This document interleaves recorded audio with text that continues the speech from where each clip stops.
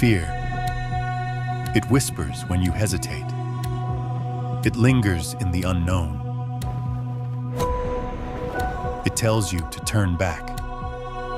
But fear is not the enemy. Fear is the threshold between the ordinary and the unstoppable. You don't conquer fear by avoiding it. You conquer it by riding straight through. Because beyond fear is freedom. Trade fearlessly at capital.com. Are we never satisfied? Are we obsessive? Is it never enough? Do we dream further? Maybe. But every gust, every wave, every effort, that's what drives us. It's our journey. We won't stop.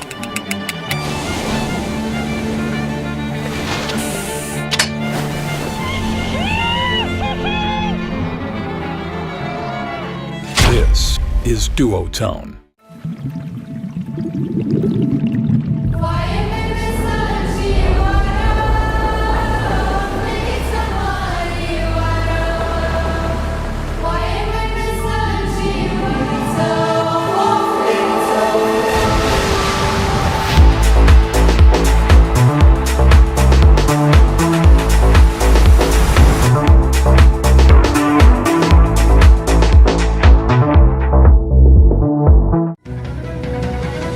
Vou contar-vos uma história.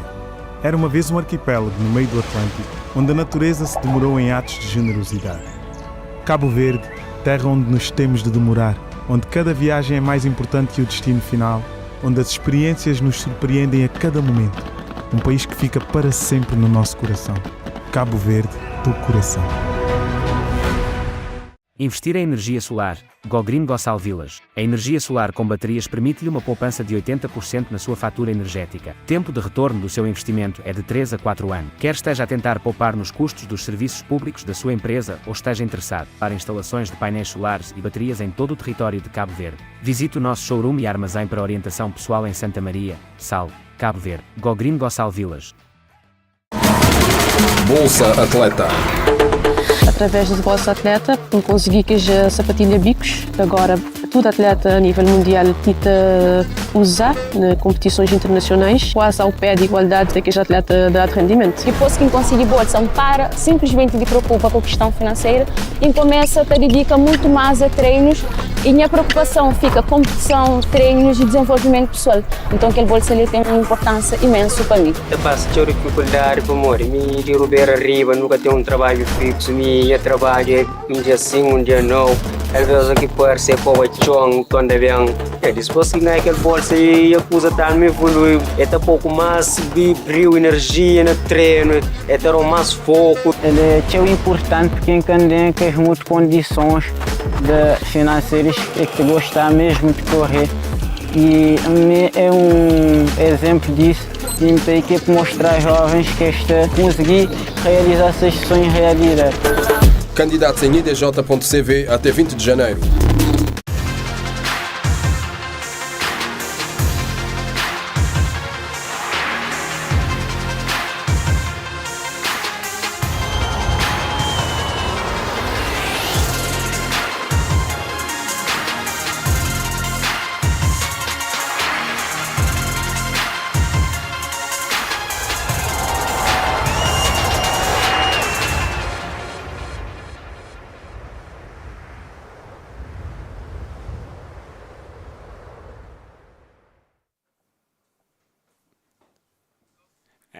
Good morning, everybody, and welcome to yet again another beautiful day here for your GKA Kite-Surf World Cup in Cape Verde, Punta Preta. I'm Josie Ashton, joined here by Ben Constantius. What a beautiful day we have. Yeah, we had a break yesterday after the waves disappeared and it was nice and flat, but a surprise this morning to come down to the beach and find decent sets rolling in, decent wind as well, and promises to be a full day of competition for you. Yeah, just been talking outside to the race crew. So what is going to be happening is we are going to be starting off with the ladies. Caught up with Bruna Kajier, and she said one word. It is fun out there. And that is what we want to hear. Waves are probably about 2 to 3 foot. And let's have a little look of what Punta Preta is all about.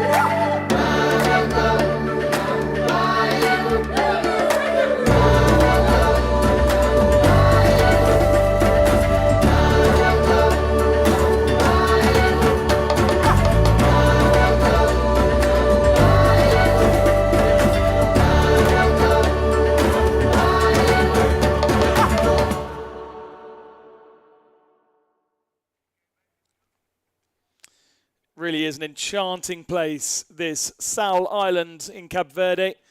Santa Maria, the local town that welcomed us last night for a crew meal, and a really enchanting place and an absolutely paradise for the best in the world kite surfing. Today we're going to do the women's. The idea is to push through as much as possible with the women's category, and with only about 5 hours remaining needed in the women's category, I think we could get to the end. Round 2, if you were following us yesterday or the other day, we had the whole of round 1, which established a single round 2 event, heat. I can't remember exactly what it was, but Sonia Bunda has had to go home. Therefore, that becomes the dead rubber, and we move directly into round 3, heat 1. The girls are on the water already, but before we watch exactly what's going on, it's a 25-minute heat, by the way. We can go back down to Joe, who's got the board. Blow my hand. All right, welcome down to the beach, everybody. Standing next to the ladder, because we are going to be starting off with round number 3 of the women. Let's have a little look at seeing what's coming up. So as you can see here, this full round is women versus women. So whoever is eliminated will not continue on in the competition. We're going to be starting out here with Clemence Darien and Sonia out on the water, Jungo versus Luth, and all the way down. Each winner of this heat will be advancing to round number 4, making their way into the quarterfinals. And then after round number 4, it looks like we are going to be changing it over to the men. Another beautiful day here in Punta Preta. If you can see behind me a little bit over there, we can start to see the waves are coming in, the tide is getting right, the sun is shining, and it is going to be action all the way. Back to you guys.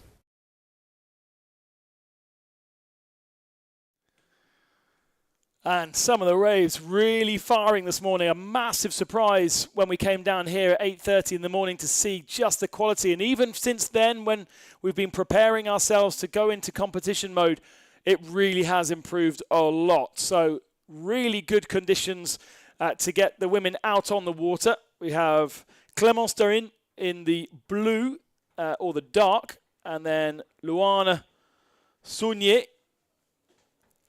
flying the flag for Brazil. but part Swiss as well. There she is, and she is in the white. That's her second wave score. Still only, I think, 10 waves available to our competitors, even if we've added an extra 5 minutes. And I believe, if my memory serves me right, it was Luana who maxed out on her waves in round 1. That meant she did 10 wave scores, and she still had 4 or 5 minutes remaining of the competition. So kind of wasted. There was a lot of really interesting stories in round 1 of the women's. We had that particular situation with Luana, effectively 4 or 5 minutes worth of waves that she was surfing but not being scored for. We also saw the Brazilian, the other Brazilian, second in the world, Cassiana Rodrigues, doing a kite change mid through her heat, and effectively the first 8 minutes of the heat sitting out at the back and waiting for a decent wave. They didn't come for her. Clemence just being caught out there. And so Rodrigues will feature in our second, she went into the second round, but then obviously won that round because there was no competitor. So it didn't matter too much, but it has sort of shifted the way the draw was expected to work for her, because you would have expected her to take a victory as the runner-up of the competition last year. Had a little interference from the 2 Brazilians in their heat, where some of the rules were maybe not necessarily fully understood, and there was a little bit of discussion on the beach. That was quite interesting. And then finally, final heat 8, world champion, goes out in the water. We're all expecting lots of great things, very excited to see the French lady, Capucine Delanois, out on the water, and she sailed around the back for 20 minutes, didn't do a single trick, and came back in again. So there was lots of things to be talked about. A very, very interesting strategy from Capucine to get herself in a particular heat by losing rather than by taking victory and putting herself in a different section of the draw. Yeah, no, absolutely. I mean, that was kind of the end of the day, and all of us were surprised, like you're saying there, Ben. But tactics out on the water. I'm presuming she wanted to seed herself a little on the other side of the ladder, so then she wouldn't hit those top competitors begin. I mean, in the end, it's not how you score the goal. It's if the ball is in the back of the net, and if she can, manage that and be able to get her way to the finals, and that's a path you want to go. It really does depend on each different athlete on the water. But that is a dangerous game, because predicting the future is very hard when, Mother Nature is involved, when conditions are involved, and we've seen sets a little far and few between. You can think that, for example, we saw with Cassiani runner-up, lost her heat, didn't have the right strategy, had to do that kite change like you mentioned, and lost a heat that pretty much probably all of us thought she was going to go through. And then that would completely mix up your strategy. So I know, very competitive athletes, and Capucine is competitive to say the least. Very surprised that she did that. But hey, at the moment now, going into round number 3, where we can see Luana and Clemence as they're battling it out already. We've got a 3.50 top score so far in this heat from Luana. She's going to be out there in the white lycra. And here we can see Clemence, who hailing in from France, the F1 rider, looking like she's out there on the newer Dix. And then we can see that Luana is out there on the duotone Rebel. So mixing it up, I went down to the beach. I can see athletes putting up 6s, 7s, and 8-meter kites. The wind is strong. We've got about 22 knots, 23 to 4 on the gusts. It is definitely windier than that day number 1. But the waves are here. Forecasters come in a little bit earlier. But hey, we aren't going to complain about that, because we have action-packed Punta Preta, and it is only 10:30 in the morning. Yeah, we saw Bruna go out on a 6-meter in practice this morning, or as we arrived at the beach. She was the first lady on the beach, and she went out for a good 20 minutes before coming up to the skipper's briefing on the beach. And literally behind us, we could see the waves building and building. It's much better conditions for these women than we had for them in their round 1. So they're really now having to, or not having to, but having the opportunity to exploit some super waves. And even just before we started this 25-minute heat, there was good 5 or 6 riders out there enjoying it. The men haven't been released for the day. The men are still here, and they will be potentially released depending on what race direction decide after this round for the women. So they either will keep them so that they might do a round for the men, or decide that we're just going to push on through to complete the competition for the women today. As I said a bit earlier, only 5.5 to 6 hours worth of competition needed. I mean, if race direction decide to make each heat half an hour, there was a suggestion earlier on for half an hour, and that'll take a lot longer. But it was growled at, and 25 minutes was the compromise. So plenty of opportunity. These women need to pace themselves. They really need to now select the good waves, because it's going to be so easy for them to do 10 waves, max out straight away, and then not have an opportunity to improve when the bigger sets roll in, maybe at the end of this heat. Yeah, and also let's not forget that tide. We've got high tide is coming up about now around 11 o'clock. It was 10:15 yesterday. So Punta Preta is known for mid-tide magic. That's kind of when you really see the reefer is ready. The waves are breaking a little bit far out. But, you know, like a lot of the athletes have said already going on the water, it is fun out there. This is the Punta Preta with the direction we want, where they can actually open themselves a little bit further on the face and a little bit further away from the old snappers of the rocks that we have here on the inside. That's where we're going to see the athletes commit. That's where we're going to be able to see them opening out those bottom turns. And of course, the best thing about Punta Preta is that our crowd, our public on the beach, can come down, sit on those rocks, which you can see right here in front of us, and they can pretty much high-five the athletes on the wave.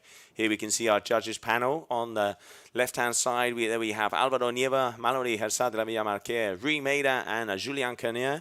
Our tabulator out the back, Noé Cantalup. Head judge in the middle, Paulino Pereira. And then our race director, Juan Antonio Aragon. Our sports crew getting ready for a long day, because it is looking like conditions are said to improve. And then here we have one of the athletes that had that little encounter yesterday with the, the day before, with the inconvenience of dropping her kite and then kind of being the weather interference with Bruno Cagia, where we saw a heated conversation together. It happened twice, didn't it, on the water? And ultimately, the situation was explained, and again explained this morning in Skipper's meeting, about interference. If you have dropped your kite in the water, you need to make an effort to get out of the way. Even if you're paralyzed in the water, the kite is down, you can't do anything, that will still be considered as interference, because you are in the way of the other competitor. So basically encouraging everybody to leave the area free for the competitor on the water if you are able to. So if the kite's still up in the air, then body drag yourself out of harm's way for the other competitor, give them space, then that at least means that they can score that wave.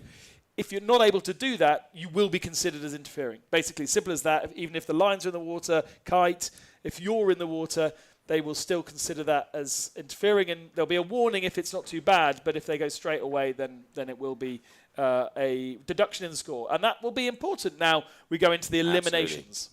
Yeah, and also, Paulino, our head judge, was saying at the skippers meeting that there is a risk for risking it on that section. If by risking it, your kite has gone down and does hinder the athlete coming on the wave behind them, even though you're not doing it intentionally, unfortunately, you are producing an interference. So they are going to be quite strict on that, because unless you can really try and get the way and the athlete behind you can continue surfing on their way, it is grounds down going to be considered a interference. It's a hard game. It's a harsh, but I think he really defined it well by saying if you risk it, there is also a risk that you will have an interference on the wave behind. But hopefully we won't be seeing so many of those, because it does look like this morning the sets are a little bit further apart. There's not wave after wave after wave. So, normally when it's like this, there's a little bit more space. So, hopefully we won't be able to see that, because, in the end, we want athletes to win their heats going completely by the performance, not that they unfortunately wiped out in the wave before. And here we can see dropping in Loana Sonia. Looks like another set coming our way, Ben. Perhaps not the best wave of the set, the first wave of the set. Luana just needs to get a couple of turns in. Remember, the judges are looking for those rail-to-rail turns. Up the wave, back down the wave. Good direction in between the turns. And then any freestyle that can be thrown into the mix as well. Obviously not so much from the women's side, but that surfing, that pure surfing style, and not relying too much on the kite for flow and for speed, that is key. Halfway through this first heat, and Clémence Dorin is just 0.4 of a point behind Luana Saunier, the Brazilian with a Swiss passport and Swiss parentage. Saunier very much a Swiss name rather than a Brazilian name. And she goes again. Looks like another nice wave. Just seems to be a little bit too careful and aware about the wave breaking around her and the foam wall and staying away from it. You'd see some of the men, for instance, just allowing that foam wall to take you along and surf through it. Luana looking at it and sort of trying to stay away from it. Here is Clémence from Brest in France. Spent a few years living away from the French Republic to improve her strapless surfing, but is now back in Brittany and running a couple of different companies outside of kite surfing. So many of these professional kite surfers, professionals because outside of competition, they have their own surf schools or they travel the world teaching kite surfing. But a few of these women very much outside of the world of kite surfing when it comes to their businesses. And just coming up in about 10 minutes left of this heat. Quite close at the moment. We saw a couple engage on a couple of those first sets. Kind of 2 to 3 turns. With the direction, the shoulder is a little smaller, but when the bigger sets do come through, it does connect all the way down the bay. Let's not forget Punta Preta, kind of 3 sections. That first section where it kind of starts to jack up and they're able to get 1 or 2 turns. The mid section where we saw a couple of days ago where it really gets hollow, and that's where you can start to see some of those barrels and also some of the airs. And then when it kind of fades out towards the end of the reef here is kind of what we like to call the shoulder. But surprised earlier this morning, we came down at 8:30 and the conditions are there. So we are very, very happy to be starting off the second day. Here we can see Kesiani Rodriguez getting ready. It looks like she's pumping up a 10 and a 9. She does like her bigger kites. But while we're waiting for action to come our way, let's have a little look-see at what happened on day 1.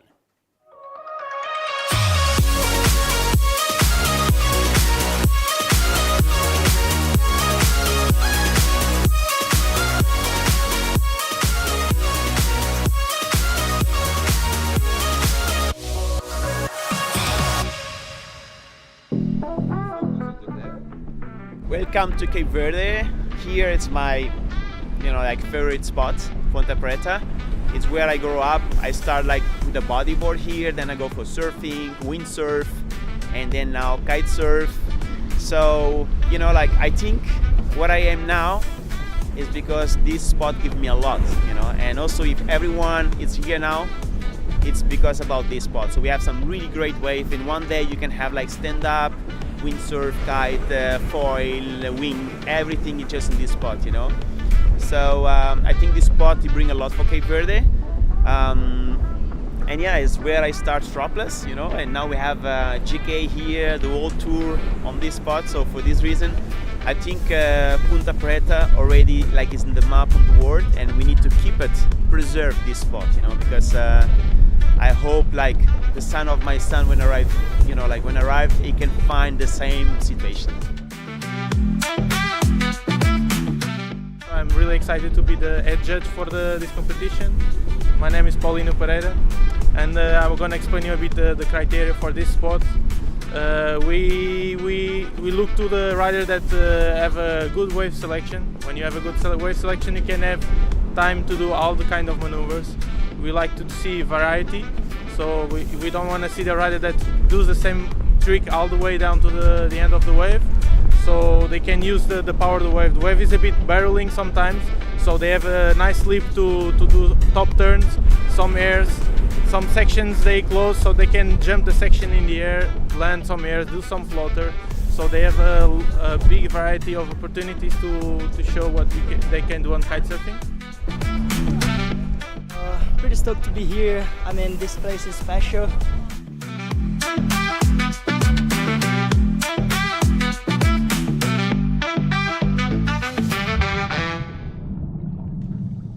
Wow, what an action first air competition. We had a little bit of a lay down yesterday, and now turns are happening rail to rail. Clémence Derian dropping in as a set has just come our way. Look at those waves behind, Ben. As we saw from Luana Saunier in her first round, she's about to max out her waves. We've still got lots of waves, lots of minutes to come. This wave, I believe, has been scored already at a 3.87, so it has put Clémence just ahead of Luana, but by only 0.7 of a point. Luana needs to be incredibly selective now. Let's have a look at what the clock says.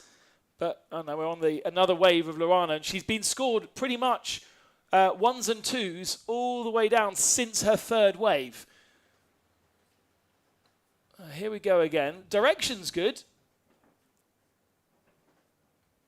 Not sure exactly what wave this is, but if this is her 10th wave, if this has just come in, so this is her last wave.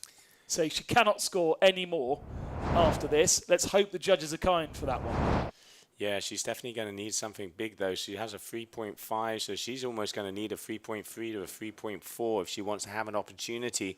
And now that opportunity has disappeared. A 2.83, meaning that Sonia is out of the competition because Clémence Derian, even though we still have about 6 minutes to go, she can do victory laps because Sonia is waved out, if that would be the right way of putting that. She's already consumed all of her 10 waves. Top 2 waves are the ones that count, and in between that combination score is not enough to take over Derian. So great riding from both of them, but congratulations to Derian as she will be continuing on to round number 4. Actually, the wave we just saw from Clémence was a 4.67, so that was an improvement over her 3.87, and she still has 2 waves to go with 5 minutes remaining. So actually, race direction giving an extra 5, even 7 minutes more than we saw 2 days ago in round 1 for the opportunity to get the best waves. But Luana's basically just got the waves. And the question was asked in the skipper's meeting as to whether it would stay at 10 waves, and it was confirmed. I'm sure she was there, so she just hasn't counted. But then she didn't on round 1 either. Yeah, it seems like, you know, obviously competition savvy is an important thing, and like you say, hasn't kept account of how many waves she's been surfing. So that is a shame because now she can do nothing. And Clémence, once again, she is being very consistent throughout this competition. She got an 886, the second best combination score of the competition in that day number 1, and now day number 2 right up with the 8s. And the only person to improve on that overall score was Muna White with an 11.83. No surprise there. Creating something out of nothing as well, Muna. Yes. Such tricky conditions for our women in round 1 as the swell began to die off, as did the wind as well. And creating opportunities was really what they needed to do. They ran through that round 1 because we didn't eliminate anybody. We just reseeded. Now it's more important to have good conditions because you don't want to be eliminating women in marginal conditions and not giving them the opportunity to show their full potential. So 25 minutes for the moment. That can always change. If race direction decide that there is enough frequency in the waves, they can reduce it. And there's a very conscious race director that knows how many hours he still needs to get into this competition. And the competition window doesn't shut until Friday. It's Monday at the moment. So we do, in theory, have 5 days. But in practice, looking at the forecast, there is a concern about, whilst we do have wind in the next couple of days, the wave direction may not be favourable and the wave frequency might be a bit messy to run a competition, and therefore trying to get most of it done when we know that there is the right conditions. Because obviously as you get closer to the end of the window, you are running more of a risk that it might not be right. Clemence on another wave behind. This is a good set as well. The waves are increasing. It's getting bigger and bigger. These sets were not expected until tomorrow. It is great to see. Beautiful, two nice combining turns. But there isn't as much shoulder as we saw the other day. It's kind of those two big hits. Look at the difference of the sides. It completely dies out. But still, thank you, Mother Nature. All we need for the photographs and the highlights is a couple of turns on the massive middle bit of the wave, and then you're good. Obviously, for a point and for the pleasure, you want the waves to be a lot longer. But for the highlights, one of those big waves curling over the top of an athlete looks absolutely stunning. Clemence is going to max out on her waves. I think that surely was a good one to be scored, and indeed a 3.97 she has scored. So a slight increase up to 8.64. She will have one more wave as Luana continues to pick off the waves, even if she cannot be scored. That looked like another nice one. She just was a little bit behind it. Doesn't look like they've got the struggles as much today, Joe, as they did on day one with getting into the wave. Yeah, very much so. The direction is pretty much picture perfect, what we have out here. It's not completely as offshore as we saw with that northerly wind, so the wind is a little bit northeasterly, meaning that they can drop in, keeping that kite forward. We're going to be able to see that verticality. We are going to be able to see that flow going back, cut batting and coming off the top. These are the conditions we want. I mean, this is what Punta Preta is known for. Now we can see both of them looking like an 8 meter. So that's kind of in between 7s and 8s is what we're seeing the women on. And here for this final wave for Clemence Derian, I mean, just look at that. This is what you want to see at a wave event.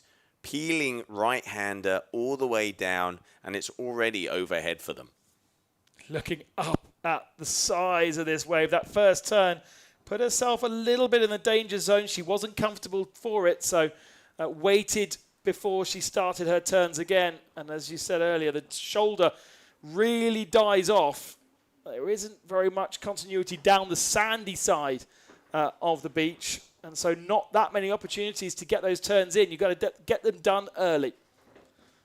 Times are ticking. Unfortunately, Luana has maxed out her waves, so she cannot score better than a 6.33, and that means Clemence Derian is our first winner of the morning here in Cape Verde.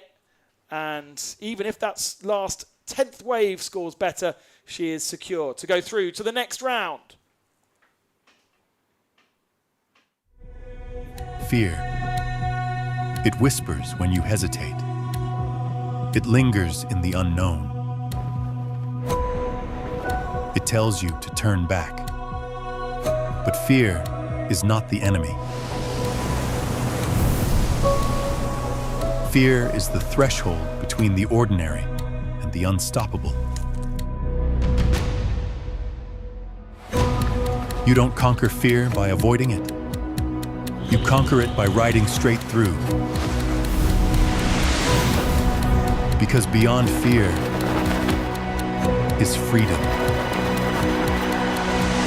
Trade fearlessly at capital.com. We've been here from the very beginning, created by athletes, designers, and engineers, defining the sport. We stand proud of our legacy, but we won't stop here. The journey continues.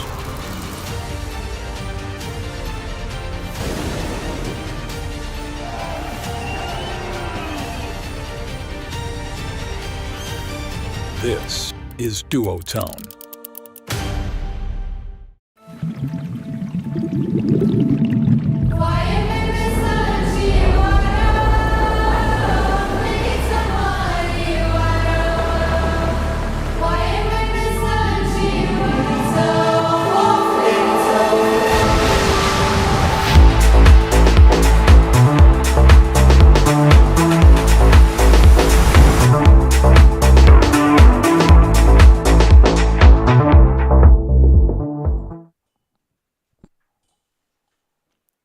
Stunning conditions in Cape Verde for round number 3, day 2 of the GKA Kite World Tour. And we've got the women on the water.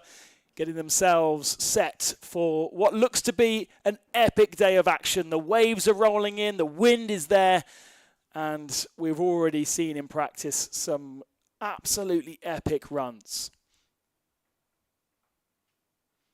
We now move on to the second of our heats. Having already crowned our first winner in Clemens Darin, it's now Manuela Luengo and Serena Luiz from Brazil who take on each other. In blue there is Manuela, and Serena, the Brazilian, in the white. We saw her up against Bruna. That was the friction and the slight fight that we had between the two Brazilians in our first round. All resolved on the beach with the explanation of the regulations to Serena. But fourth in last year's competition with a elimination in 2 semi-finals and a progression into winning the mini-final, you have to say that Serena perhaps is the favoured of the two here. Not so much performance last year from Luengo.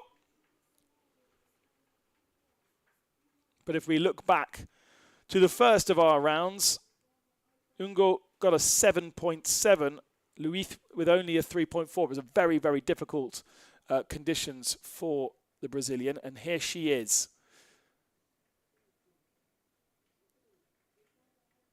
Very petite in stature, low centre of gravity. Right in the foam wall there, but seems comfortable with it. The judges will like the risk that she's taking there. And she was the one that was happy to go inside the barrel twice yesterday. The barrels weren't really there for her to do so, but we did see her really happily close to the pocket of the wave.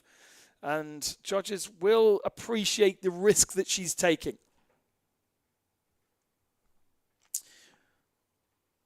Manuela Jungo from Switzerland.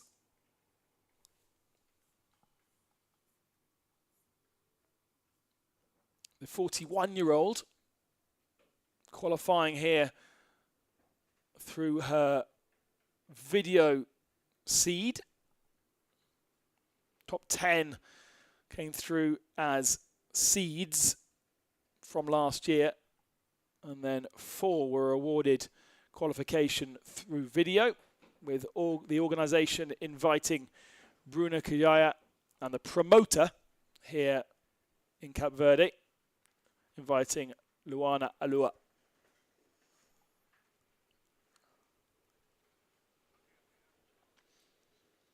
Whilst we get this heat underway, let's go down to Joe on the beach. And welcome down to the beach, everybody. Standing here, Clemence Darin, congratulations, taking the win and got some nice sets in the air. Yes, hi everyone. Yeah, there were some really, really nice sets today. We had to be a bit patient for the set to come, but we had longer heats of 25 minutes. So yeah, but the sets were really beautiful. Yeah. Tell me a little bit about the conditions, because it looks like the wave has turned slightly, not as much as a shoulder, but really be able to get those hacks. What the judges are saying about you engaging on the wave and, hey, taking the win. Yeah, yes, thank you. Yeah, there were some nice waves. Sometimes they don't connect all with the second section, but I think it will get better during the day.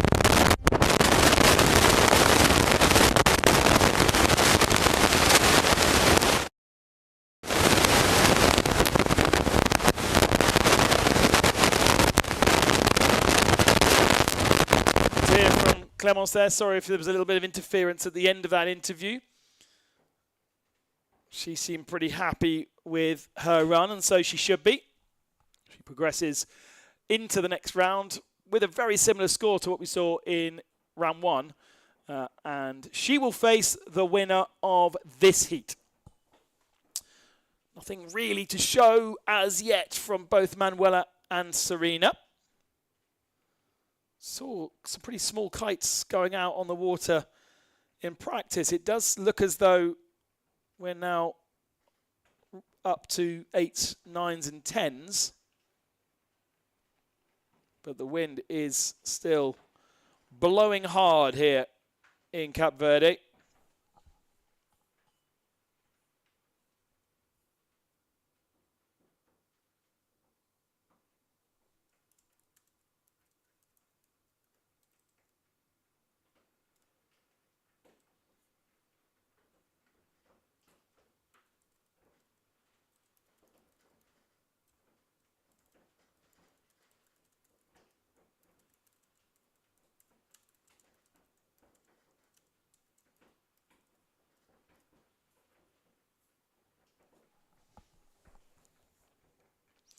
Scores on the doors then for the moment. 5.76 plays a 3.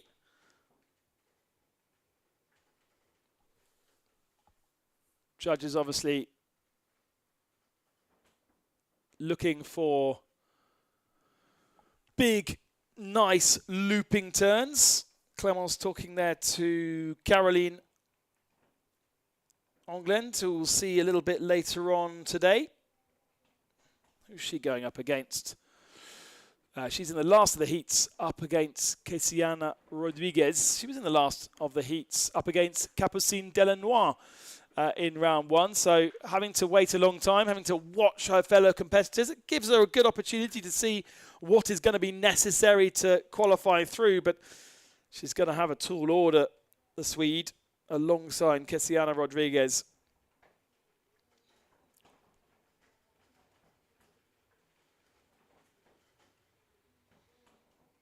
As we saw, and I'm sure all the women very aware on the beach, that with 25 minutes remaining, 25-minute heats, you do have time to be selective and you do not need to go for every wave that comes your way. And so we are not going to necessarily see lots of frequency and intense kind of wave selection. They are going to have the opportunity to go out the back, to chill out a little bit, and then come in when those bigger sets arrive. Decent white horses out the back, showing that we've got good waves, good wind, sorry. And there was a nice wave that came to the beach. But the women out there on the water not choosing to select those particular ones. Maybe Manuela running in with something here. Looks over her shoulder. Remember, wave selection is part of the criteria of the judges as well. It's not just a case of wave selection so that you do not run out of waves. You've also are judged on the best wave of the set. If you have chosen that one, that will help your score. Manuela. A little bit lazy on the turn. The wave starts to catch up on her, and she finds herself taken down by it, unfortunately. Yeah, Manuela doing very well in that round number 1 we saw the first day and going full beans, but unfortunately getting pulled off of the front of it. And I can tell you, Ben, it is windy out there. It really is starting to blow, and it's only 11 o'clock. That high tide is right at its peak moment. Going down and looking like all of the athletes. We've got Francesca Marini is going to be out there on a 6-meter. Capucine is pumping up her 5-meter. Wow. And then we can also see Muna out there on a 6 as well. So small kites are coming out. I reckon we might be seeing a shopping bag come up in a minute if it gets any stronger. But yeah, definitely the small equipment is starting to be set up on the beach because forecast says we're going to have about 25 knots of wind today. So that's what was forecast when we arrived here to come in on a Tuesday. Yep. And so it's definitely moved earlier, maybe opening up an opportunity at the end of the week. But the problem is, at the end of the week, you're then risking running out of time. So better to try and get it done before you're too close to the end. Yeah, also it does look like, the waves that we're seeing here today is kind of what they were predicting for further in the afternoon to the evening. And if you look at some of the updated forecasts, I mean, don't get me wrong, forecasts are predicting futures. You can't, completely depend on them. But I would go out on a limb and say that both the swell and the wind, so the conditions have arrived a little bit early, and great to have everybody down here already because a lot of competition to go through. If we stay at these 25 minutes, we're looking at 12 plus hours of competition. So that's a full day and a half. And at the moment, we can see the women out there. Idea is to get through round number 4. So this round and the next round, round number 4 being the quarterfinals of the women. And then we would move over to round number 3 of the men.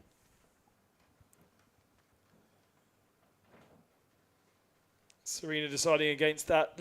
Far less waves here from these two than we saw in the first of our heats. Just 3 waves each after 10 minutes, 11 minutes on the clock. Maybe now Manuela with something.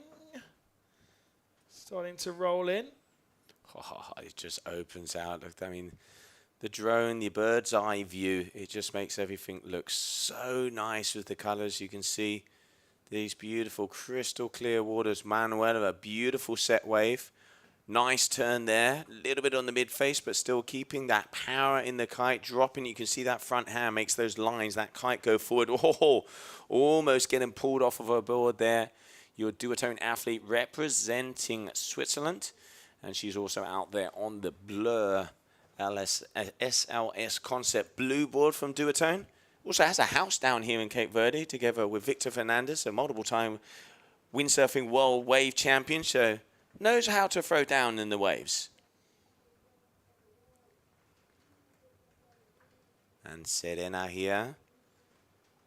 Saw big scores from her in Dakla, 9-point plus, and it was also a right-hander. And off the top, letting that tail loose, but going off the back of the wave. Pretty similar for both the athletes, but I'm going to say that Manuela looks like she's got a little better wave selection.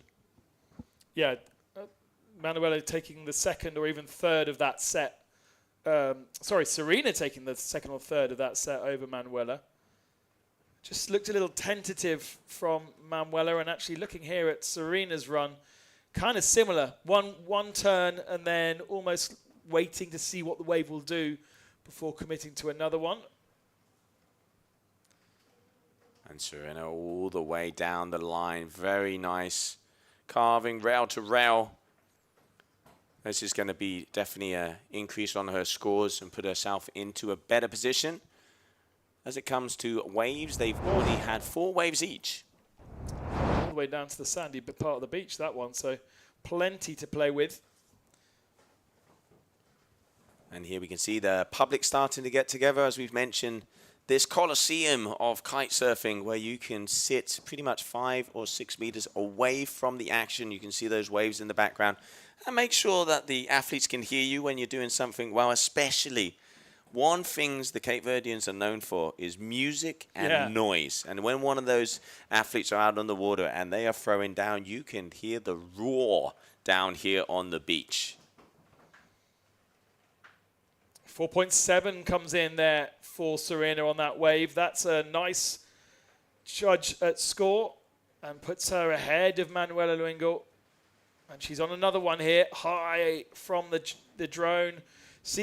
Shows you how ahead of the wave she is. Now goes into it. Now needs the momentum of the wave to push her down it. That's good. Can carve back up a little bit in the middle of the wave where she's doing that top turn, and then the kite pulls her off the back of it. Behind Manuela, also in a wave. A little bit further away from that power zone of the wave, just ahead of it a little bit, but not as far down it as we saw. And that looks a bit more fluid from the Swiss than we saw in her last run. But there is still a shoulder there to be played with, and she's looking at it rather than being on it. So, whereas we saw Serena utilize, even if it was small, she utilized it all the way along. Yeah, and especially as the tide starts to push out a little bit, because we are pure high tide at the moment, those shoulders will start to open out because there's not so much water on the reef. So that should start, peeling all the way down the line. But one thing I will be saying about Manuela, she is picking off the good waves of this heat. And now heats have gone down to 22 minutes. So there has been a change in the timing. Still 10 waves. And we've seen athletes trouble with getting a little bit too many waves.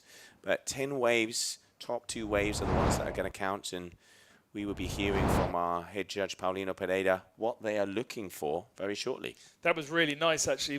We missed the top of that run in live for Manuela. And the replay shows some really good turns at the very top start of the wave when it was at its biggest and the most powerful. And here goes Serena again, 9 minutes and 20 seconds. And it's again another good long wave from her. She got scored a 4.17 on the last of her waves, expecting a good score coming in from Manuela in a few moments' time. That would be wave 5 for the two of them.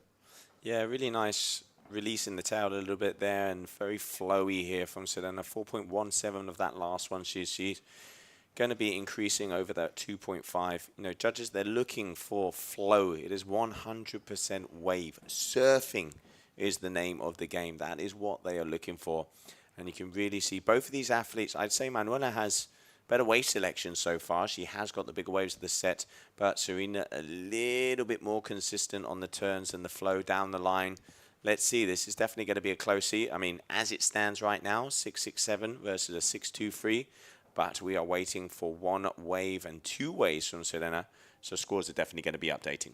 These two, one of them goes on to go up against Clémence Dorine in the next round. Got to say, though, in comparison to the French lady, certainly not as strong a riding as yet, so they'll really have to step up their game when they move through into that quarterfinal. A 3.3 from Serena. We're just waiting for one more score to come in from Manuela. That's going to be a good score, we think. So while we do, we will potentially have another run here from Serena. Remember, we saw her try and get a few barrels in round 1. The opportunities have not been there here, and she drops off the back. The score comes in for Manuela. It's a 5.07, and she moves over a point clear of the Brazilian with 7 minutes remaining. We had our opening ceremony just before the weekend began. It was a beautiful affair down in the middle of town. Let's have a look at it now.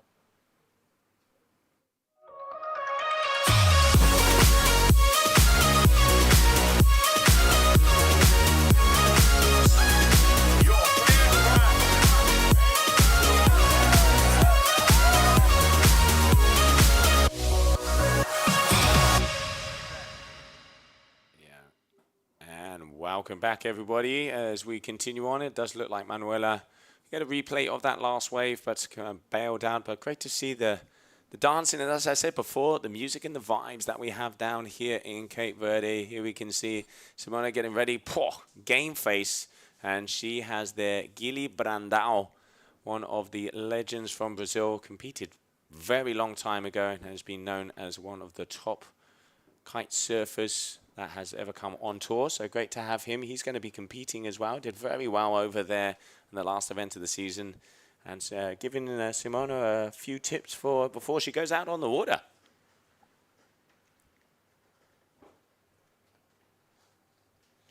Should say good morning to Sonia Bunter, who unfortunately is watching the stream along with you guys rather than competing out on the water, having to head back to Germany for some medical treatment, and so not being able to, unfortunately, compete in that second round that she was drawn up against. Kessiani Rodriguez. That would have been a fiery heat. And there we could see also Francesca Aeni getting ready down here on the beach. Francesca doing all disciplines, every sport known to man and woman out there when it comes to water sports. And one of the things that we say about Francesca is body language. She is engaged. She has no fear. And we saw that yesterday, not yesterday, the day before yesterday, where we had that first day of competition. Let's have a little look at the score. She got a 6.97. Ooh. And some very nice waves coming from her. So looking forward for her going out. I just talked to her before we came in. She is going to be going out on a 6 meter. She's out there on the Carve by North. And also she's out on a 5.4 foot board. So quite a small board considering, but obviously as the wind increases, some of the girls like to go out on a little bit smaller board. And as they're not so powerful, normally let's say the go-to, the bigger the waves, the bigger the board, so you'll be able to hold the speed. But then when it comes to kiting, a lot of the athletes, as they have speed and wind in the kite, sometimes dropping down a size will help you be able to hold your edge. Everybody has a magic stick. We will see what happens out there. And so far, good rides from her. But there you go, Serena, 6.13, a 10.30. So some of the top scores we've seen at this competition. Serena takes second overall of the best heat scores. That is a great score from Serena, and that really lays down the gauntlet for Manuela. That's wave 6 from Serena Luis. She's got 4 more waves in 4 minutes, so she's not going to maximize her wave count. What can Manuela do? That 3.63 on the board there is from her second wave, so surely with 5 more waves available to her, if they roll in, she has the opportunity to improve. But yeah, getting above a 10 is a stronger run from Serena Luis than we saw from many competitors in the first round, or indeed in this, well, it's only the second heat, but in this round so far. Yeah, early days, obviously. Round number 3. Coming up next, we're going to have Simona Schwartzman versus Luana Alua, the youngster from Portugal, who put on a great show in that round number 1. And hopefully continuing on, Francesca Maiani, Capucine Delanois, Charlotte Carpentier, Katie Evans, Bruna Kajia, Camille Loserang, Muna White, Luisa Neto, Caroline Engeland, and Kirsiani Rodriguez. That would be your round number 3 of the women. And also we will continue on into round number 4. Just having a look on the chat here, Ben. It looks like we are going to be pushing kite as far as possible today. So the idea would be to get to at least the quarterfinals or semifinals of the women and push as far as we can on the men as well. So it is going to be a long one, but we have action and conditions down here in Punta Preta. It is beautiful, sunny day here. Good way to start off the week. And there we can see the young Portuguese athlete, Luana Alua, starting to get ready. She is going to be going out on the water next. 2 minutes remaining here for Manuela to find an improvement. It doesn't look like the sets have rolled in for her at the moment. We saw Serena trying to get onto a wave just a few moments ago and just found herself just a little behind it. Wasn't able to drop in, so she's a bit further ahead of this one. It's just developing very slightly. Is it going to develop into anything, though? She has sort of committed to it. And you can see it's a lot windier as well. Look at those white horses. 25 knots out there at the moment, and small kites are in the water. So 25 knots, we've got about 1.4 at 14 seconds. Other conditions we have at hand. Just coming up on 90 seconds left of this heat. Your leader, Serena Luz from Brazil in the white, and dropping in, which could be the final wave of her heat, Manuela Jungo. Looking over her shoulder, she knows she needs to make this wave count if she wants to go through into the next round. She's going to drop off the back of that one. 1 minute and 15 remaining. The set looked like it was rolling in, didn't it? There was a couple of good waves ahead, but she may have not been able to see that from her position. We can see it from the beach. Everyone getting very excited about Luana coming into the water. Serena's got 1 wave here. Oof. And that's going to jack up for her. 10.3 the score at the moment with a 4.17. Could be improved. She will know with 50 seconds on the clock that this is her last one. She's a little ahead of it at the moment, though, and now it starts to break for her. Yeah, okay, Oh, wow. Going against it. Similar situation we saw from Manuela. Obviously, you know, from what the perspective we're at and from the drone, maybe they are a little bit out of position, but it did look like both of those waves had scoring potential, but best athletes in the world out there, they obviously know something else than we do. Well, they haven't got they've got the waves. They've got 5 waves available to them. Just get some on the board. Why not? Yeah, I mean, it looks like Serena's going to be going for this one on the inside, and there, look at that yes, peeling there you go. right-hander. So Serena's going to be dropping in 10 seconds. Manuela in behind her, so both of these waves are going to count. Starting it off, little check turn off at the top, keeping herself close to the power section. Down, whoop, off the tail, and now very close to those rocks. As you can see, the little fumble on the bottom. Not the score she was looking for, that is certain. And Manuela, I don't think she went out on one, or let's see the replay. Did we? Yes, she did. There we go. Wave looked good, though, for the Swiss. 41-year-old goes for the mid-wave turn there, heads back down to the bottom, back up to the wave, slightly better, but still perhaps a little bit too close. She needs to get to the top of the wave and then lost balance and dropped into the water. So that's not going to be an improvement, and that is going to put our little Brazilian, Serena Luiz, who was lost out to Bruna Kjaya in the first of the heats. She's going to go through with the best score of round 3 so far, a 10.3 and progression to the quarterfinals.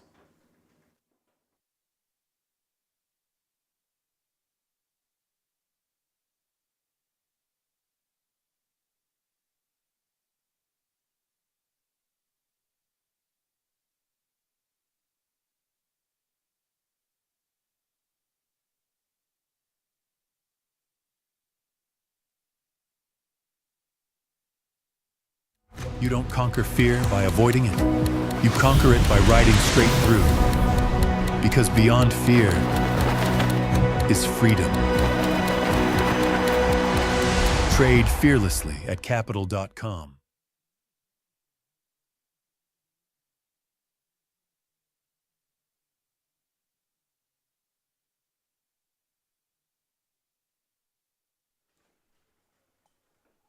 Round 3, Heat 3. And we have women in the water. Simona Schatzman from Switzerland and the wild card from our local organisation, Luana Alua. Yeah, there we can see both the athletes getting ready to get out there in the water. And also, we did catch up with Simona a little earlier of a little interview, which we'll be playing as soon as there's a little lull inside of this heat to see what she had to say. Simona very happy to be down here in Cape Verde. And talking to her a little this morning, she is amped. She likes these conditions. She's out on one of the bigger size kites. She's out on an 8-meter kite. There you can see your core athlete hailing in from Switzerland. It looks like she might be the first one to throw down the gauntlet, as you would say, Ben, and get it going. Luana flying the Portuguese flag here in competition, but on the entry list, listed as Cape Verdean, and indeed from, even though born in Portugal, lives here on the island and has this wave as her home. As so many of the athletes, to be fair, have done over the last few weeks. Go through all of their various stories from the last few weeks, and they're all here. They've all been enjoying Cape Verde. They've all been calling this place home and these waves home, getting experience before the start of the season. A few of them one-way tickets and not knowing when they're going to come home. Whilst we get the girls warmed up out there, let's go down to the beach, and we caught up with Simona a little bit earlier on. I did one competition in 2022, and then I stopped. Then I did the whole tour last year. I know 2023 was the first one. 2024 was the whole tour, and now I try to do the tour again this year. Let's see if it works, if everything aligns with work and stuff.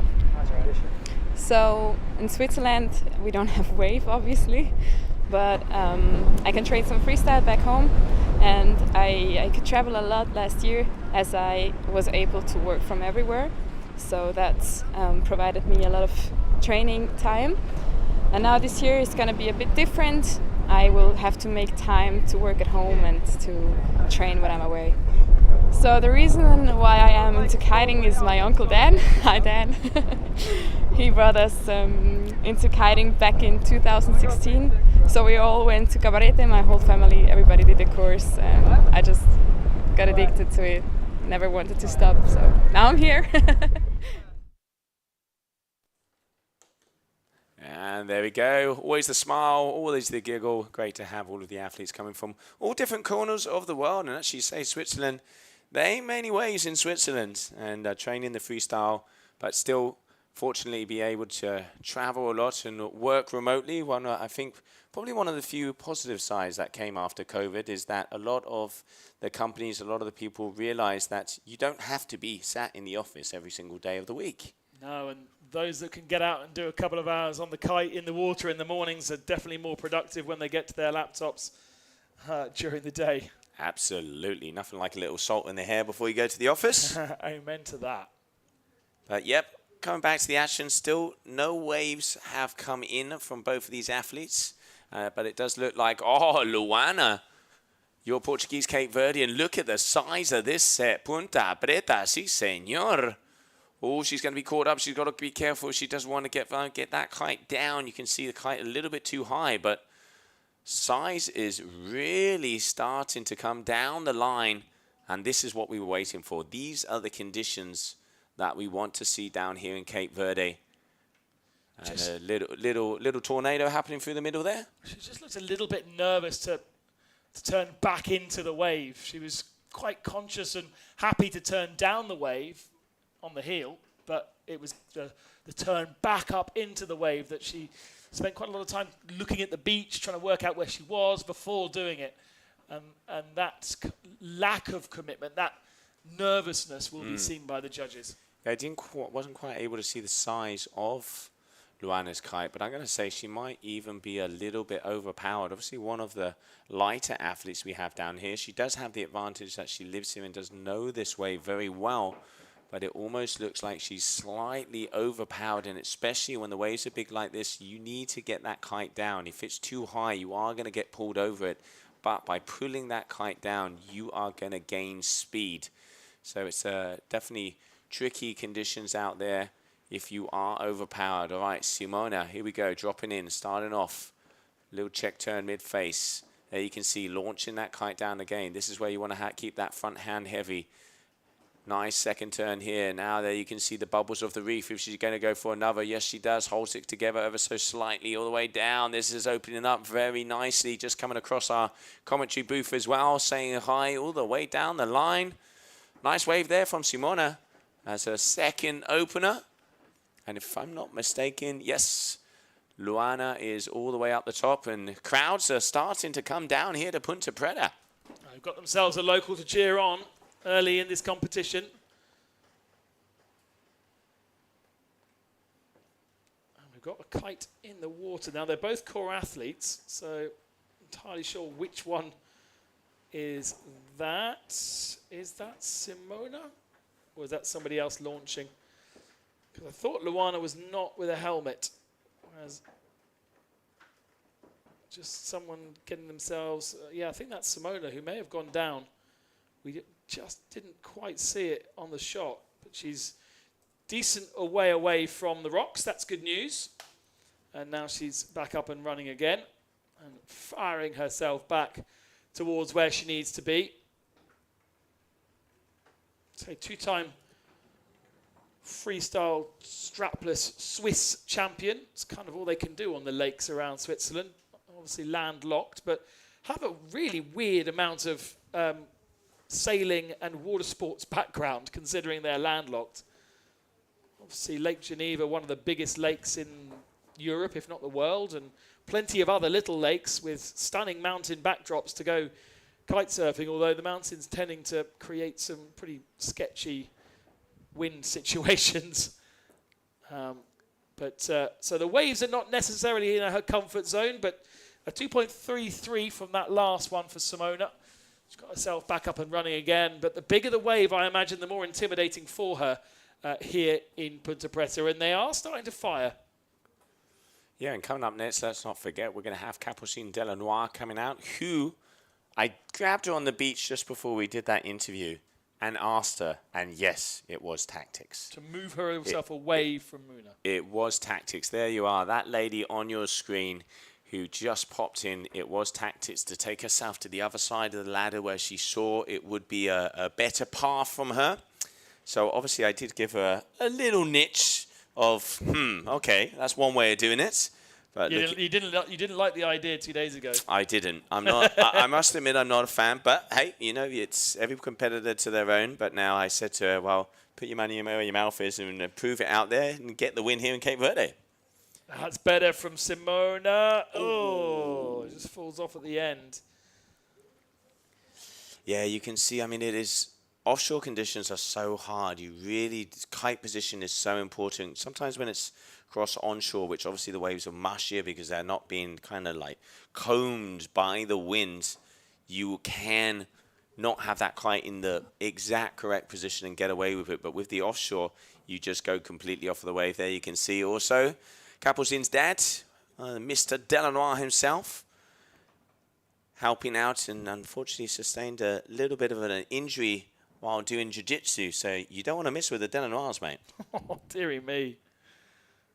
But a big family commitment to the sport of kite surfing, from the brother to the father, moving from France across to Brazil, splitting their time. They've been here for the last 2 months. And that's the life, isn't it? And that's the kind of, dinner table chat. Once the draw was out, it's there where you'll start going, well, hang on, if I do this, then how about this? And so many of these competitions, these surfers, this type of sport, it's just about having fun, and it is less about the kind of nitty-gritty of competition. True. Whereas it seems as though Capucin finds herself in an environment where they are discussing every detail. Down to the dots of the I's and the crosses of the T's, mate. And you can see even the crosses, having a look at the ladder and seeing where the crosses would be, I'm not going to say easier, but avoiding some of the more top seeds or athletes who have had good performance. But it is a dangerous game because anything can happen. And here we can see Kessiani pumping up yet another kite. I'm going to say it's going to be smaller sizes because the wind has increased. We are at about 23 to 25 knots. Let's see if we can see the number on the corner. If it just pops into our screen, it definitely is the North Carve, the wave kite from North Kiteboarding. And 6 meter, there it is. Small kites are coming out onto the water as it is blowing for day number 2 of your GKA Kite-Surf World Cup down here in Punta Preta. And what a beautiful location it is. And I mean, just look at that. Beautiful crystal blue water, tranquil, no stress is the going lemma, or the going go down here in Cape Verde. And everybody's starting to come and enjoy the best of the best kiteboarders and kite surfers in the planet battle out for that first position. Who will be king, who will be queen, mate? We may find out today, at least the queen. And at the moment, whilst the conditions seem to be pretty consistently good, we keep pushing on with this competition. But with half the amount of this heat gone, just the one wave from Luana. 3 waves on the board for Simona, of the best 2 counting. 5.26 is the score. What on earth is on that helmet? Well, that is Mr. Mitu Monteiro himself. Is that that's his ability to talk to people on the phone at any given moment, right? That is, mate. That's to do business. That satellite connection. I haven't seen 3G since I arrived here. He's probably got 7G with that. Now that's the talkie-talkie system that a lot of athletes use with, when they're in the schools, when they're down there. But obviously out on the water, you won't be seeing them using those. So, but still. He must be talking to someone. Maybe Master Yoda, mate. May well see the men later on today. Mitu goes in the next round because he was second to Ayrton in a monster first round for the men. And so Mitu has to go through round 2 to get himself through to round 3, whereas the winner, of course, of round 1 progresses directly through to round 3. There's a couple of surprises in that second round in the men's, including Gabriel Benetton, who did not win his heat. thanks to some interference on another competitor whilst he was in the water. You have to say, not really his fault. He was in the water and just found himself in the wrong position. So some interesting people to watch in heat 2, so round 2 of the men's, but for the moment we're going to keep on pushing through with the women's. Yeah, idea is to make it through to round number 4, but now you can see 22 minutes of the heat's a little flat out there, and everybody there. You got a 7 meter, you can see a 9 meter, we saw a 6, another 8 there on the left, where athletes have definitely brought out the smaller covers all the way in the back. The Nexus from Core, their wave kite, you can see in the middle, the green, the Car from North Kiteboarding, the new Addict from F1, the black, white, and orange kite front and center, and there you can see also the F1 Addicts here on the left-hand corner. Those are Muna's kites out there on a 5.5 surfboard, and also general consensus of the women's are 5.4, 5.5s, even some 5.2s. And here just having a little look-see of all the equipment we've got getting ready as athletes are starting to pump out. There you can see another 7, your Duoto Neo. And there is the Session, that is Bruno's kite, the yellow one from Airrush. So small kites all the way across the board. A beach full of kites, and didn't see many humans, but they are hiding. They're around somewhere. They'll be in their cars, I imagine, staying out of the wind that's blowing pretty heavily offshore here.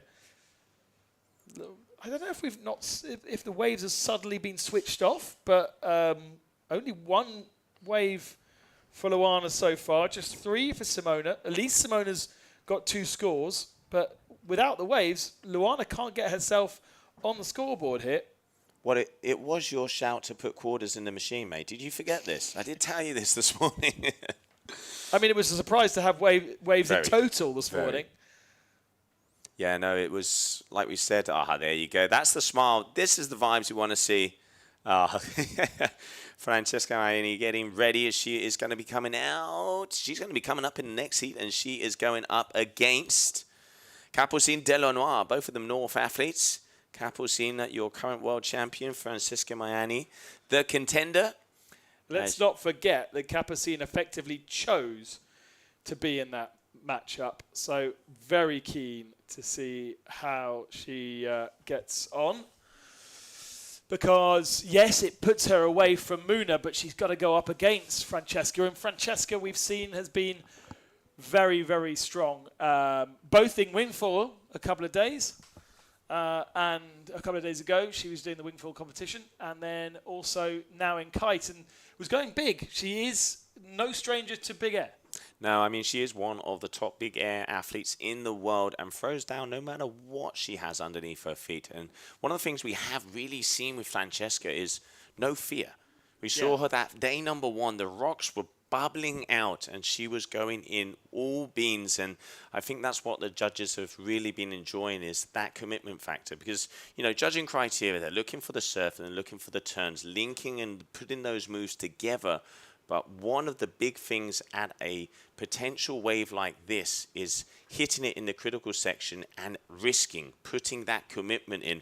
And I'm definitely going to say she's the underdog coming into this event, but standing out. Let's see how that next heat gets on with our world champion 2 times over, and then Francesca Maiani alongside her. There are some, well, for instance, this one, we're not getting any waves. So without the waves, we can't get the scores on the doors. Now, I'm going to go out on the reef and start throwing a few rocks in the water, see if we can make some ripples, mate. But this is why the heats are a little longer. And all right, so there you can see both of them are wearing the headsets. I'm going to put this out there. If there is a person you want whispering in your ear at Punta Preta, it is that man there, Mitu Monteiro. He has put this location on the map. He has been a multiple-time world champion. He knows every in and out of this wave, and that is going to be a very good mentor coach to have for Capucine Delonoir. But look at Capu's face. Does that look determined and serious to you, mate? Well, she's obviously wanting and needing to step it up if she's going to choose to have a mentor on the beach. That's taking this to another step. Is there a wave there? No, sadly not for Luana. And Mitu's not going to have much to say if it stays like this, even if Capucin's in the water.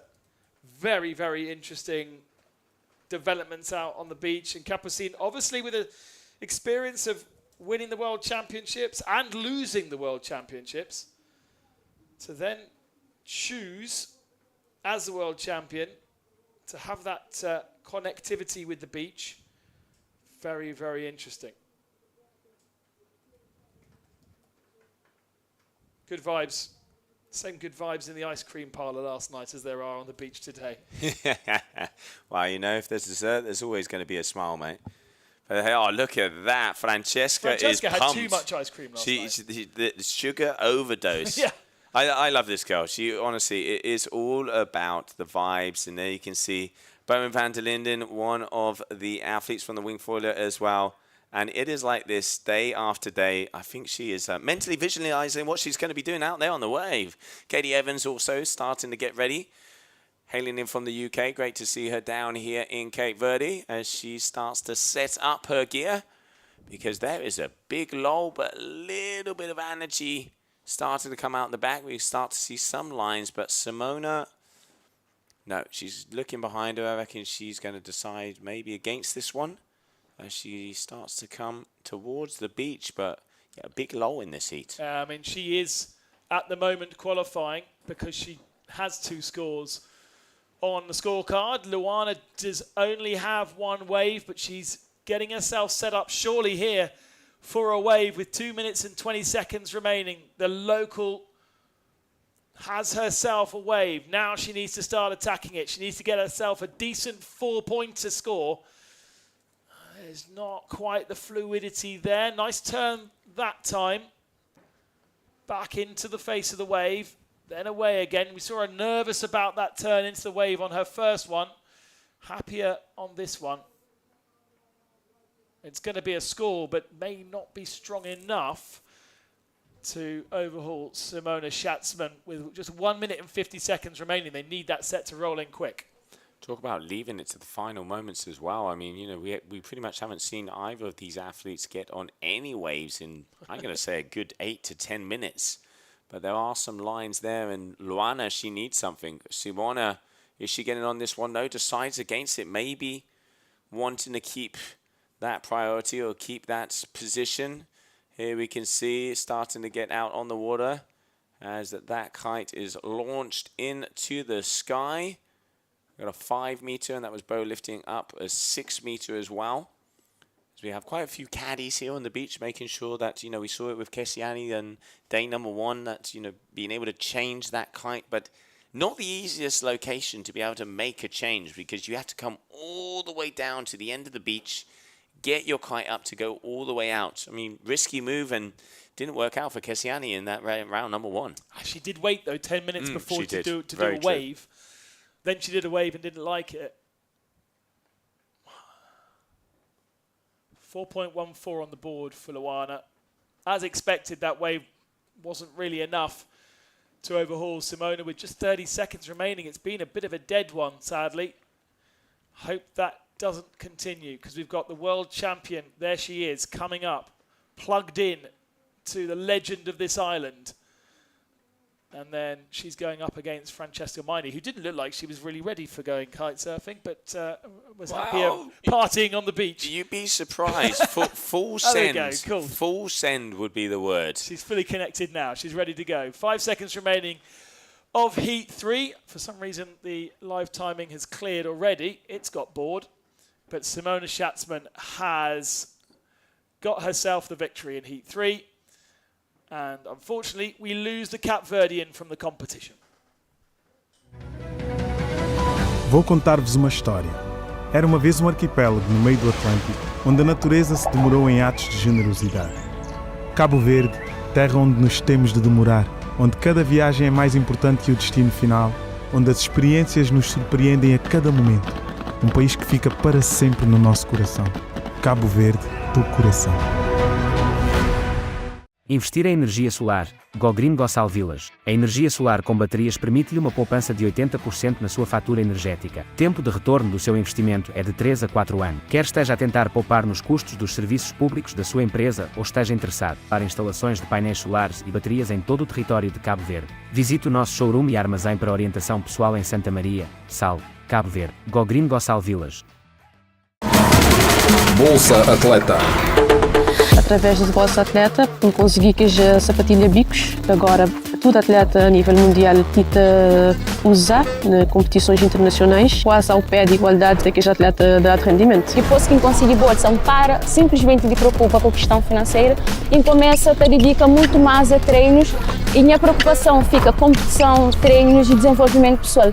Então aquele bolsa ali tem uma importância imensa para mim. Eu passo a dificuldade para morrer, me de Rubeira arriba, nunca tenho um trabalho fixo, minha trabalho um dia sim, um dia não. Às vezes aqui pode ser para o chão, quando vem, depois que naquele bolsa e a coisa está me evolui, é um pouco mais de brilho, energia no treino, é ter mais foco. É importante que entendem que as muitas condições financeiras é que gostar mesmo de correr e é um exemplo disso e tem que mostrar aos jovens que conseguir realizar essas sonhos em realidade. Candidatos em idj.cv até 20 de janeiro. And welcome back, everybody, as we continue on your day number 2 over here at the GKA Kite-Surf World Cup, Cape Verde, Punta Preta. We're going to be seeing going out there on the water Francesca Maini and Capucine Delanois, your current ranked number 1, hailing in from France. One thing we will say, though, Francesca is pumped. We just saw her dancing and throwing her full send mode. Let's see how she does out here on the water. As we just saw in that previous heat, not a lot of action since taking quite a bit of time. But hey, all right, I'm going to take that off, jinxing it. Starting off with a bang, here we have, this is going to be, Francesca Maini is going to be jumping in for her first wave down the line. Here we go, the Brit, 23-year-old, originally from Plymouth, gets herself a couple of carving turns in there, perhaps not the smoothest of turns, but let's not forget she's already done the wing foil competition over the last couple of days. She knows what the judges are looking for. Same kind of sort of similar criteria across both competitions, and obviously same personalities as well. Capucine Delanois is out there, and as we've seen, she is connected to the beach via radio with Mito Montero, the legend of this island. I would love to be on a fly on a wall and hear what the conversations are going to be well, out there. there. Well, there you go. There's a new project for your live TV to intercept their radio communications. That's it. I could start to mess it up as well. That would be, no, go right. There's one better, one behind. What? But no, I mean, it was last year it wasn't allowed. This year it was ruled in that athletes can have assistant via radio or via messaging or iWatches or whatever while they are out there on the water. So that is something new for this season. I think it also depends on the competitors. Some competitors don't want someone talking in their ear. They want to just information like we've seen on the shore. Some people, with hand signals or noises or even, I've even seen like cards, whiteboards, kind of telling them the difference they need. Whatever floats your boat and whatever, in the end gives you the win. But interesting to see technology out there. We have the live scoring as well, so they know exactly what they need, how they need it, and when or how much time more they have to be able to do it. So, 21st century is continuing on, mate. I like this because it's not just about for Capucine wave selection and what's rolling in and the information that they're getting. It is also they're going to be able to tell her exactly what score on exactly what wave, and then she's going to be able to react to that. Capucine with a 6. You're going to have to go and ask her questions at the end of this one as well about how that's worked out. Absolutely. She's had some different approaches so far the last couple of days to everybody else. I'm gonna put her on the spot. I'm gonna get Mito in there as well and say, so what were you guys talking about? Yeah, right. But yeah, obviously 22-minute heats at the moment. Top 2 waves are the one that counts. We're still at a 10 count wave, so only 10 rides, so to speak, that they can do. What counts as a ride is when they have intention of surfing. So even if they are on a swell, if they pull themselves into it and go down it, that will be counted as a ride. If not, they can kind of hollow out on top and then decide against it. So important, differences. Sometimes we see people asking, oh, but she was on the swell, doesn't that count? No, it doesn't. There has to be intention of engaging into, I am going to surf this with that decision. And there we just saw Mito Monteiro and the Delanois father, the Delanois man, seeing and checking all of the numbers. But at the moment, 6.0 for Capucine Delanois, starting off with a bang. And we saw Father Delanois passing that information over to Mitu. Mitu then able straight onto the radio to tell Capucine that wave was a 6. Francesca's only got a 3.2. She doesn't then waste energy by doing wave after wave after wave. Although, to be fair, I mean, a 6 is one of the best waves of the competition so far, right? Certainly for today. Absolutely, no, definitely one of the best rides. We saw Muna getting around 6s as well. She had that 11.2, 11.83. We only caught the very end of Capucine's wave as well, didn't we? We didn't see the full one, but the judges obviously loved it. No, the judges definitely liking it. Some of the highest scores. And interesting thing you could see with Mitu, covering his mouth every time he talks, mate. This is getting serious. I'm gonna, get the old lip readers out. Oh no, he's against that. Okay, come on, lip readers. What is this man saying? He's covering for the wind. That's what he's doing. That's it. Yeah, you are right. Concentration, I tell you that. If you come here to Cap Verde, this man can be your teacher. He's got a surf school down in the main town, and a shop, and a brand. Get down there, have a t-shirt. This is what he instructed his world champion pupil to jump on, and this was a 6-point wave. Now you can see already a first big turn, gets past the section. Nice time in there, right in the pocket. That's why the judges are like that one. Even though it was only 2 hits, that second hit was exactly where we wanted to see it. Great ride in there from Capucine, 6-0. One of the best scores of the competition so far. There you go. You do not need to do lots and lots of turns. All you need to do is precise ones in exactly where they want you to do it. Quality over quantity, mate. That is the lemma that we want to have. That's my motto. Absolutely. Always. Always. Here we go. Capucine's dropping in again. Just a little behind that wave. Has to force herself back in. Gets a second turn in. Precise as well. Bang in the pocket of where she needs to be. Now she relies upon the kite to free herself from the foam. Another beautiful turn. Just a 3 on it this time. But she seems very in control of exactly where she needs to be. And Francesca's on one as well. Gets right to the top of that wave. That was a nice turn, but it gets taken down by the next one. And you can see the difference in dynamics between Capucine and Francesca. Here's Francesca's wave, a mid-turn for the first. Gets a little bit higher on the second.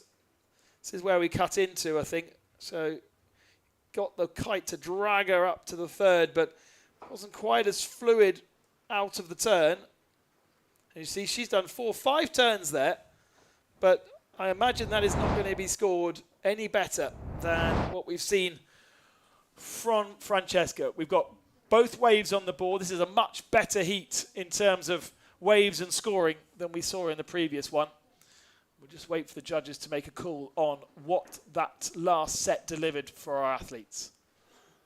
And there we can see all of our judges putting in those scores with the live scoring. Juan Antonio Aragon, our race director here on the bottom hand side. And it looks like as all of them checking out the numbers. Let's have a little look-see of how we're doing so far. So we got a 6.0 for that first ride, a 3.27, waiting for 2 scores to come in for them. And here we can see down here on the beach, the Delanois team. 22-minute heats as we continue here with this second day of competition. And one thing is for sure, the waves are in Punta Preta and it is blowing. We're hitting gusts of 25 knots already. Still waiting for those scores to roll in, as is Dad, as is Mitu. I think the judges have made their selections. A little bit of discussion going on up in the judges' tower. There is a delay between when they choose and when it comes up on our TV graphics and on our website. Usually those are pretty much in sync. So just waiting for them to be delivered before.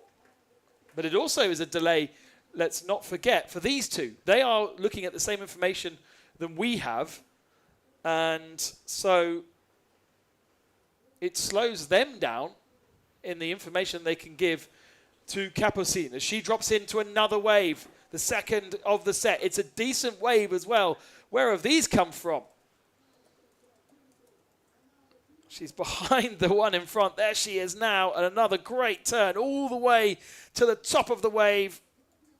And this is a world champion's performance. Oh, look at the throw of the head back there. Body language and engaging, waiting down the line and goes against it. That's why she's number one so far. Scores in for the previous waves, a 4 for Francesca, a 6.5 for Capucine. Here's Francesca Maini on a wave. And her level is being really pushed here up against the world champion. Yeah, I mean, it is when you're in the heats like this, it all is going to come down to those set waves. Look at this one. Looked like it was starting to open out. Wow, here from Francesca. Great wave selection. Double pump on the bottom. Nice top turn right in the pocket. And was able to get one more in. Boom, off the top. And this is where the wave started to flatten out a bit. But still, look at the speed and down the line. That is a very, very good wave there from Francesca. Definitely going to be increasing on her overall score. Let's see by how much. But Capucine has got 2 6 pluses on the board. 8.67 from Capucine, the highest wave of the competition and biggest combination score so far. Wow. Well, you said it. You said it was a good wave. Does mean that Francesca's going to improve, but 15.17, a target that is going to be very, very difficult to get ahead. Whilst they head back out onto the water, away from that set, we wait for Francesca's score to come in, which was a 5.87. Still a great score for the Brit. Let's hear from Capucine a little bit earlier on. It feels so good to be here again. I've been coming for so many years because my brother used to compete here and it was always my dream spot to compete. And then I think I started competing here like 3 years ago. And I'm here again. I've been here for 2 months training a lot. So I'm very excited for the competitions. It's been really good. We got some good swells. I trained a lot. I think I improved a lot too, so I'm really excited to show what I can do.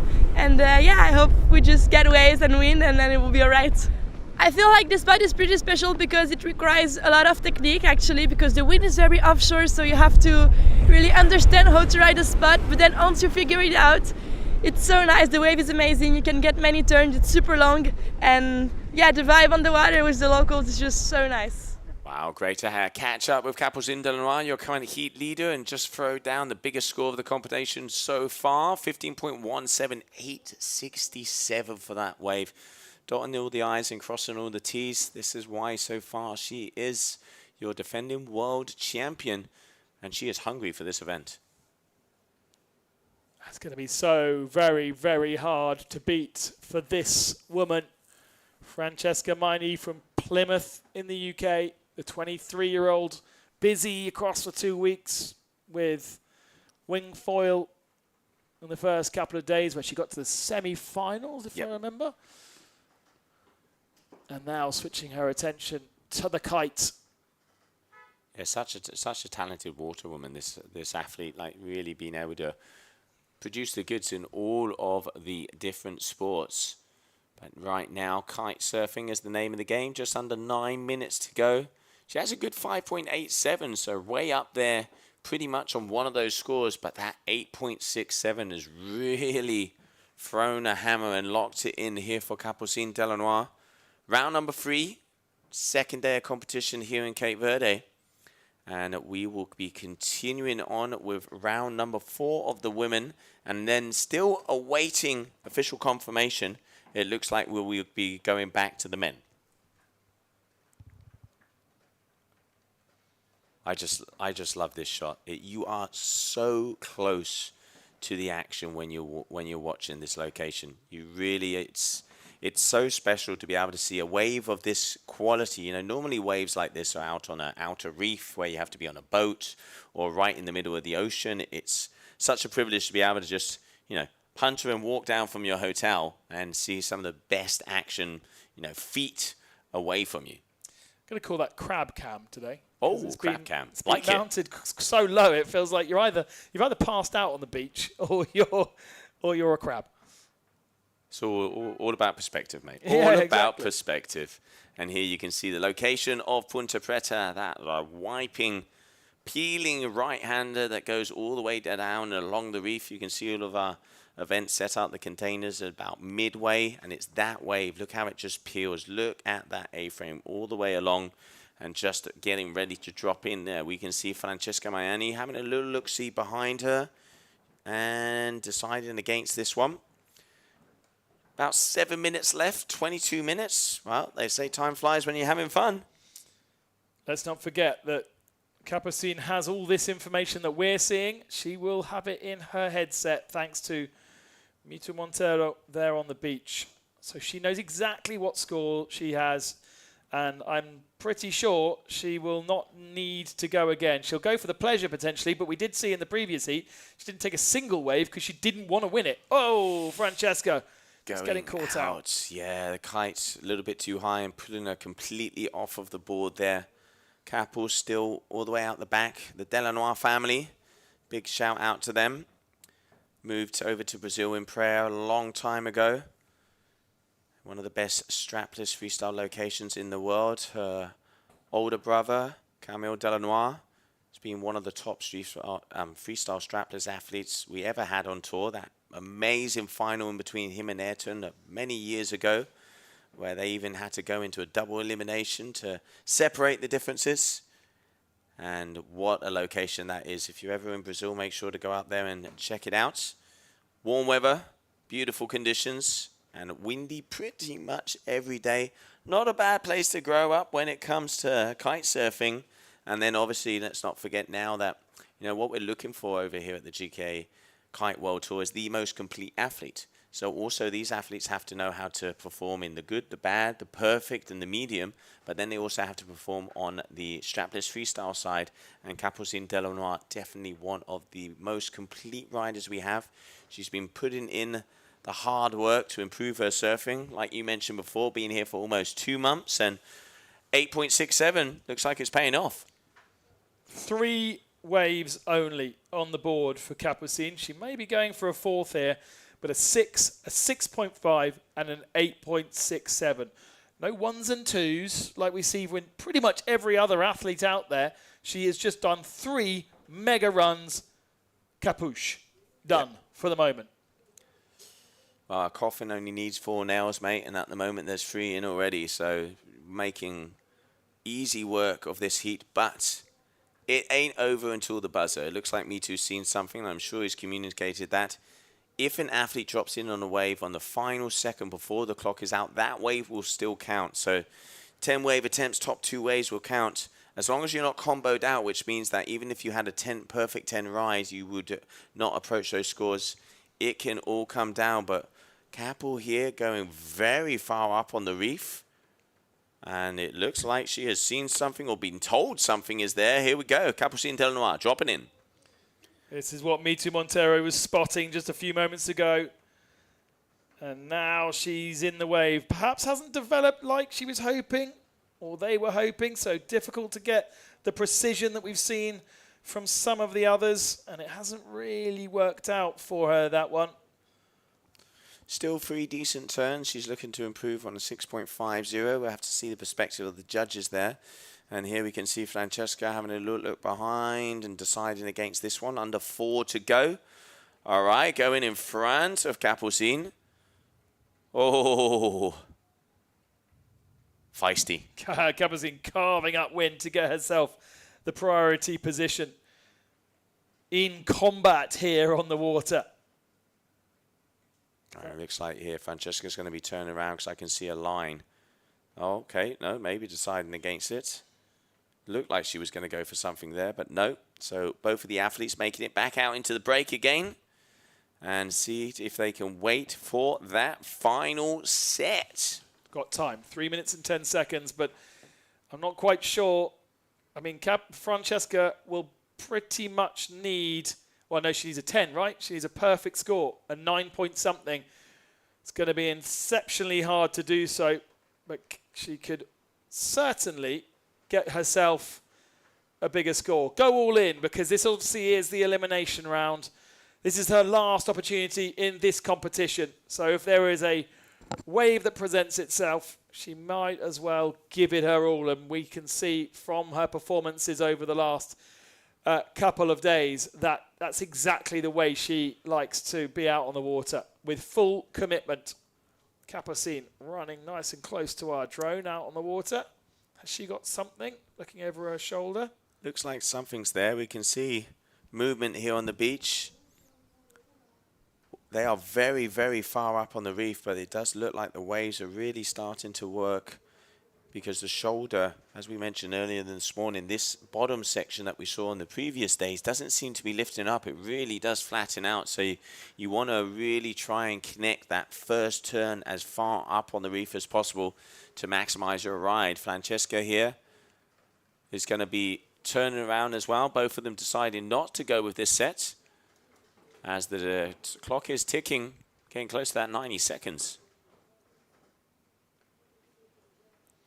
This has been a proper duel, hasn't it? This has not just been two people kite surfing out on the water.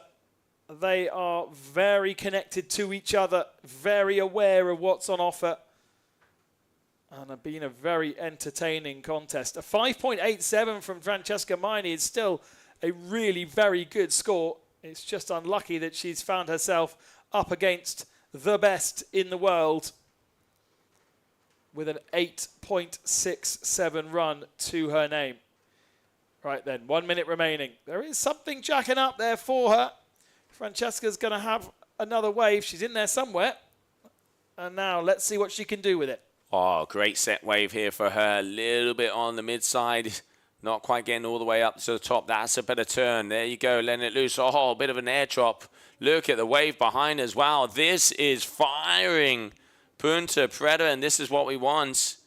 Great wave here from Francesca. We'll see the replay of the one from Capucine afterwards. Keeping the speed, getting that kite nice and low, and opening all the way down to the beach. Great riding here from your young Cornish athletes. And let's see what Capucine did behind her at the final 20 seconds, as it looks like she had another wave as well. Let's see the replay of that one. She didn't need to go again. Capucine has got the points already on the board, but she's laying down the pressure to those on the beach to say, this is how you need to be, this is how you need to surf to beat me here this next couple of days. And it's another beautiful, beautiful run. Once the wave is selected, there's not much Me2 can do. It's all about Capucine on the water, and she has just shown her class again. Yeah, what a beautiful wave there from Capucine. We're going to be waiting to see the scores that come in. Capucine is going to be taking the win, but will there be an even bigger score? We will soon find out. But while we're waiting, let's go to a short commercial break.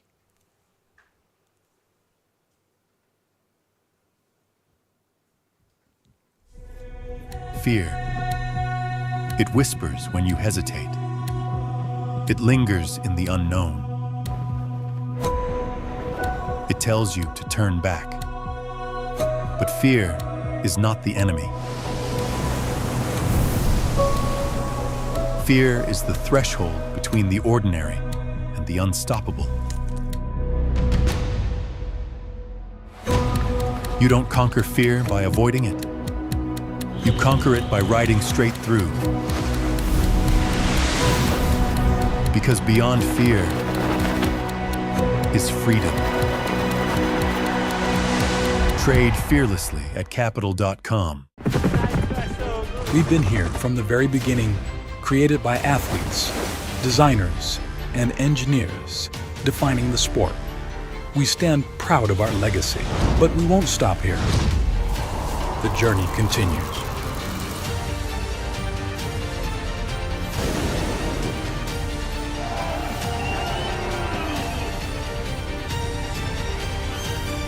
This is Duotone.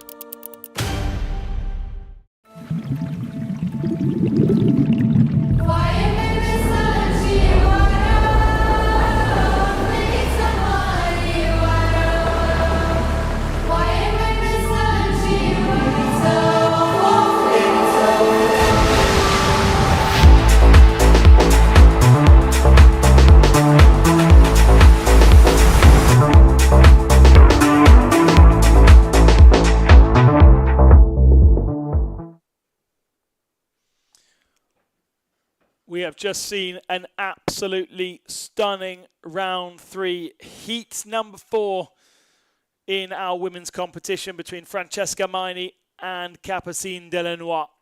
Our world champion taking a huge 17+ score to lay down the gauntlet to everybody else in the competition and show that she is the woman to beat, having been here for the last couple of years. The next two to try and show her that they are equal to it, Charlotte Carpentier and Katie Evans from the UK. And these two running in Heat 5. It'll be Charlotte in the black and Katie in the white. Didn't see too many waves from Katie in Heat 1 of the competition. She definitely struggled to get a score on the board, but that really wasn't the conditions that we see today. It was weird that we didn't have too much from the previous heat. Heat 3 was a bit of a dead one with very low scores, but we got two girls out there that really knew what they were doing in Heat 4, and they manipulated the water to the absolute maximum. There is Charlotte Carpentier from France, and she's got herself a little wave to get herself warmed up here.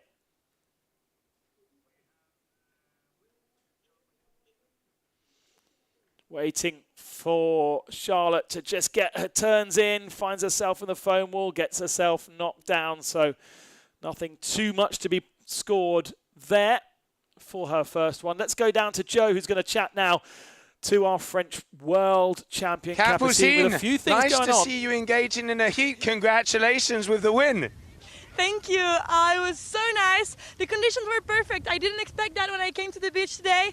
And yeah, perfect waves, perfect wind. I was just out with Francesca. We have a lot of fun together, so we had a lot of fun in the water. The spot for just the two of us for 20 minutes, and it was such a good session. It definitely looked like you were having fun out there, and first time we've seen you with someone whispering in your ear. I think it's a guy that actually knows the spot pretty well. Yeah, I think this guy is a good kiter. The boss of the spot. I've been training with me too for the past 2 months here in Cape Verde. And well, I'm happy it's paying off on the scores. And then he was also whispering a few things in my ears during the heat. And yeah, I'm just really grateful we can work together and I can have him on this competition. So we've definitely seen, you are your current world champion and one of the most complete kite surfers we have on the planet.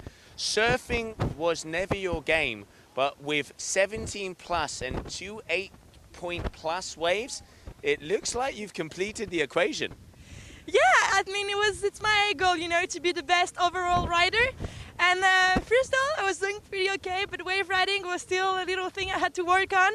And yeah, I mean, I've worked on it really hard since last season ended. I've been only focusing on wave riding. I took the best by my side. I mean, I have me too. And I think with this equation, it can only work. Well, there you go. It looks like it's working so far. Congratulations on the win. And we continue with more action. Punta Preta, Cape Verde.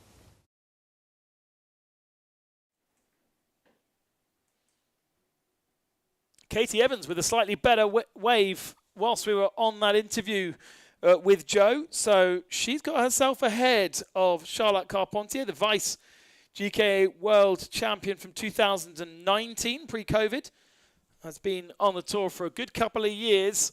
Finished 5th last year. Here in Cape Verde, she was in the mini final and knocked out in the semi-finals for the rest of her season. She ended up scoring ahead of Clémence Derin, who's already qualified France very much at the top of the women's world of kite surfing. And here is Charlotte going again. She's been based out here, like so many of them, as I said, for a long period of time. Ponte Preta, legendary in the world of competition, strapless kite surfing, in the world of holidays, Kite Beach. Hundreds upon hundreds of kites over there enduring this incredible sport and this beautiful, beautiful island.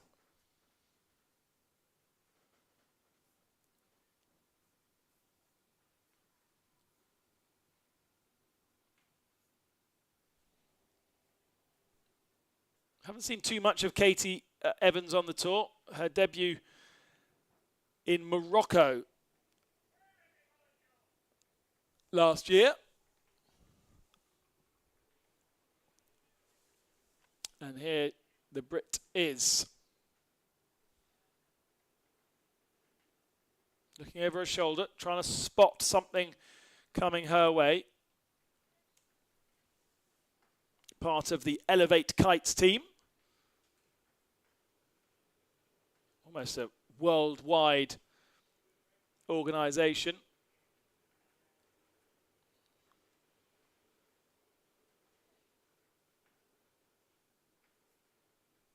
Very excited to see the development of some of these, yes, less experienced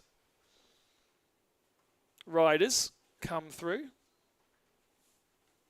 But it is amazing the intensity change from a heat like we've just seen, where Francesca and Capucine were able to really manipulate every opportunity that came their way, versus 7 minutes here, where just one wave each from the two ladies out on the water. There's Katie jumping on a wave, 2 turns, heads back out again.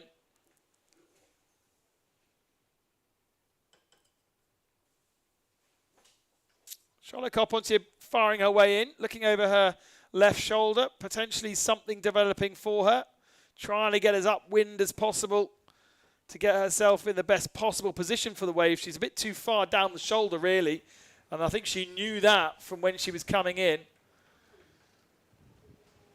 And finds herself in the break and taken down by it.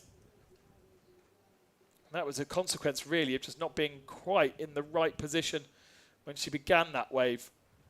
So Katie Evans now with 2 waves on the board. You would expect Charlotte Carpentier to go through here, such as the experience of the French lady from the south of France. But at the moment, it is advantage Katie Evans with that first wave. She goes again, just falling off the back of it. Oh no, she carries on.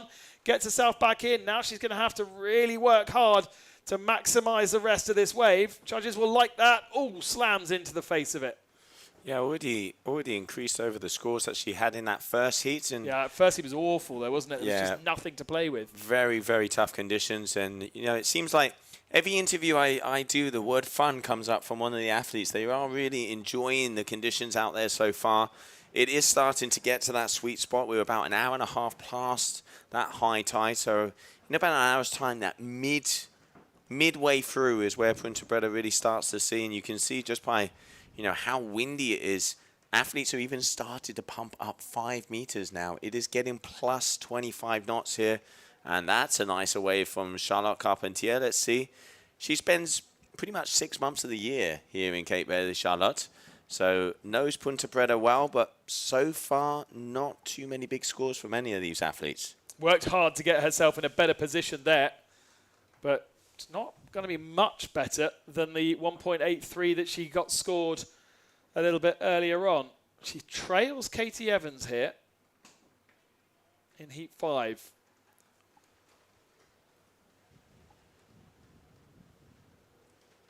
Out the back is Charlotte. Coming to join her is Katie. And these two will go up against the next two. That's right. So the next two has Bruna Kujia and Camille Losserin. Capucine Delanois goes up against Simona Schatzman in Heat 2 of our next round.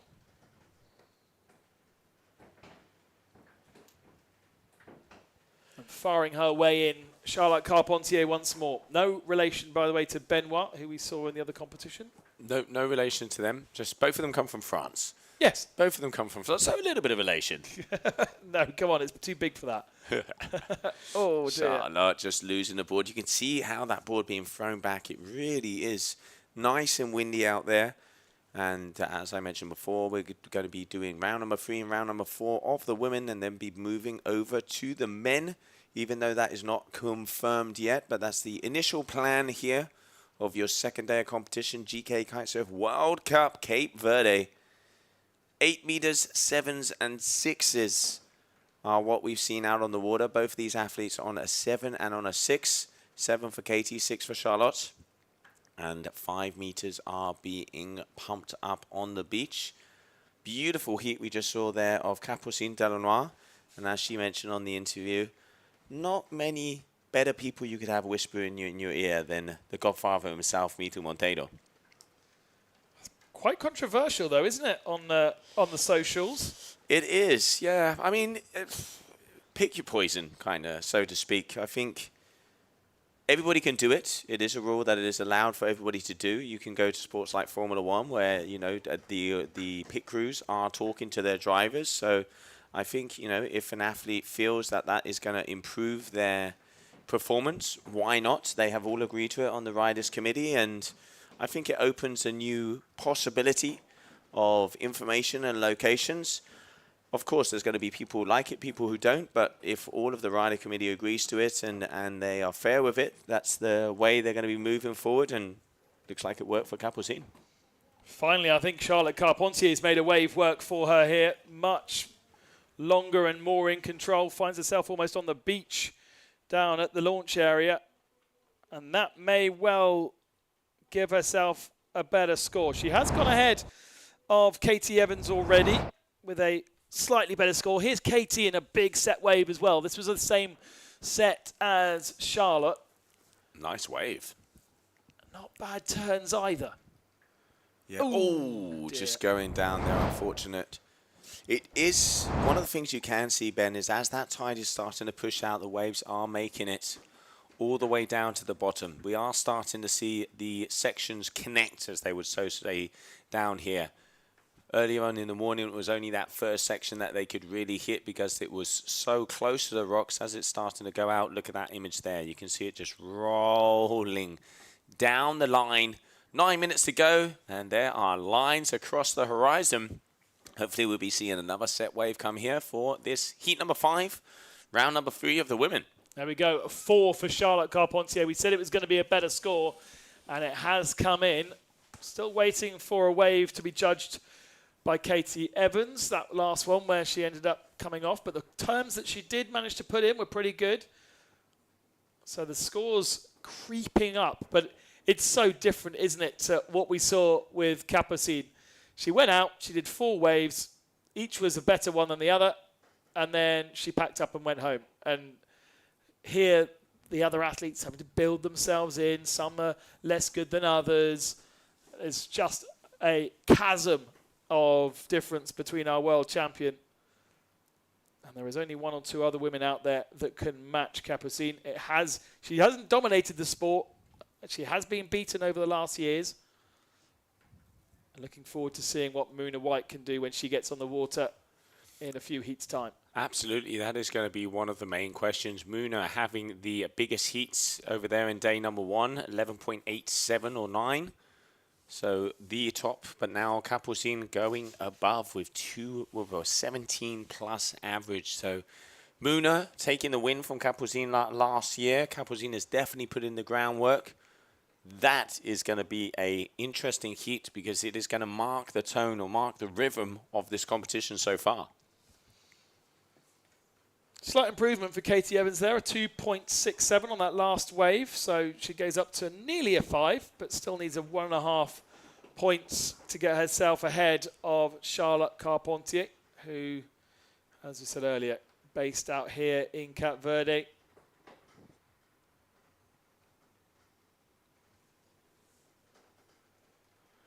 They are both just hanging out the back at the moment, aren't they? There's nothing really coming their way.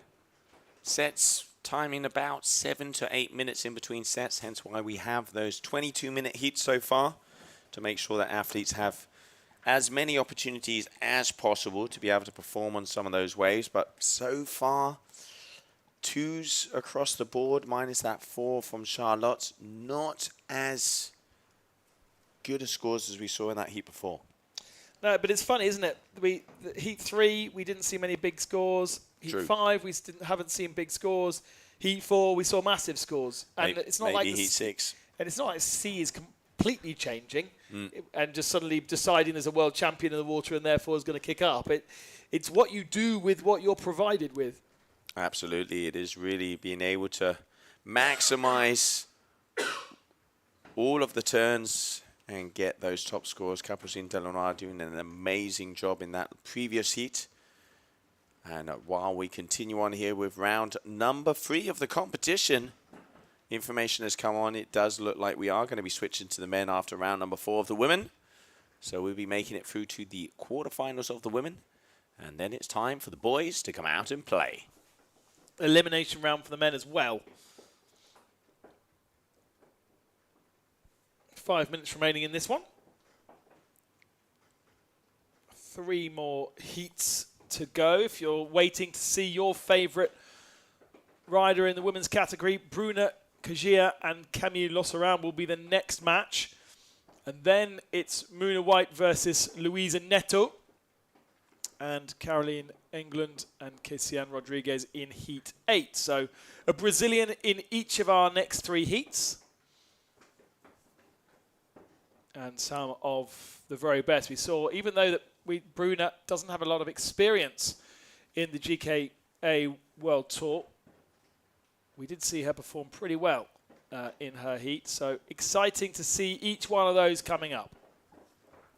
Yeah, nice to see Bruna switching over and doing some of the wave events here on tour as well.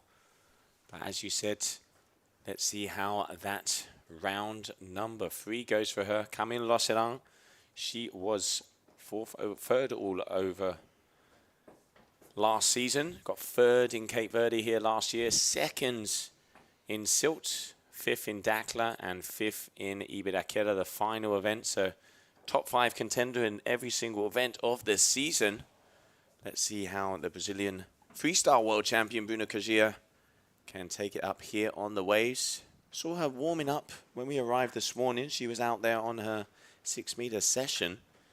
But yeah, haven't seen Camille Losseran out there so far and didn't have the best first round either.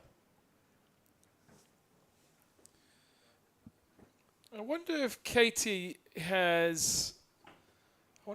got a little smaller kite here. You can see the white kite really working, going up and down and up and down. Usually if the kite is at the correct power, it kind of just stays constant in the water, in the air, and doesn't need the work from the athlete.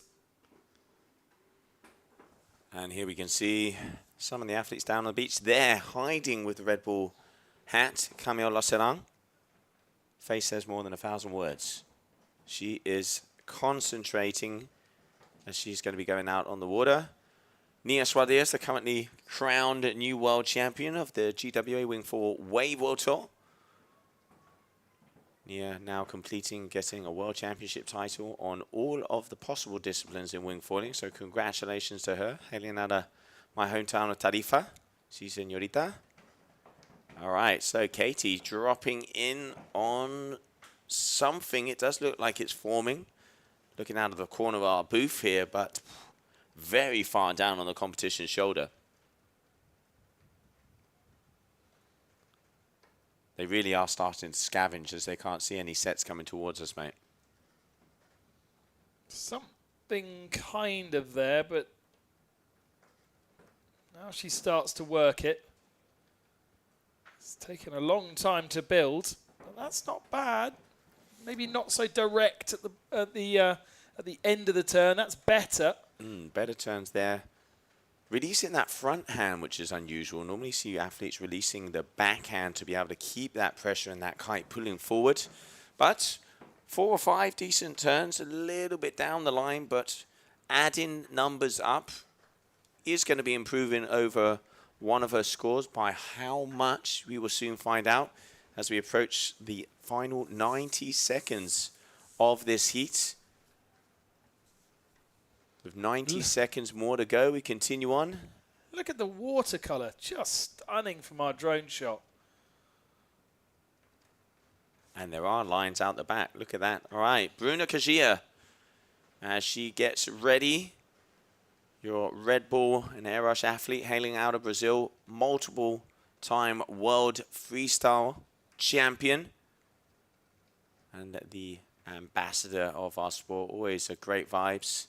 And the Kajia family, if they're watching, a big shout out to them. As she has 1 minute to go, 2-minute transition, and they'll be out on the water. And yep, absolutely, Ben, as you're saying, there's lines across the horizon as we get going. If Charlotte's not in the better position here. No. Katie is more upwind and in a better position to pick up those waves with 40 seconds remaining and only a 1.5 extra needed. So she would still need over a 5, Katie, to be able to overhaul Charlotte Carpentier. But she now drops in. Charlotte has got herself back upwind. With 20 seconds remaining, she'll have to take the next wave in this set. What can Katie do then? This is the last opportunity to win this and avoid elimination here in round 3. Looking over her shoulder, is it there? They are so far down the line. I'm surprised they're not waiting further up because they're losing opportunity on these waves as they're really having to brake to see if they can get on that shoulder. So it is timed out. It is going to be, Katie's going to have an opportunity here. 4.97 so far, 5.84. She needs to increase. She wants to get a good wave. She is speeding herself down the line and keeping it together. And goes in for the barrel as well. Okay, so what's she going to need, Ben? She's going to need a 3.4. A 3.33 is what she is going to need if she wants to be able to go through over Charlotte Carpentier. Let's do the math. Going to be close. Because she improved on the previous wave to a 3.17. So the gap came down. Has she done enough? Have we got a buzzer beater? We will have to soon find out. But while we do, enjoying the replay here of that last wave. Was Charlotte on a wave as well? No, she wasn't. Because there was an opportunity further back, but she decided against it. So we now await for the judges to decide whether Charlotte has won this competition or Katie. And who has lost will be going home. Home's not far for Charlotte Carpentier. That is literally just across the way. But Katie will be heading her way back to the UK. The Heat 5 is over. I don't know whether we can still wait for the result. Is it going to come in? All right, we'll tell you when we come back from this. You don't conquer fear by avoiding it. You conquer it by riding straight through. Because beyond fear is freedom. Trade fearlessly at capital.com. Literally just as I threw, they got the scores in and she won. So, right. Katie Evans has eliminated Charlotte Carpentier. With that last run, the Brit in, what, only her second competition? Yeah, exactly. Has made it way through. She's going to be ecstatic, Joe. You need to get that microphone down there. No, she is, mate. You know, it would be great to see how she's done. And taking out, Charlotte Carpentier was not expected. Bruna Kajia, Camille Lacerana coming up next out there on the water. Now, this is a very big heat. 3rd position overall last season. Lassaran from Switzerland, third here in Cape Verde. Multiple-time world champion freestyler Bruna Kajir from Brazil. Let's see how these athletes do out here. Conditions, you really having to wait off for the sets. We saw a buzzer beater there with Katie. What is going to be happening down with this heat? Already on a wave, Camille Losserin trying to get the points on the board early doors, gets taken down, and there's a big one. Gets the kite to take her out of trouble. Yeah, unforced error there for Lassaran. That is not how you want to start a heat. You want to be able to brush the cobwebs off at the end of the wave, not on the first turn. And you can see just losing her feet underneath her as she, this second turn, nice first check turn, puts herself into position. But here, just gets clipped and goes over the falls. Let's see, as Bruna looks like she's having a little look-see. 22-minute heats, top two waves are the ones that count. Your round number 3, heat number 6 of the women here, second day of competition in Cape Verde. Got about 25 knots. It is a beautiful 25 degrees. Sun is shining. And we have about 1.2 to 4 meter waves at 13 seconds. The waves are said to pick up throughout the afternoon. And then tomorrow is looking like the biggest day of the week. So we are going to be pushing on as far as possible today down here. Round number 4 of the women, and then we move over to the men.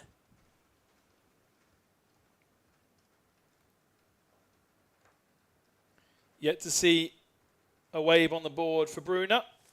Did a great job in her previous heat, but had a few issues, if you remember, with her competitor Serena Luis. There was 2 different interferences, and definitely got Bruna's Latin spirit up. 2.63 Camille Losserin gets for that first wave.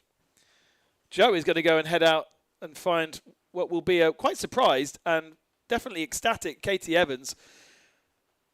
If you went and made yourself a cup of tea and you're following Katie's progress here, that last wave of the last heat, she managed to improve her score and take victory over Charlotte Carpentier by 0.6 of a point, knocking the French lady out of the competition on just her second showing here in the GKA World Tour. Meanwhile, Bruna in the blue, black, dark blue, very, very dark blue. Here she is. Different kite to what we saw her on when she went out practicing First Lady on the water this morning at around, when did we get here? 8 o'clock, 9 o'clock this morning. Behind her, Camille Losserin.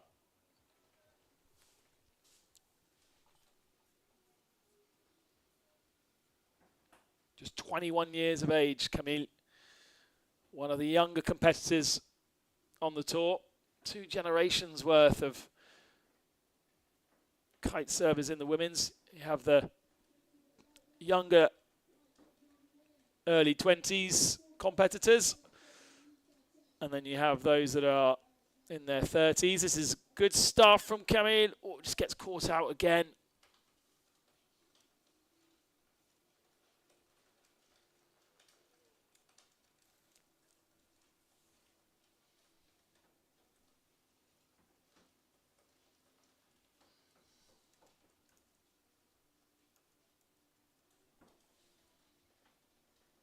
Great shots from our cameras and our drone. Really showing the power and the speed of what Camille is going through out there on the water. Just flashing out to sea to position herself in the best possible spot to then pick up a wave. No opportunities to pick up this one, but this is Bruna's first. 6.2 is the score on the board for Camille Losserin with 2 waves. And now we get a chance to see Bruna, who's just been pulled a little bit too straight along the wave there. I think her desire was to be a bit more direct. But the kite almost sort of pulled her over, so she ended up straight lining. That's better, though.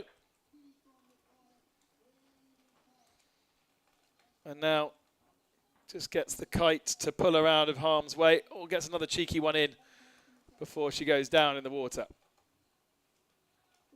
Looks like Camille has done another one, though. So the waves are coming thick and fast in this 6th heat. Here is Camille. Maybe a little bit ahead of the wave. Nice turn. Very good first turn, right to the top, to the lip of the wave. Now in the soup. Not much else going on here. Okay, so she got one really good turn in.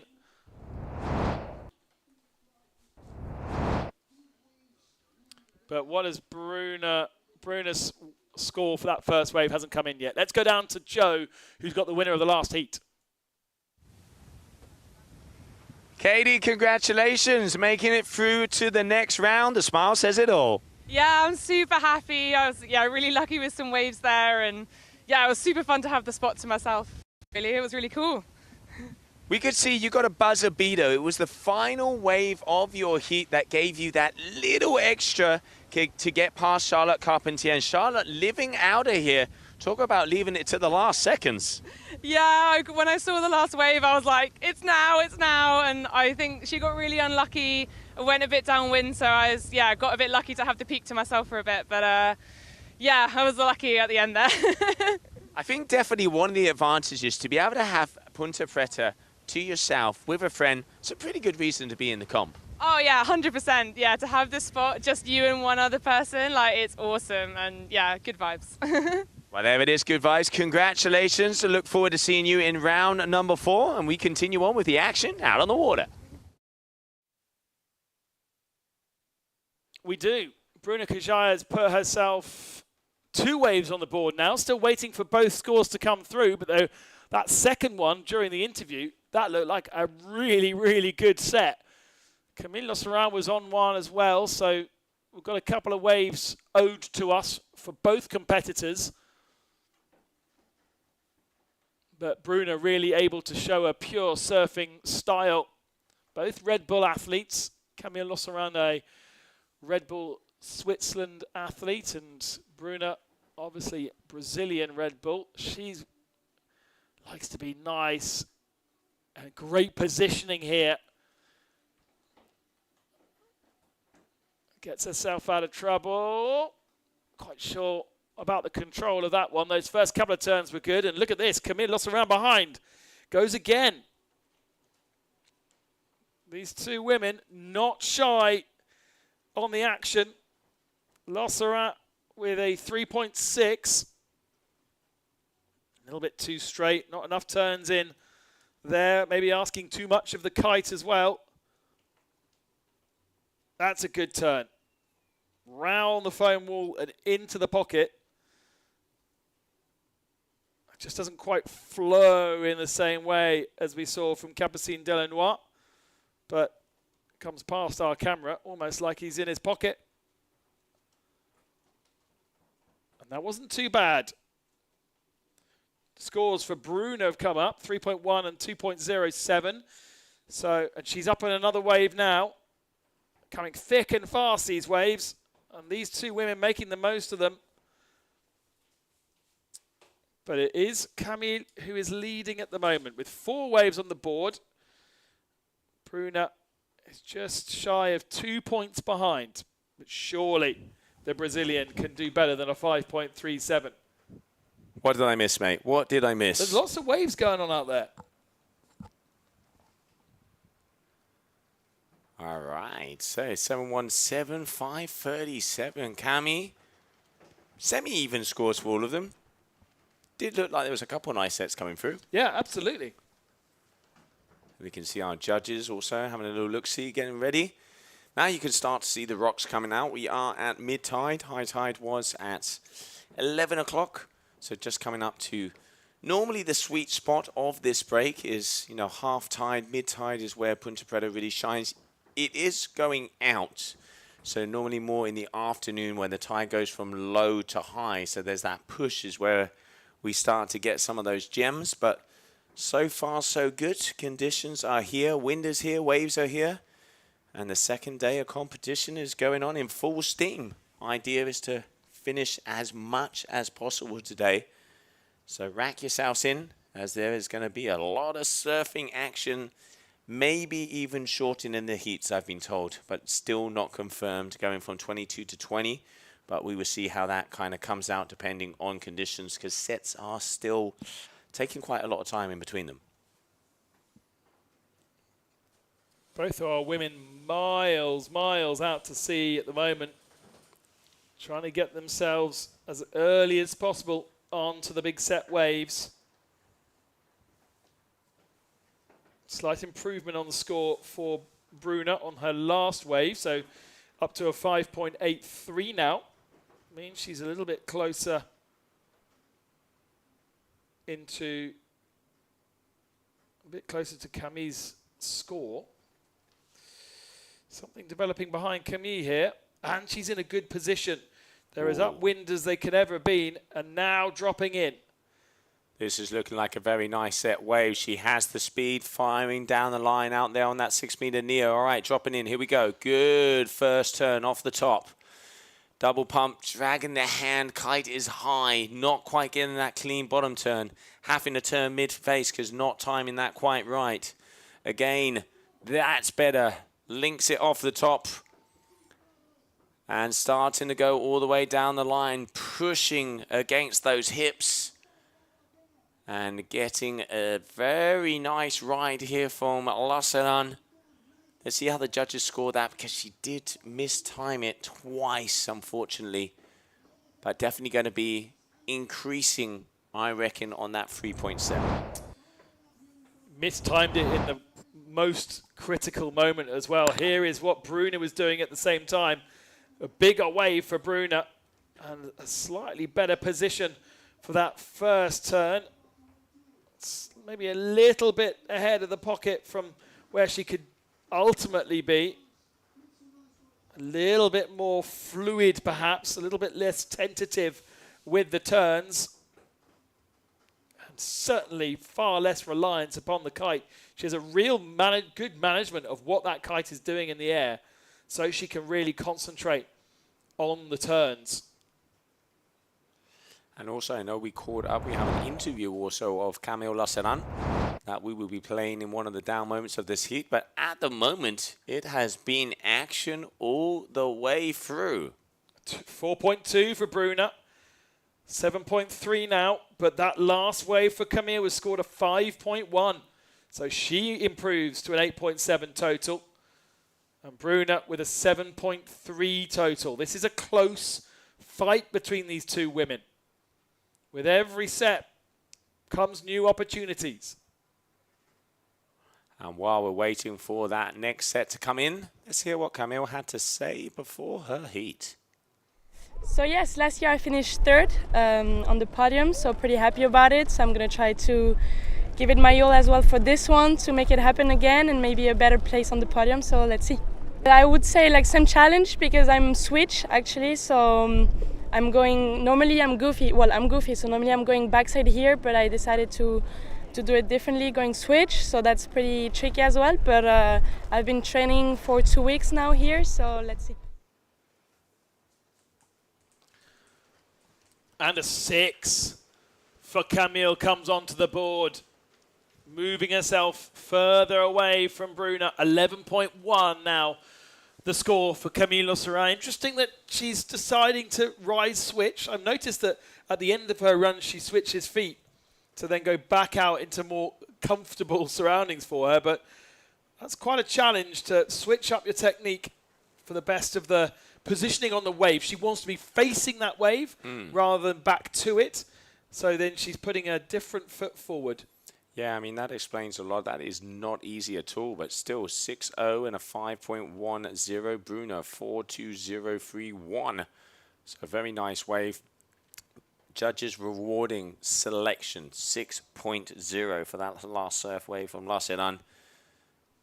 Definitely picked off the right sets. Bruna out the back, waiting for her opportunity coming. I mean, anything can happen. Both of these athletes, you know, Camille does have the upper advantage now. 6 minutes. We've probably got time for maybe one, if we're lucky, 2 sets to come through. Bruna really needs the next 2 waves to count. But I've seen her do it, and let's see if I can do it again.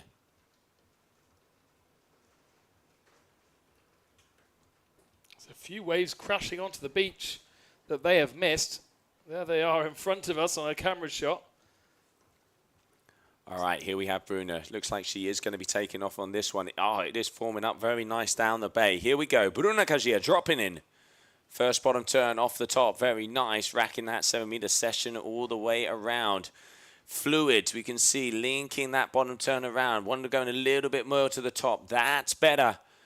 Kajia all the way along. Your Red Bull athlete from Brazil. She has the speed. Can she hold it? And this wave is opening up really nicely, Ben. A few little extra turns at the end of it, but the big score was the middle one.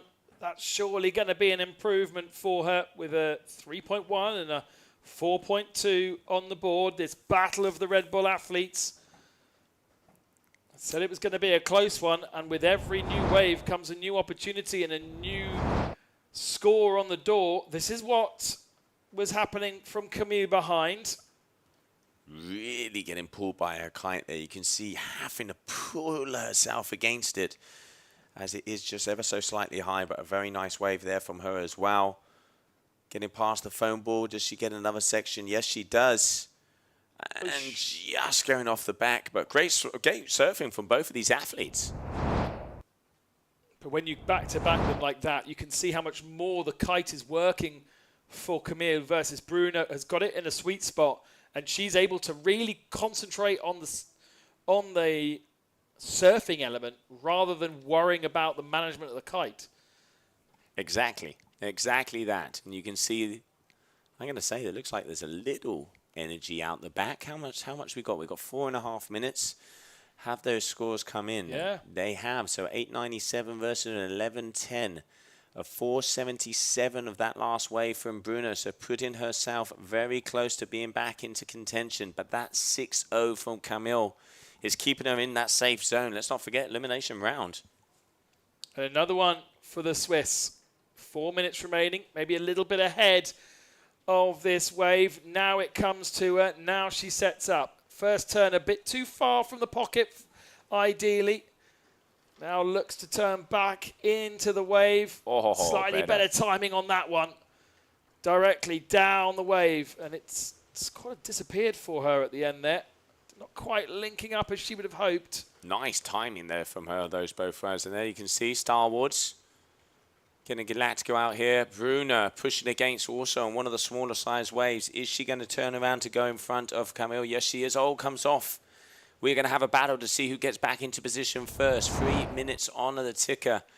Bruna needs a 6+ ride at the moment if she wants to be getting past La Sedan, as they are both, I can see out of the corner of my eye, flying up to the competition area, and hear the replay of that last wave from Bruna. Couple of nice turns. Is it going to improve her general score? We will soon find out. It needs to be on top of 4.2 then. Last score for Camille was a 4.2. There we can see Muna White, your last year's champion. She is your F1 rider, hailing out of Hawaii, out on a 6-meter addict from F1. A 5.5 board as she gets ready to show how it is done and see and put the margin, because let's not forget Capucine Delanois 17 plus 8.9, I think her top wave was 8.9. So Muna definitely having a workout cut out for her, but she is our reigning champion here in Cape Verde. I wonder how much she was aware of what was going on the water when the world champion was out there, how much she saw of the scores that came through, or do you just focus on what you need to do and not worry about the competition that at the moment she can't influence? Oh, she was parked right next to us, mate, and watching every single turn, I can tell you that. Dropping in, here we have Camille Lassalan. This is a very nice set wave going behind us because the size is starting to increase. Double pump at the bottom. That is a better turn. Here we go. Gaining speed. Opens herself out to get past the foam ball. Great turn once again. Camille Lassalan pulling herself back into the power section. This is great surfing, but goes down and over, and you can see the frustration. Bruna, Ben, look at this. Nice wave from Brazilian. We just catch the end of it. We will go back to a replay with just 1 minute remaining in this heat. It's a close one between these two women. Ultimately, wave selection so important in these sets. This is what it looked like. Not too much of a wave there initially, but it jacked up at the very end. And Bruna flying down as it builds up behind her. First nice turn, positions her just a little bit of ahead of where she perhaps wants to ultimately be. And she's just a little bit too fast for the wave. Remember yesterday, 2 days ago, they were talking about how fast the wave was, and it was overtaking them. Today, it does seem as though these women slightly not maybe overpowered, but too fast or too direct down the wave from the wind, and therefore not being able to get back into the sweet spot of the wave. Yeah, very impressive that both of these athletes also ride in switch, because Bruna switched here as well. So to be able to get these kinds of scores that are coming up just shows how complete they are, because they want to be going front side on all of the waves, but closing it out, and it doesn't look like either of them are on a ripple. And there we can see Francesca, always with the good vibes. That is what we want to see down here. And that is what it is all about. And coming out on the water, coming up next, we are going to be seeing Muna White, Luisa Neto. But before we do, let's have a short commercial break. Vou contar-vos uma história. Era uma vez um arquipélago no meio do Atlântico, onde a natureza se demorou em atos de generosidade.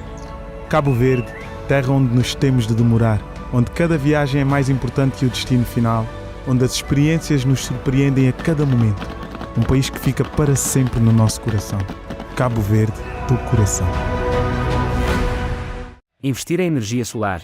Go Green Go Sal Village. A energia solar com baterias permite-lhe uma poupança de 80% na sua fatura energética. Tempo de retorno do seu investimento é de 3 a 4 anos. Quer esteja a tentar poupar nos custos dos serviços públicos da sua empresa ou esteja interessado para instalações de painéis solares e baterias em todo o território de Cabo Verde, visite o nosso showroom e armazém para orientação pessoal em Santa Maria, Sal, Cabo Verde. Go Green Go Sal Village.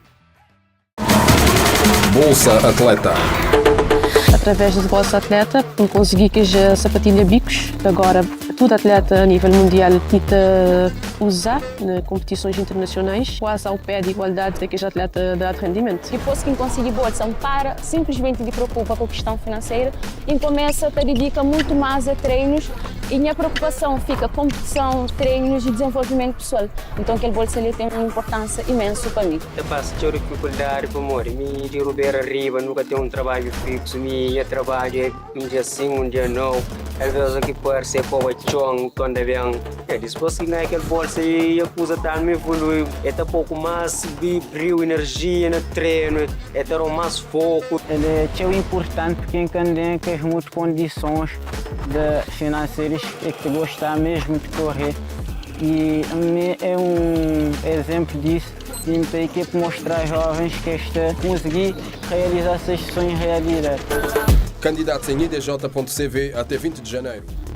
And welcome back, everybody, as we continue on here. Day number 2 at GKA Kite-Surf World Cup, Cape Verde, Punta Preta.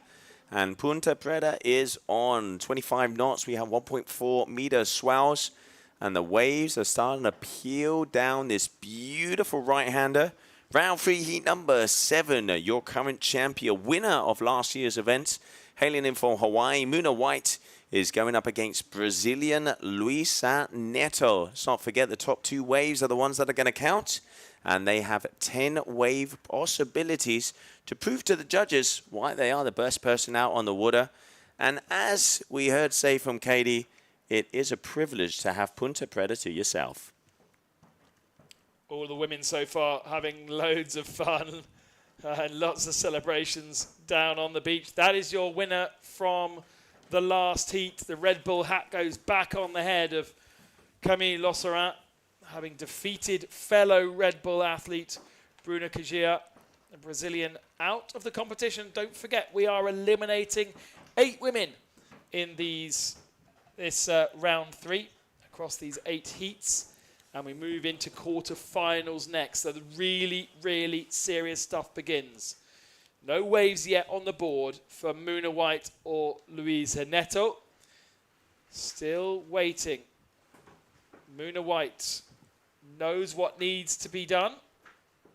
A 6-meter kite above her head, above Louisa's head. Yeah, it looks like both the athletes out there on those small kites. Muna, your F1 athlete. Luisa, your duotone.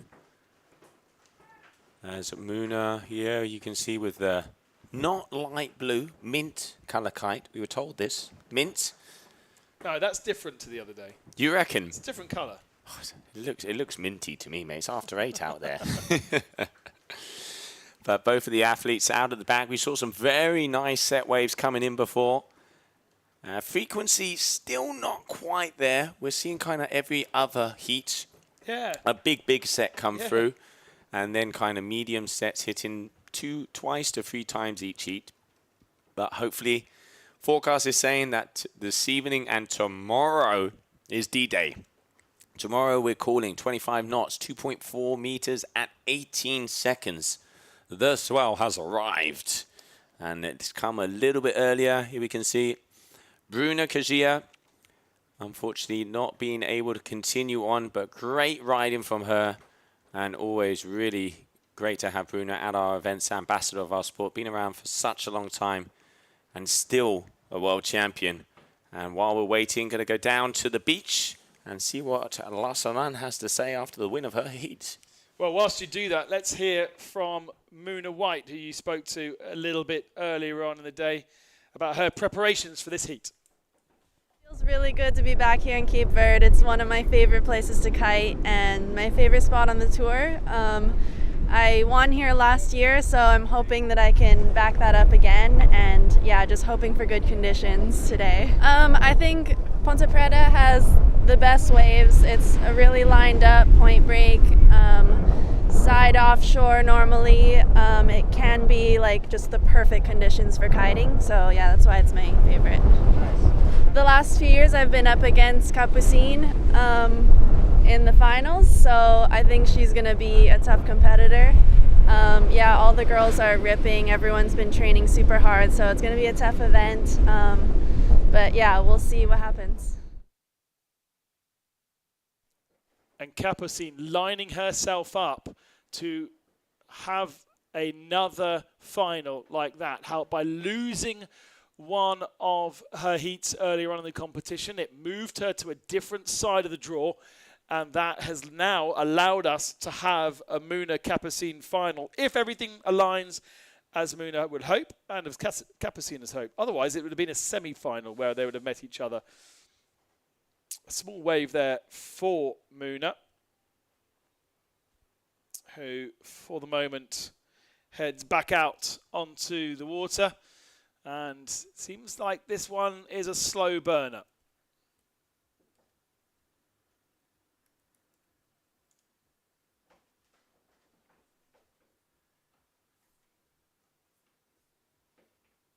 Even though Moon has been around for such a long time, just 30 years of age, 4 times a world champion,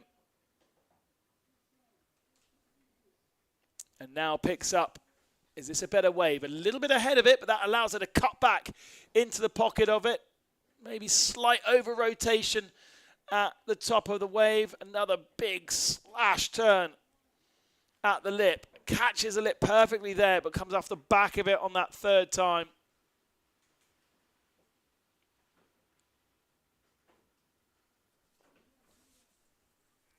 And she heads out. An 8.87 is on the board. That one must have been the wave before that perhaps we didn't see. But Muna White has one of the best scores of the competition. Luisa Neto having to lay down something here on a wave. Cuts back towards it. but there's nothing to come back towards. It disappeared from her. Right, let's go down to Joe then, who is with the winner of our last round. Camille, congratulations. Looks like you got it together. Much better than that round number one. Time in the sets, getting the turns, and taking out Bruno Kajia. Yeah, thank you very much. Well, it was a bit tricky out there because it's pretty strong. I was pretty overpowered on my six, but happy that I won the heat and on my way to the quarters. So yes, pretty stoked. Well, you know what they say, Red Bull does give you wings, and it looks like you're flying through to round number 4. We're going to be continuing on. How does it feel to be out there? Because it looks like the swell has arrived. There's the energy. The beast of Punta Preta is firing, and it does look like it's getting bigger and bigger. Yes, definitely. We have some big waves coming. I think like the key is waiting, being patient on the water to take the good waves. So that's the thing that I didn't do for the first round. But yeah, now it's getting better. So hopefully I can make it to the semifinals. Let's see. Let's see, semi-finals, finals, events. We have to make it all the way through, but congratulations on great riding out there, and look forward to seeing you in the future rounds. Back to you guys.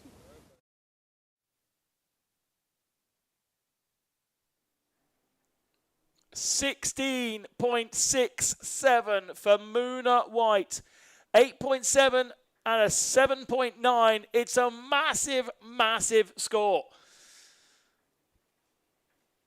And Capucine may well be on the beach and may well have looked at that and gone, okay, the battle is on for our final. The Hawaiian has done it again. And much like Capucine, 2 waves, 2 massive scores. That second one, fantastic as well. We didn't pick up the first of the waves.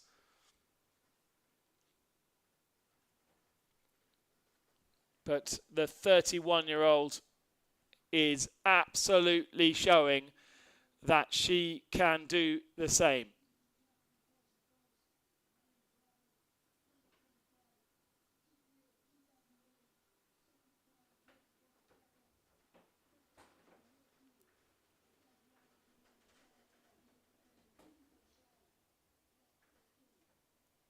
Turning around and heading back out. Nothing much out there at the moment.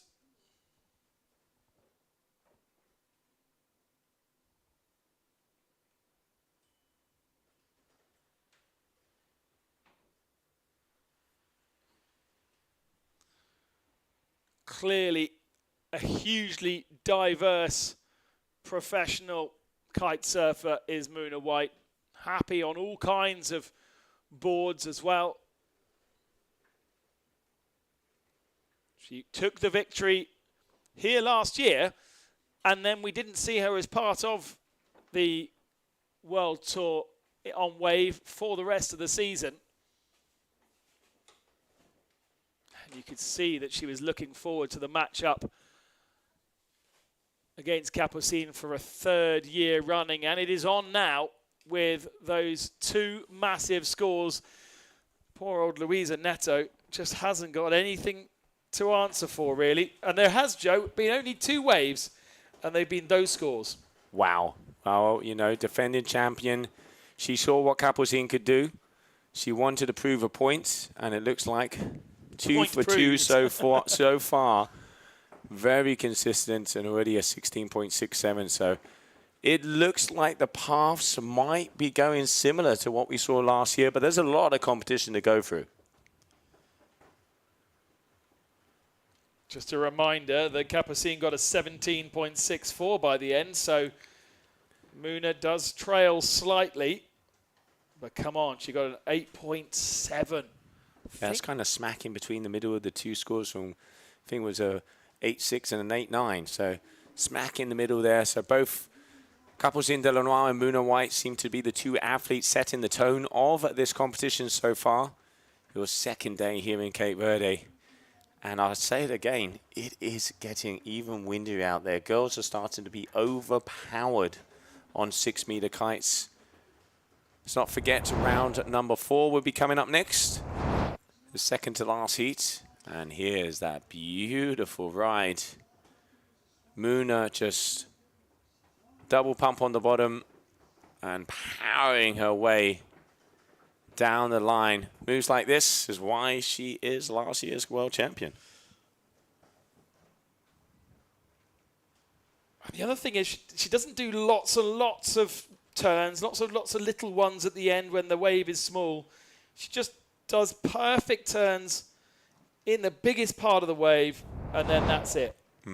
We've seen so many others continue down the shoulder, all the way down to the beach, play around with the little ones, whereas Muna White, knowing that those three were great, might as well stop it now, because if the other ones are less great, then actually the score might drop again. She's in another massive wave here. Selection, just look, that first check turn to set herself up, and now look at this, right in the peak, boom! Oh, yes. Getting that tail, driving through the fins, going down again, smack!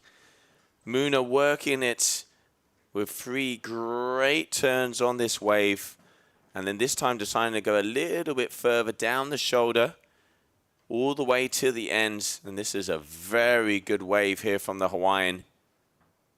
And she's just about to come past in front of us. Layback turn, dragging that hand. And closing out. Great wave here from Muna White, and Luisa Neto behind her also. Nice set. Oh, but going over the rail and closing out.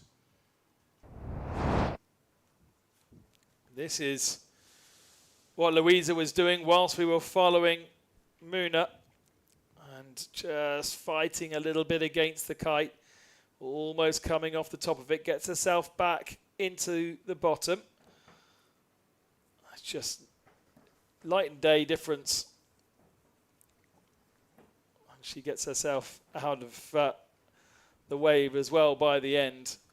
Be interesting to see what the judges thought of that last wave. My not professional opinion at all is that that was a better wave than what we saw previously, and obviously she's already had an 8-7 and a 7-9. Yeah, I do reckon I'd agree with that, mate. It does. I reckon that second backup score could be increased. Let's not forget, judges do have that perspective a little bit higher, so they can really see the travel and the height of it. But I'm going to say it's getting better and better out there. We got big sets pretty much every 2 heats, and then 2 to 3 sets per heat. So it does look like the swell has arrived and is starting to increase as we're just gone past 1 o'clock in the afternoon here, local Cape Verdean time. Waiting for that third score to come in. Everybody come down to the beach. There we go. It's a 9. Biggest score of the competition so far for Muna White. Gives her a 17.77 total. And I guess even a layman's eye like myself can recognize greatness, because that was absolutely great. No, very, very well called there, mate. Yeah, definitely beautiful wave there. It's getting a little bit dark. And here we can see Eglund and Kessiani Rodriguez getting ready for their heat, which is coming up. You can see by how they're being pulled around on the beach. The wind is definitely increasing. But Muna White throwing down the hammer. 17.77, 877 9.0. So answering back to the French powerhouse of Capucine Delanois with huge scores already been landing here in Cape Verde. 7 minutes to go on this heat. Next up, we will have the final heat of women's round number 3. And we will move over into the quarterfinals. Waiting in the quarterfinals, Clémence Derian, Serena Luz, Simona Schwarzman, and Capucine Delanois. Katie Evans, Camille Losseran. And then we will see the winner of this heat against the winner of heat number 8. Who will it be? We will soon find out. As we continue on, looking a little flat out there. Both athletes on 6 meters. Right-hand side, F1 addict, Muna White from Hawaii. On the left-hand side, you can see with the Neo 6 meter, your duotone athlete, Luisa Neto. As they get ready to see if another set will throw their way. A little bit of energy come.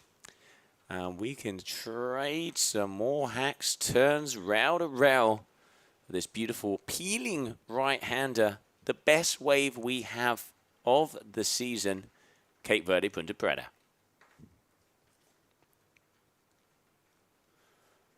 All right, there you can see Caroline just waiting, chilling, relaxing before it is her turn to go out and shine. It's so important to watch this wave to see where the athletes are making those turns, because, you know, from earlier this morning where the tide was a little bit further up on the rocks, we saw they were even further up to be able to get 2 or 3 turns on that initial section. As that water is starting to leave, is starting to go out, we can see they're a little bit further down in the middle because they can link it with that final shoulder that comes pretty much past our commentary booth. We do have prime seats here, mate, VIP. Beautiful conditions out there, whether you want to go surfing, swimming, or sunbathing. Something for everybody in Cape Verde. And the beautiful Estrella Alicia bar on the top-hand corner if you want to have a cold one while watching. I mean, what more do you need? I wasn't going to say it. Plenty of that yesterday in the down day. Obviously, in between 15K runs, Joe. Absolutely, mate. Who wouldn't say that? But no, great. We had a little bit of a lay day yesterday as conditions weren't there, and obviously not wanting to run. We're having this swell coming, and you can see already Luisa quite far up, deciding against it, going to be going back out. 4.5 minutes on the old clock. 17.77 and a 5.10. So Luisa Neto has a steep mountain to climb if she wants to get past Muna White. And actually, I think I made a mistake on her kite size. That looks like a 8 meter. So she is on a very big kite. Shorter lines though. And Muna picking off the first wave of a set. Here we go. Hawaiian dropping in. Looks over her shoulder just to try and make sure she's in exactly the right position. She started this run a long way back to get absolutely bang on in the pocket, which she's done for the first turn. A little bit ahead on the second. The turns are classic Muna White. Fully 180 degrees, completed turns, both at the top and the bottom of the wave. And how she keeps the speed, you can just see all the way around. I can hear the cars honking and the horns are going, making sure Muna feels the love here on the beach. Rail to rail and making it snappy off the top. Great riding here from the defending champion, Muna White. And everybody's starting to get excited because Punta Preta is really starting the fire. We are going to go into round 4 of the women's. That's the latest news. So we're going to go into quarterfinals. These women are going to get a second chance at the Punta Preta break today. Luisa Neto drops into her wave.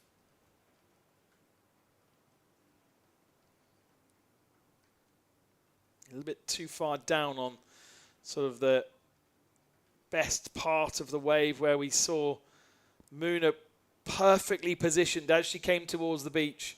Had a great idea of what that wave was going to do behind her. I knew that she was in the right spot.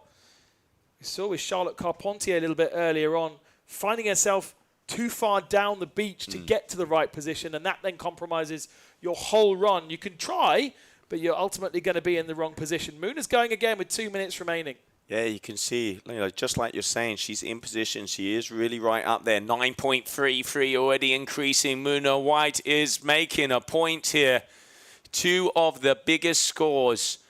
Throwing down in her first heat of second day, 18.33. That is getting very close to picture perfect. Judges not leaving themselves much space moving forward, are they? As we go further into the competition, and we are going to have to increase the intensity. 9 and a 9.33. If Muna starts throwing freestyle in there, then I'm not quite sure what they're going to do. No, beautiful surfing. I mean, it is classical, turn for turn, hitting it right in that sweet spot. And one of the things with Muna is how she drives through that fin. You can see sometimes that double pump on the bottom turn, looking over her shoulder, throws the board, looks back. Where the head goes, the body will follow. Such a beautiful surfing style to see. And the judges showing why she is that numero uno so far with an 18.33 total. Big scores here for the Hawaiian early on in the competition.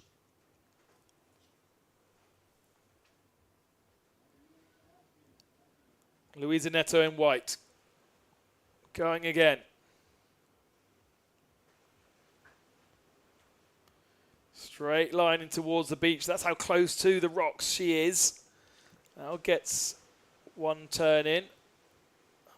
Misses that second. A little bit too behind the wave. That wave breaking in front of her and closing her out. Will we have enough time to see another wave? We will soon find out. 20 seconds. Lisa's definitely going to be coming into the shore. She knows she's going to be timed out. But looking out of the corner of our booth here, Ben, it looks like Muna might be dropping in on a final wave. Is she going to get this inside the time clock? Let's go out to the break, guys, and see Muna White dropping in. The timer is out. The heat is over. The question is whether Muna is on a wave. Yes, she is. Here we go for the show. Oh,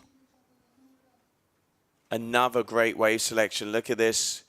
Big first turn. She knows it's a victory run, but wants to get loose and get used to the conditions out here. She's straight lining this. She's just going to be coming back to the beach. And I'm going to jump out and see how she feels. Muna White, your Heat 7 victor and the biggest two-wave score of the competition with 2 individual massive waves. She is one hand on that Queen title today.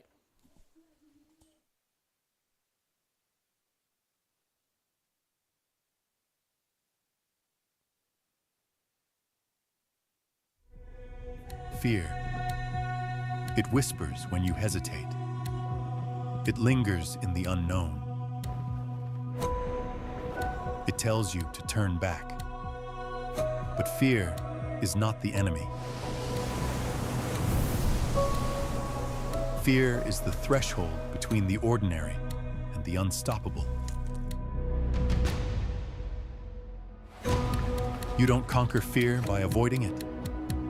You conquer it by riding straight through. Because beyond fear is freedom. Trade fearlessly at capital.com. We've been here from the very beginning, created by athletes, designers, and engineers, defining the sport. We stand proud of our legacy, but we won't stop here. The journey continues.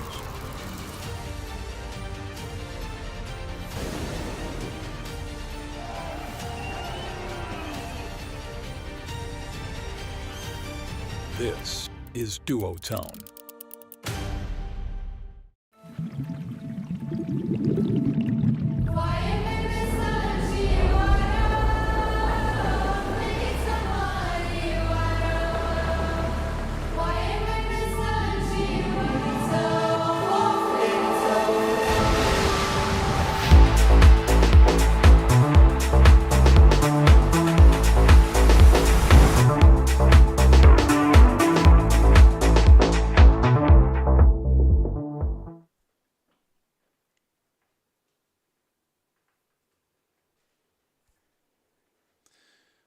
Welcome back to the final heat of our third round of the women's. Cassiana Rodriguez lines up alongside Caroline England. Swede versus Brazilian. Cassiana finding herself in an unfamiliar position here after a kite change during round 1. She missed most of the waves during that first round and then went in for a kite change and then ran out of time.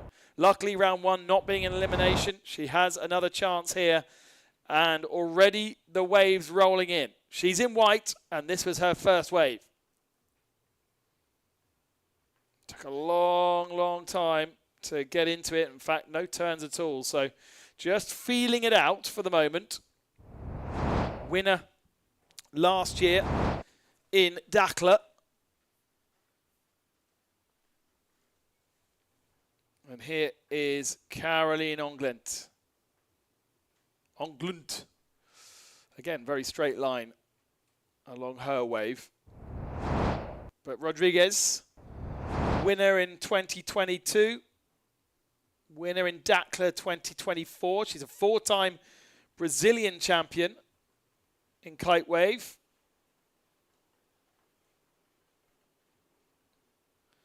So has the experience, but clearly very uncomfortable out there yesterday, 2 days ago in round 1, and just didn't really find what she needed to do. Unless, of course, and we didn't speculate this at the time, that she was working on a strategy, as looks like she may have gone down by the beach, Kessian. Her round 1, she was up against Francesca Maini.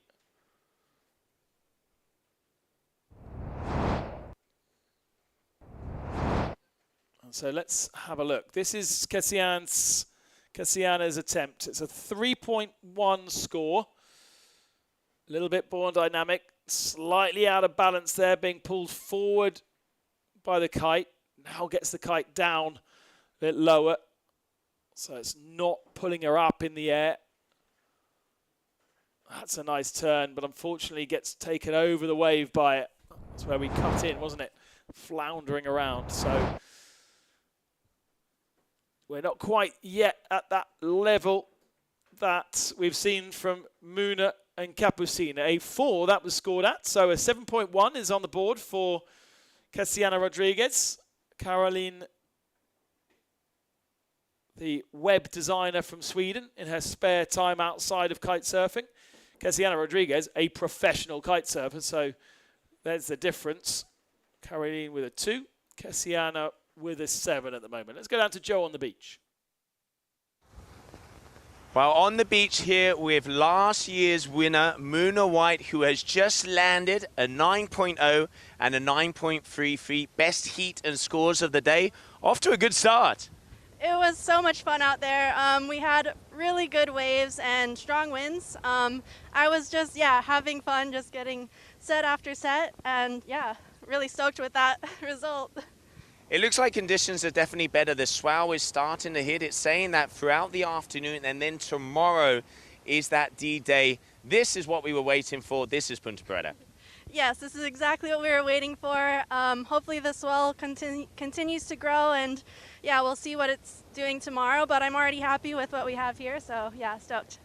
So obviously you've seen quite a lot of the other riders doing very well here as well. Last year it was you against Capucine. Capucine, 17 plus scores, has improved on her surfing, but now you answering back. How do you see the competition out there?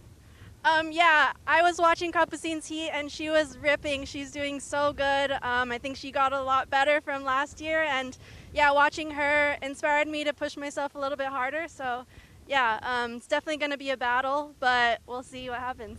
We will see what happens. Muna, congratulations. Great riding out there. Back to you guys. So big from Muna White.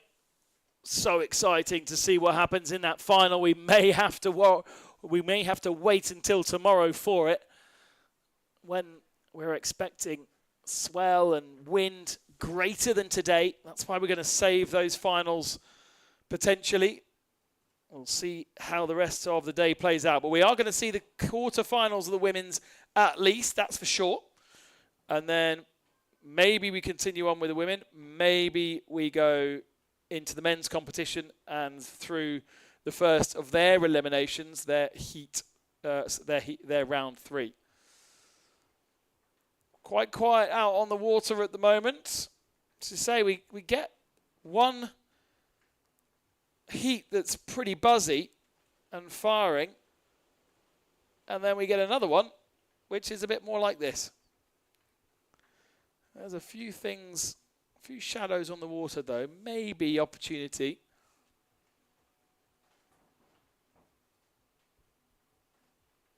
Turning back around then, in the front of shot is Caroline. And there is a wave developing behind her, so with just 2 points on the board, she could do with a big run here. Lets that kite go, gets nice and close to the wave. Brings it back. And now turns towards again. No, that's it. Not much more than that.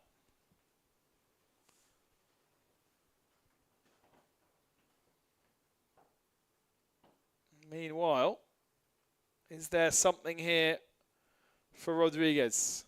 It's quite high on the beach, but nice body position for the first turn. Here we go again. This is much more like it from the Brazilian. Far smaller wave than we've seen from Capucine and the best of the waves from Muna. But those couple of turns were better. If she wants to repeat that victory from Dakle, he's going to need to do that and a little bit more on a bigger wave.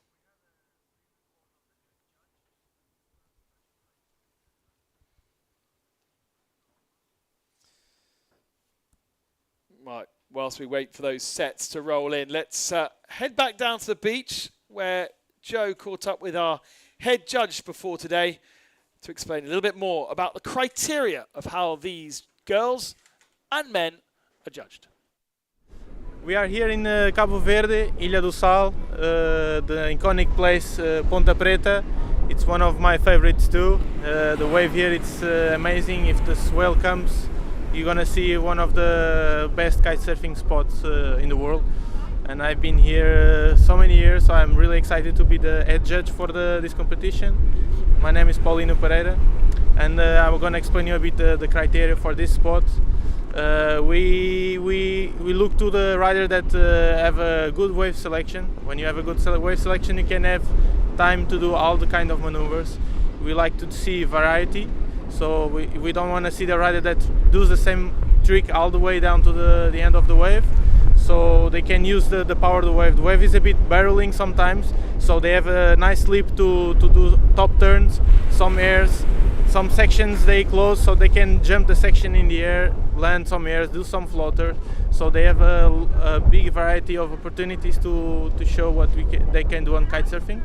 And also they have to use the rail to rail, so when they bottom turn, you want to see those legs pushing the rail and leaning to the wave and do the turns with speed. And I think it's more of that. And the riders that come with a huge streak on the beginning of the wave, very critical on the beginning, will impress the judges for sure. And the ones that are more conservative, they will score a bit less. So we want to see that power turns, that power tricks on this spot, because it's what we like to see. And welcome back, everybody, as we continue on round number 3. So information in, we are going to be continuing on with the women all the way. And the men will be coming in the later rounds. So that is a little update on the status of the competition. Here we can see Caroline Eglund. She has a 2.0, a 1 and a 1. Dropping in on a wave. Kessiani Rodriguez, a 4 and a 5.23.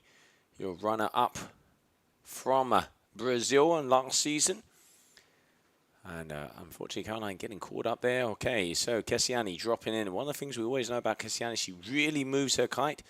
Straight line in this one so far. Trying to get past the section, but getting caught out by the white water. And now she's going to start to turn it. A little bit of a foam climb. Only going for one turn. Not quite sure how to get onto that. And a couple of turns, but she is severely overpowered from what I can see. And that is definitely not going to be a score she was looking for, as both of the athletes are going to go back. 25 knots for wind. Swell up to 1.5 at 14 seconds. But as the afternoon goes on, rumor has it that is just going to get bigger and bigger. We are about a little bit past mid-tide. High tide was at 11 o'clock. As we continue on here for the second day of competition. Round number 3 of the women, the final round. Then we will move over into round number 4, the quarterfinals. Well, let's have a little look, see what athletes we already have waiting. Clemence Derian will be going up against Serena Luz. Simona Schwarzman will be going up against Capucine Delonois. Katie Evans against Camille Losseran. And then Muna White will be going up against the athlete who takes the win here.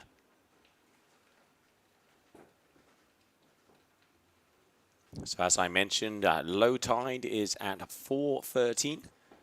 So about 2.5 hours away from low tide. And then with that push, that's going to mean that around 5:30 is when we're really going to start to see this place shine. And then tomorrow is the day. Tomorrow is Judgment Day, as 2.4 meters at 15 seconds. Northwesterly swell, about 25 knots is what has been predicted. And that is what we call serious Punta Preta. 993, so increasing on her score, Rodriguez, with a 4.70. Let's have a look at some of the replays of those last waves. Here we go. So this is the final one there from Rodriguez. That just jumped out. And here we can see Caroline as well.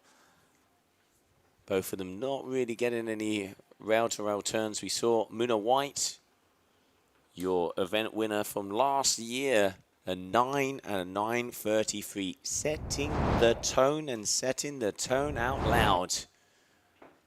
And proving why she is the athlete to beat down here in Cape Verde. Heat by heat, turn by turn, she's going to take it. But showing to the world why she is considered one of the best kite surfers on the planet. Kessiani Rodriguez dropping in. Here we go. First turn off the top, mid-face, but still getting a nice amount of spray. Let's see, linking it to the second. Clean bottom turn, better. Keeping that speed now. This is where she flies past this section and gets another one right in the pocket. Great riding here from the Brazilian all the way down, and a little bit of an airdrop there. Style. And a great ride here from Kessiani. I can start to hear the whistles on the beach as the crowd and the fellow athletes supporting Kessiani Rodriguez. Great riding there from her. Here we can see Caroline. They are flying down the line as Punta Preta really starts to shine. But a straight liner here for her, so that's not going to be a big score. 7.5 minutes to go with this final heat of round number 3 of the women.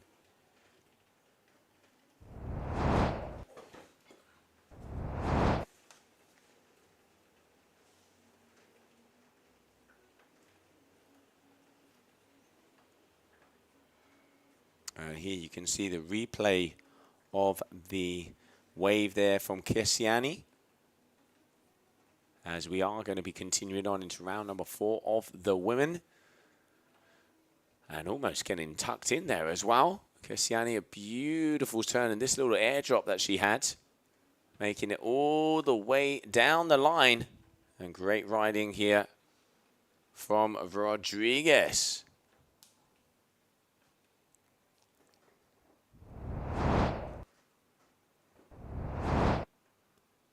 And more sets starting to roll in. Both athletes are in position.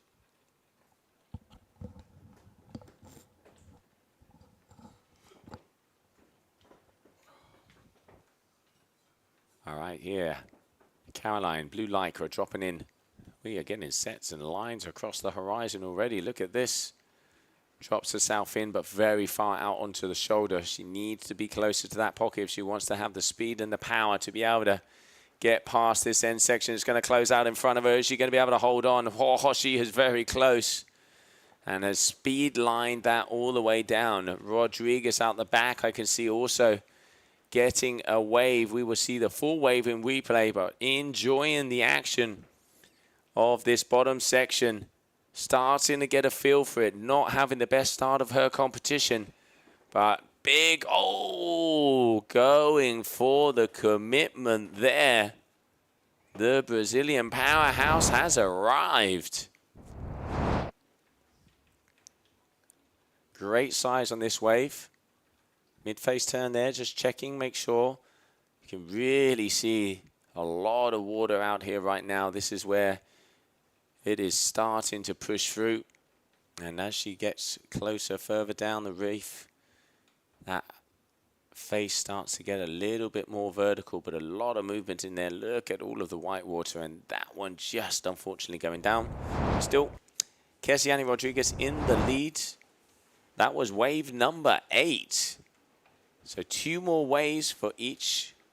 1 more wave for Caroline and 2 more waves for Kesiani until they are waved out.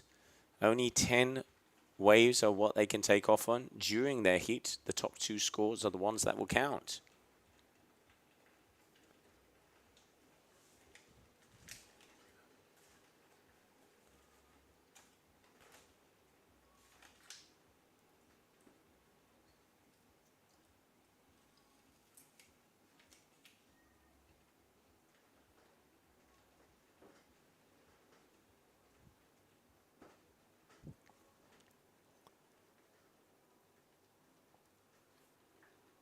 And both of the athletes making it way out the back. You can see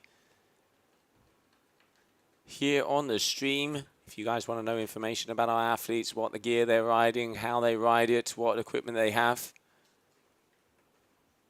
make sure to drop a comment and we will get that information for you. Anything you want to say, big discussions about the walkie-talkie.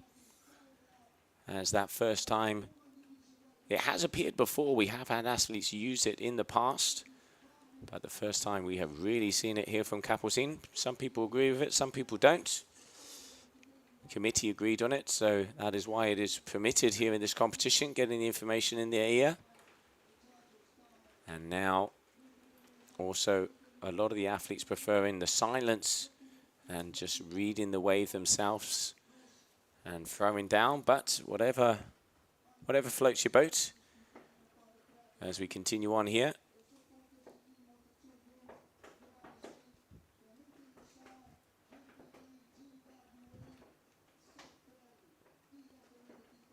Bit of a lull at the end of the heat, as you can see.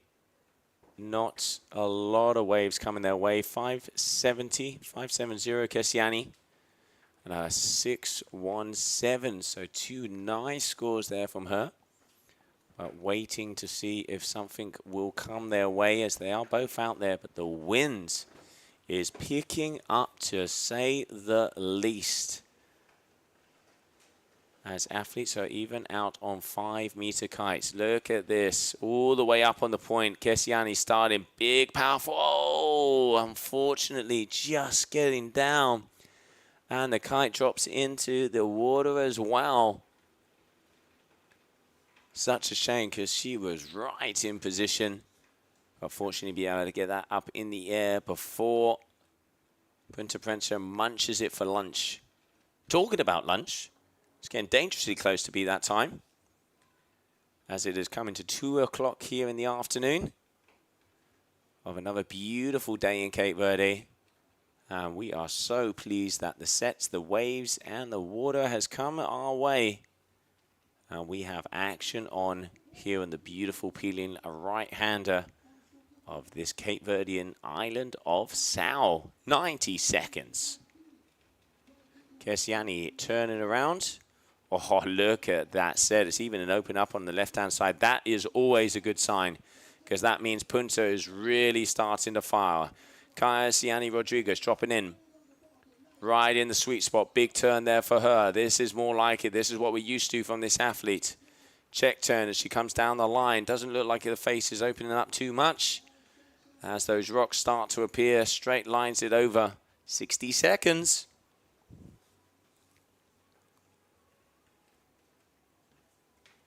And a big shout out to Liam. Hope you're doing all right, mate, over here on the stream. Missing you, boy. And what action we have here in Cape Verde already. Crowned 2 world champions on our sister tour, the GWA Wingfoil World Tour. Already seen that first exchange of 9-point waves and 8-point waves between Capucine Delanois and Muna White. And Kesiani Rodriguez here, 11.87 is going to already combo Caroline. So yes, it is going to be official. It is going to be Kesiani Rodriguez who takes the win and will be moving on to the next round.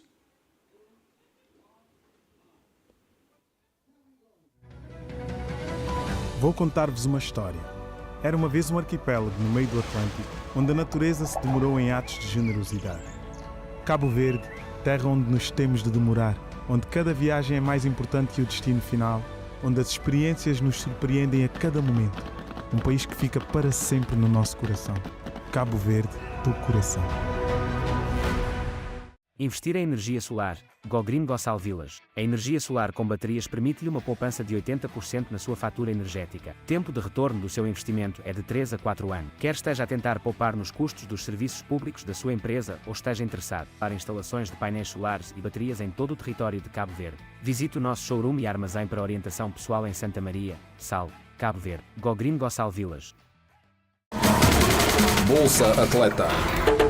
Através do Bolsa Atleta, consegui que a sapatilha bicos, agora todo atleta a nível mundial tenta usar nas competições internacionais, quase ao pé de igualdade daqueles atletas de alto rendimento. Depois que conseguir bolsa, para simplesmente de preocupa com a questão financeira e começa a dedicar muito mais a treinos e minha preocupação fica competição, treinos e desenvolvimento pessoal. Então aquele bolsa ali tem uma importância imensa para mim. Eu passo dificuldade para morrer, me de Rubeira arriba, nunca tenho um trabalho fixo, minha trabalho um dia sim, um dia não. Às vezes aqui pode ser para o chão, quando vem, depois que ganha aquele bolsa e a coisa está me evoluindo, é um pouco mais de brilho, energia no treino, é ter mais foco. É importante que entendem que as muitas condições financeiras é que gostar mesmo de correr e é um exemplo disso e tem que mostrar aos jovens que conseguir realizar esses sonhos realidade. Candidatos em idj.cv até 20 de janeiro.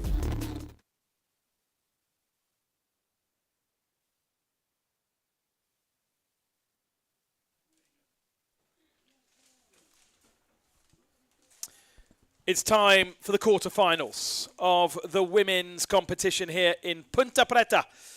And the first of our heats is Clémence Derin and Serena Luiz from Brazil.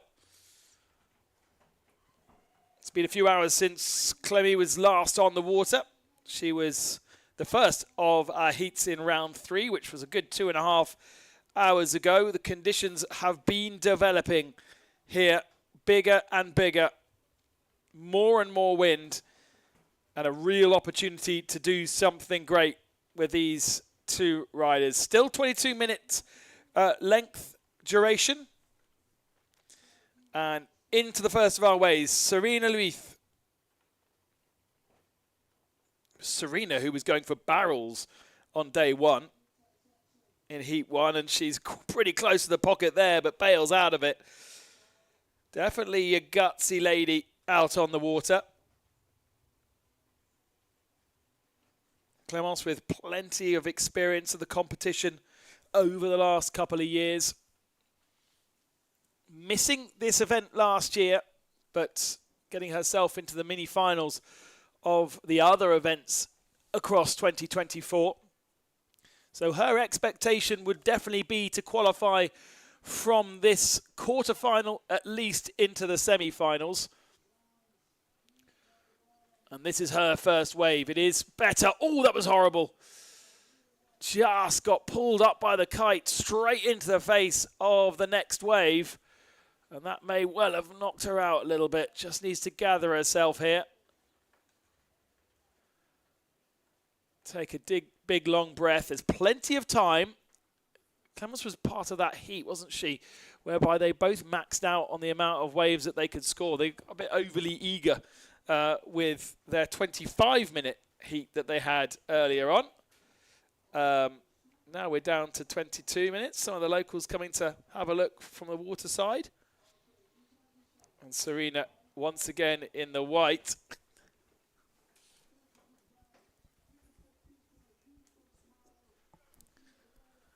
And just falling off the back of her wave. A 10.3 from Serena in heat 2. Clémence only managed an 8.6.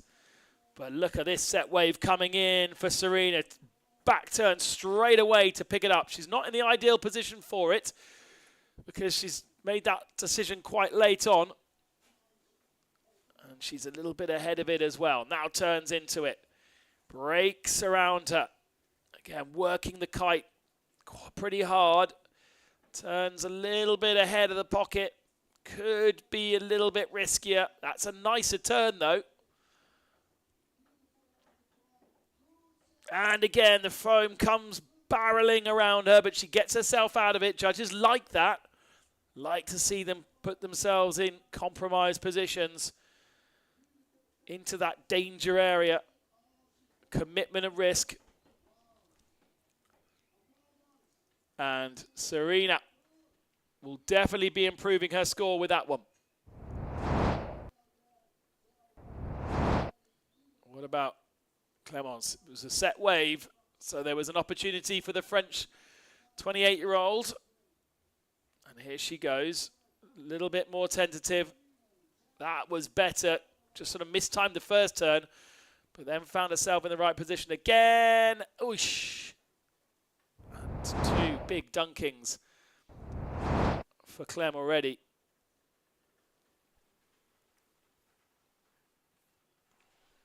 Waiting for those scores to come in. That drone is just stunning.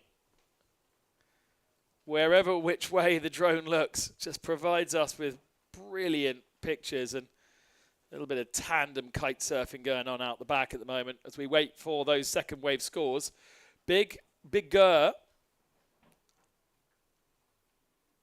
wave that second time, so we should expect bigger scores as well.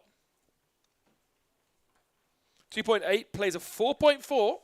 Serena Luith being given a 4.4 for her wave.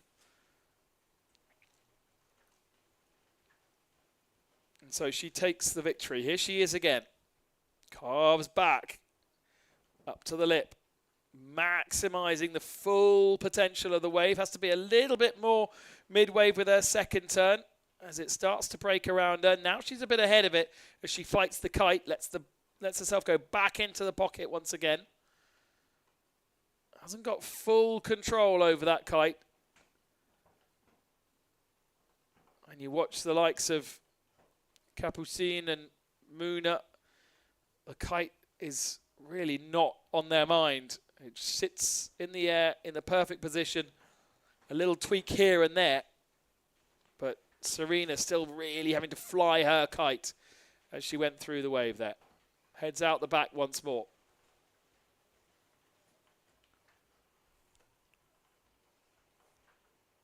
Freddie Clements has gathered herself after that big smash on her first wave attempt. Went down on the second as well.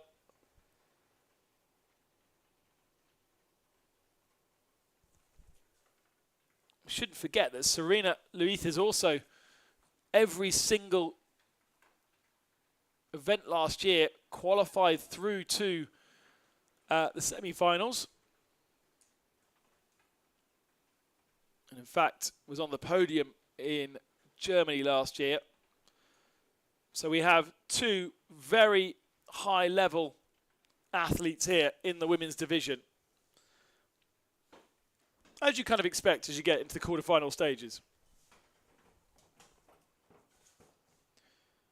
But for the moment, it's a slow burner for our judges.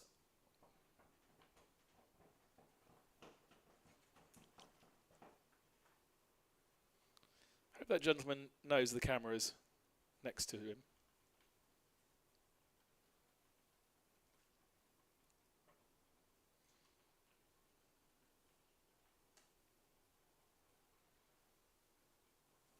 Sometimes when they're as far out as this, you get a feeling that perhaps they are missing some of the waves that maybe take a little bit longer to develop. 7.7 now, the score for Serena Luith. A 4.4 and a 3.3. Both scores better than Clemence, but Clemence hasn't really shown us her potential as yet with two decent wipeouts at the end of both of her waves. She only offered us two waves as well. So we wait. Coming back towards the beach, the Brazilian, Serena Luith. Something developing behind her. Now she's getting a little bit late on that wave. Here it comes. Cuts up to get herself in a good position to do that first turn. Good first turn. Good positioning on the wave. Just to get a little bit... Now the fluidity is gone there. And there's been no second turn whatsoever. There it is now. But yeah, she kind of died out on that one. Love Clemence's attacking style. Quite tall, so he needs to get crouched down in comparison to Serena, who is quite a petite athlete.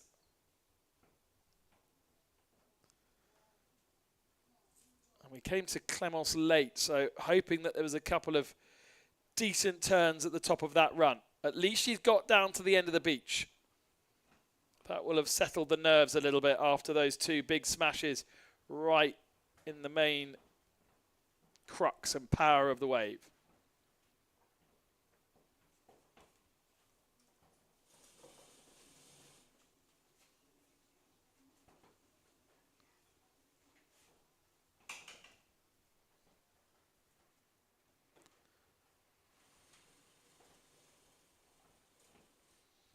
Waiting for that score to come in for Clemence Durin from Brittany, based out of Brest these days, and running a hot desk company with her older sister after a few years traveling around the world perfecting her kite surfing art.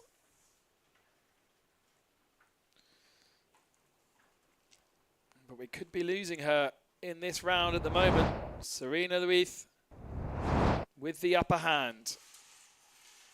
Here's the top of that wave again. So a decent first turn. And there's fluidity. It's a great wave. And a nice second turn as well. A little bit delayed on the third one, which then wasn't particularly accurate. And they've given her just a 2.87 for that for Clemence. So definitely needs to step it up in this contest if she wants to progress.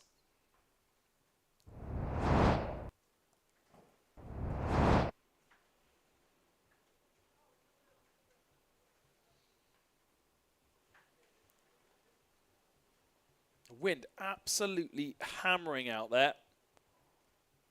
Plus 25 knots. Swell is there. It very much depends on the competition as to who takes advantage of the waves. Seems to be a tendency by some of the female athletes to let a few pass by. Maybe be a bit more conservative and selective.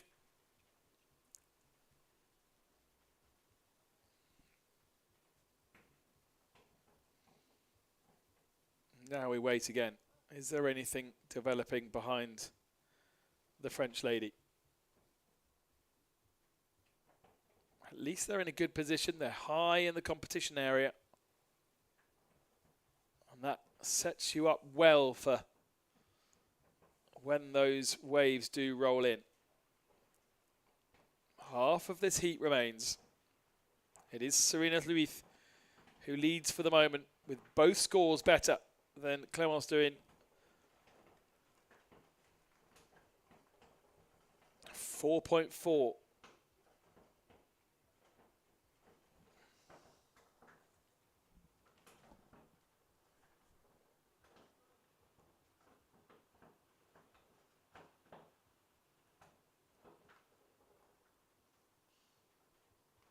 Serena taking a little bath.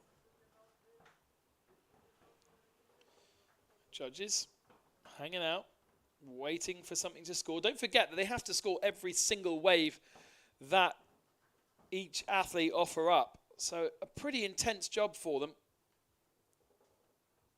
On an average of 5 to 7 waves offered by each competitor. That's 14 waves per 20-minute heat. In the early rounds, of course, you have 3 athletes as well. They've got to be on it, on every single one.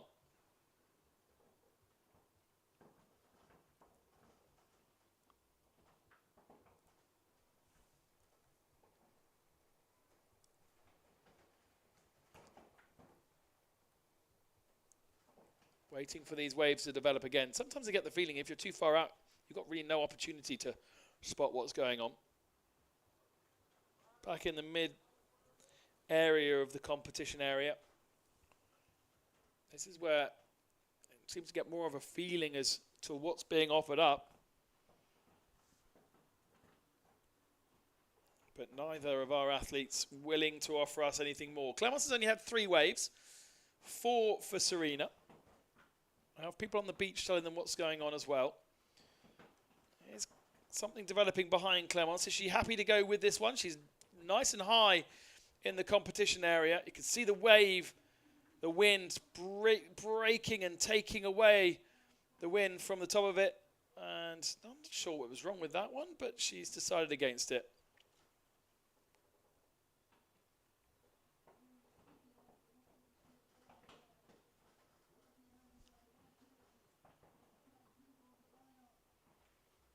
Here we go again. Serena Louise trying to extend her advantage.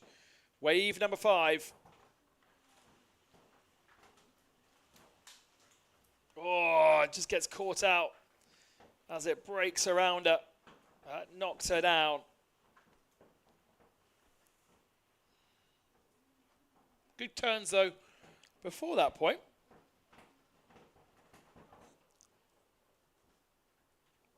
Oh, dear. Visibility has suddenly disappeared massively thanks to the dust storm on the breach.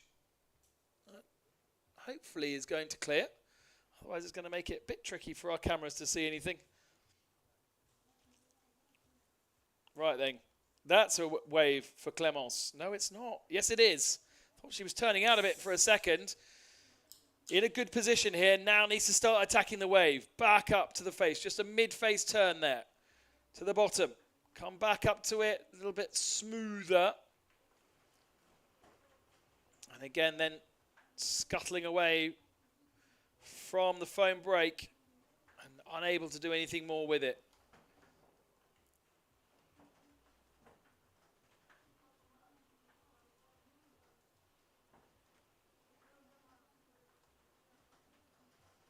Serena's on a wave as well behind. This is a big one.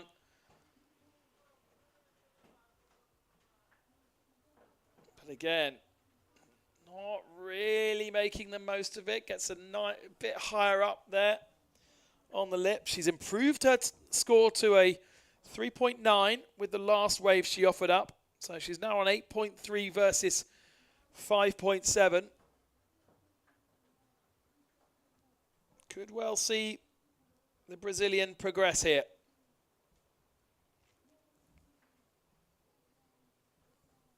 Just over 5 minutes remaining. They head back up to the top of the competition area. Just don't think we've seen the best of Clemence Dorin in this competition. A 5.7 is really quite small in comparison to what she's managed previously. And every single wave has been a bit of a, can we say damp squib? Don't even know what a damp squib is.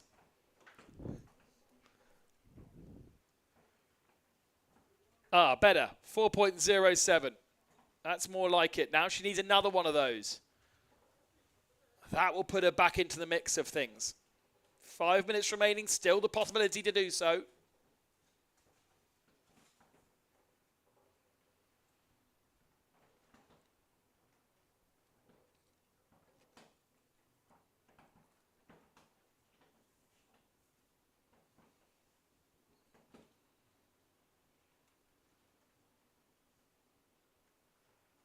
Absolutely howling outside our commentary box. I tell you what, if this was a race, that would be amazing conditions. It's just the waves that at this particular moment in time, certainly looking out the window, are not quite there. But if that swell starts to build up, we're going to have some fiery competition conditions later on.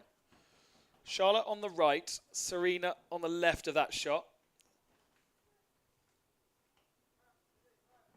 Here we go. Oh no, very poorly timed from Clemence. Turns straight into the break.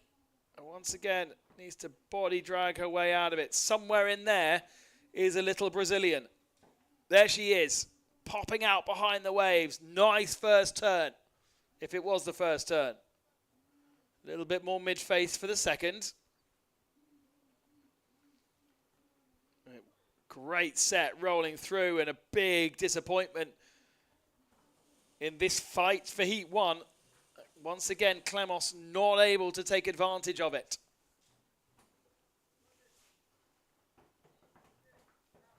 Now they need to get themselves back up and recovered, get back to the top of the competition area. They've got plenty of waves available to them, 10 in total. Both have only scored on 6 waves. There's Serena, just trying to get her board sorted.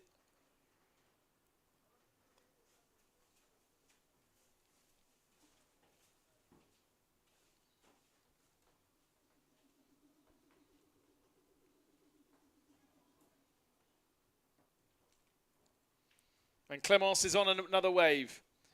Could this be snatching victory for her? One first turn, a little bit stalled on the top. And she's certainly far away from the pocket. That's going to be catching up with her pretty shortly. Comes out of that one. Maybe she feels as though she has something else in her. Is there anything on the horizon from our drone shot?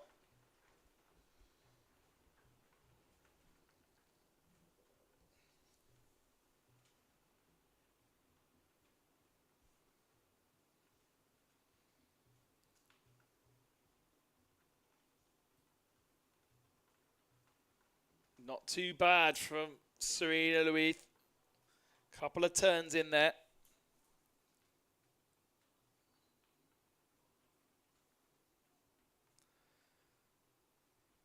With 1 minute and 30 seconds remaining, she might not have the best positioning to score again. Got a couple of waves available to her. But the gut feeling is that the French woman from Brittany has not offered up her best in this quarter-final Heat 1. 1 minute and 10 seconds remaining. There is the opportunity to overhaul Serena. She only needs about a 4. 4.2 would do it, or 4.25 would do it. But is there a wave there for that? And if a set rolls in, Serena will be behind, potentially able to counter any advantage that Clemence takes. The two women steam towards the beach. 25 seconds remaining. Something's jacking up here behind Clemence. She's got to do something with it. And again, she decides not to. That is a decision that is going to cost her this competition. Even if she'd tried to do something there, it would have potentially been better than a 2.87. Maybe she doesn't even know what the time is as they both head back out to the back of the competition area. The clock hits 0. Serena Louise it is that wins Heat 1 of our quarterfinals, eliminating Clemence Durin.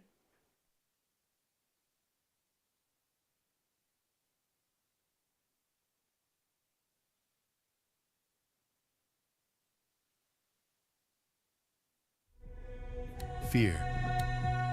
It whispers when you hesitate. It lingers in the unknown. It tells you to turn back. But fear is not the enemy. Fear is the threshold between the ordinary and the unstoppable. You don't conquer fear by avoiding it.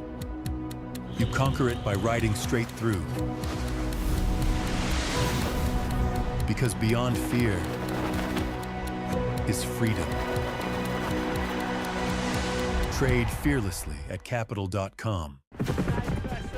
We've been here from the very beginning, created by athletes, designers, and engineers defining the sport. We stand proud of our legacy, but we won't stop here. The journey continues.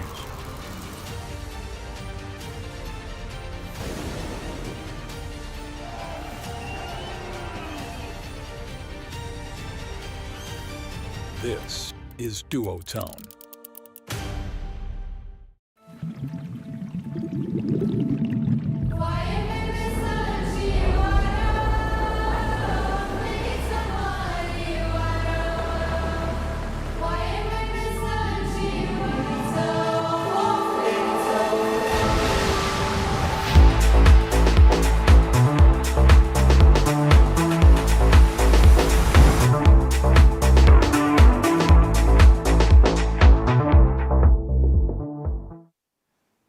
Welcome back, everybody, as we continue on here with your second day of competition, GKA Kite-Surf World Cup, Cape Verde, Punta Preta, and the waves and wind has arrived. The wind is really starting to blow 28 knots on the gust. We are starting to see heat number 2. Simon Osmansman going to be going up against Capucine Delanois, who had an absolute blazer of a heat with 2 8+ rise, totaling at 17.2, if memory serves me right. The second best combination score of the competition so far. And really, her surfing side has improved over the off-season. Thanks to, especially over the last 2 months, being here and training alongside Mitu Montero. She said that in the interview, that has been her focus over here in Cape Verde. One-way ticket, 2 months here on this island, training with Mitu. Now, question is, controversially, in the last heat, we saw Capucine with a helmet connected to Mitu on the beach so she could talk to Mitu. Didn't have that, by the way, in heat 1. She didn't. In round 1, sorry. Well, she didn't need that because the strategy was to lose that heat, so she'd be the other side of the ladder. So who needs anything in your ear if you're going to lose? Yeah, you don't need any advice to lose, do you? Let's see if she's decided to, how much stick she's had from the beach, how many people, certainly online, there's a split opinion as to whether this is the right or the wrong way to go. I noticed even somebody saying, I would have thought better of Mitu. Yeah, I mean, it's a tough cookie to crumble. It has been accepted by the Riders Committee, so that's the committee of all of the different athletes that represent all of the athletes. They've wanted it to be there, so obviously that's their decision also to have. And if we reset that timer, it looks like we have already started here. Simona Schwartzman is going to be dropping in, but right now, here comes Capucine Delanois. First turn already up and above, getting some beautiful sets lining up. The one thing I'm really seeing with Capu compared to last season is her timing. She is right in the sweet spot of the wave.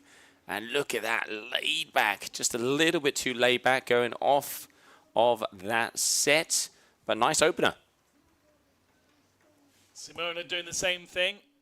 Good positioning as well from Simona. Not quite cutting back into the wave as we saw from Capucine, but certainly we have stepped up a level in this heat, and we will in the next couple. Here is Simona's start of the wave. See how she brings the board all the way back so she finds herself in front of the foam wall, and then that positions her well to go back into the pocket of the wave, the power of the wave. But straight off the bat, remember Capucine in the last round did a 6, an 8, and an 8 in her first 3 waves. Didn't do any kind of small ones to get going. Just smashed it. A 7.27 is her first wave. And look at the lines across the horizon now. Punta Preta is really starting to push. We are at 2 hours before low tide. And this is where it really starts to shine. Look at this. Capucine Delanois, she is not dropping a bit. Look at the speed down right in the face. Oh, it is starting to get big out there. Double overhead. Nice turn here from the French athlete. And now all the way again, keeping that speed. This is a beautiful wave from Capucine, timing it perfectly. It is amazing how much this athlete has improved compared to last year. And just going down at the very end, but huge set. It's like the waves knew the champion was here. A massive set rolling through, and Simona stayed up on her board. It'll be interesting to see what she managed to do on that wave. But endless opportunities when you've got a set of that size. Here she was. Looks like maybe the wave a little smaller than what we saw Capucine on. Cuts back. Too bad, but certainly nowhere near as dynamic, and having to get all the way back down the wave. Look how large it is. Yeah, this is the size we were expected. This is what we wanted to see here in Cape Verde. But, I mean, very interesting to see that score, Capucine, because it was a set wave. It was timed very nicely on the first 3 or 4 turns and then went down. Let's not forget, Muna White, 9.0 and a 9.33 were her top scores. Is this going to be better than that? We are going to have to find out what our judges, you can see them talking about everything. Here we go. Give us a score, boys. 8.27. 15.54 for Capucine, and only 2 waves taken. 15 minutes still to go in this particular heat.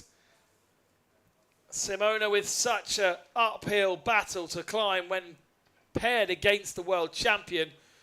And this is about this competition between Capucine and Muna, isn't it? This is not necessarily about the competition we're seeing here. Muna on the beach, watching Capucine.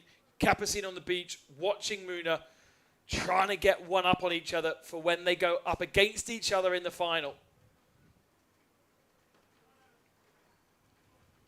Is that final coming up today? Is it going to be saved until tomorrow? Nobody knows.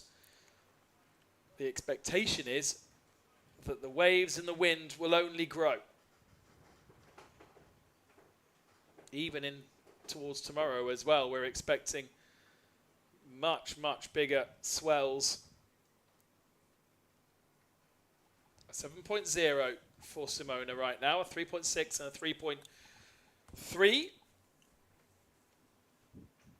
We wait for the next set to roll in, but that was a stunning set that came in just now. Yeah, and you can see, look at all the white water. Look how everything is mushy from that big set breaking on the reef. Definitely the biggest set we've seen throughout the whole day, and I'd even go as far as saying one of the biggest sets we've seen in the waiting period here so far. So it looks like that northwesterly swell has hit Cape Verde, and we are going to be seeing action all day. 2:30 in the afternoon down here local time. Still 4 hours of possible competition. The sunset is at 6:30. And I got a feeling, if I know Juan Antonio well enough, we are going to be pushing on until the final little bit of that golden sunset. Simona's got a wave here. It's not as big as what we saw earlier. She needs to do something with it, but she's kind of a little bit late onto it. Just coming from downwind, and so didn't quite catch it at the right time. It's compromised the early part of it.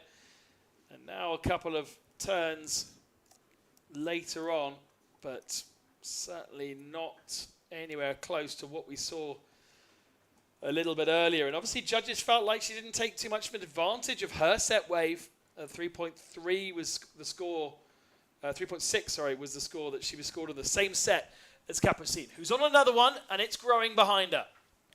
Oh, big first turn. Once again, you can just see completely in control. Now she's going towards the foam ball again to hit it. Mid-face, a little bit of a handbrake turn, not as good as we saw.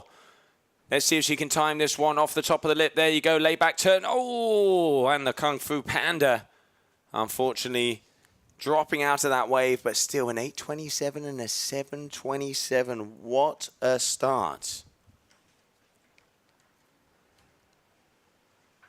Interesting to see what the judges thought of that last attempt from Capucine. I've got coffee. Where do they get that coffee from? That's a very good question, mate. Huh? Very good question. Direct line to the judges' tower, because that would do wonders right now. I'm going to take the hint. What do you want, mate? Are you a frappiato latte with a hint of cinnamon, or are you a pure... Frappy latte? That's something completely different. 4.33 from that last run.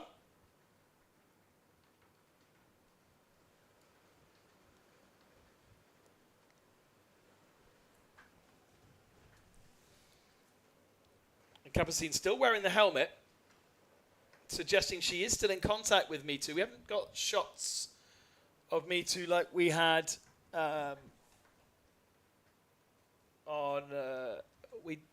we expect he's still on the beach, but obviously we haven't had a complete confirmation, and presumably after the feedback from the first round, Me Too might be hiding, advising perhaps from his vehicle. Covertly. 7 plays a 15.54. But what Capucine really wants to do here is get herself on par of what she had in the previous heat and what Muna had as well. She wants to prove a point that she can get those scores that we saw, the 9-0 and the 9-3-3 there from Muna. Here, a little overview of the location that we have for this Cape Verdean World Cup here, Ponta Preta. That point out there, that nice right-hander that breaks all the way along. Nobody in the bar. And you never know. You never know. That could be the place to be.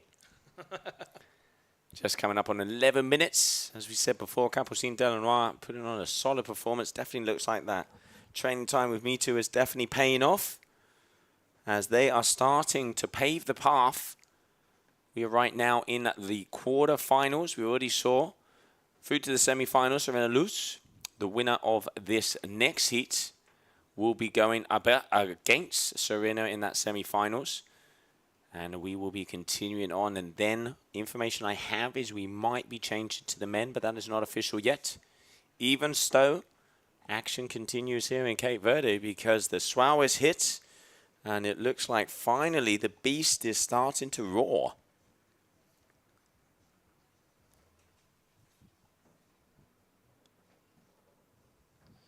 Such is the size of some of these waves coming in. Difficult for our cameras to spot the athletes out on the water.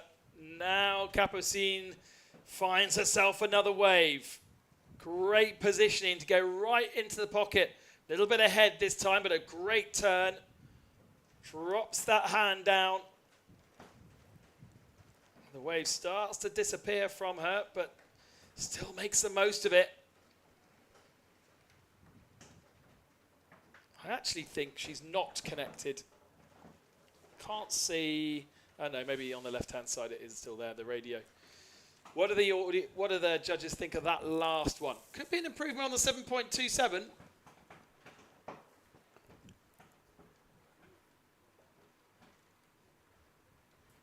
mean, Simona just doesn't have the answer.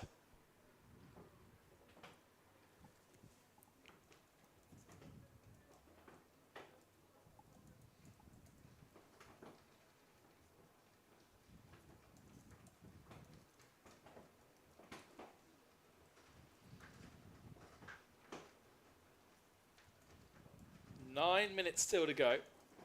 Elimination, don't forget.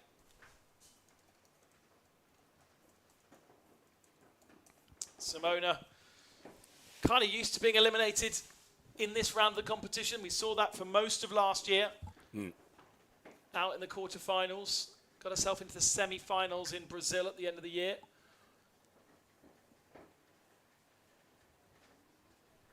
And as she said earlier on, not that many waves on the lakes of Switzerland. No, but no fear. I mean, we've seen her taking off on some of the bigger set waves and really trying to go at it. Had a couple of big sets as we started, but now a little bit of a lull out there. We caught up with Capucine and Simona both before and today, and we'll be going out to see the winner of this heat, how they're feeling, as they will be our second semi-finalist of the day as we continue on. But I mean, just look at those colours. It is crystal clear and blue water and blue sky all the way along.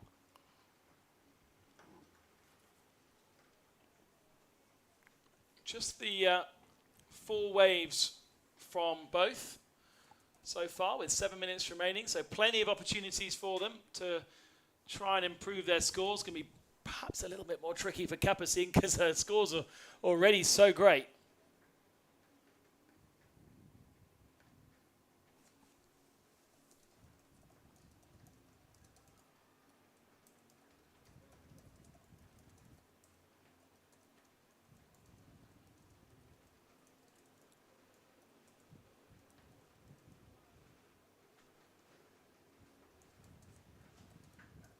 Just absolutely stunning. Simona coming down beach side here. Unusual positioning from an athlete mid-competition. Is she coming into the beach here, or is she just deciding? I mean, that wasn't a wave. No, well, it's interesting, that one. Okay, now she's playing around with the wave, but Oof, that was close. she's outside our competition window, so our commentary window. So she's way, way, way down from where ultimately she wants to be. Yeah, we saw a few of them. I mean, the good sign of that is that the waves are linking up. When the set waves do come, Capucine we saw all the way from the top coming along to the bottom. Looks like she's having a little look-see out the back, but no, goes off and continues on. But yeah, that is a great sign because it means we're at that tide. You can see this wave that's breaking kind of here in the middle right now.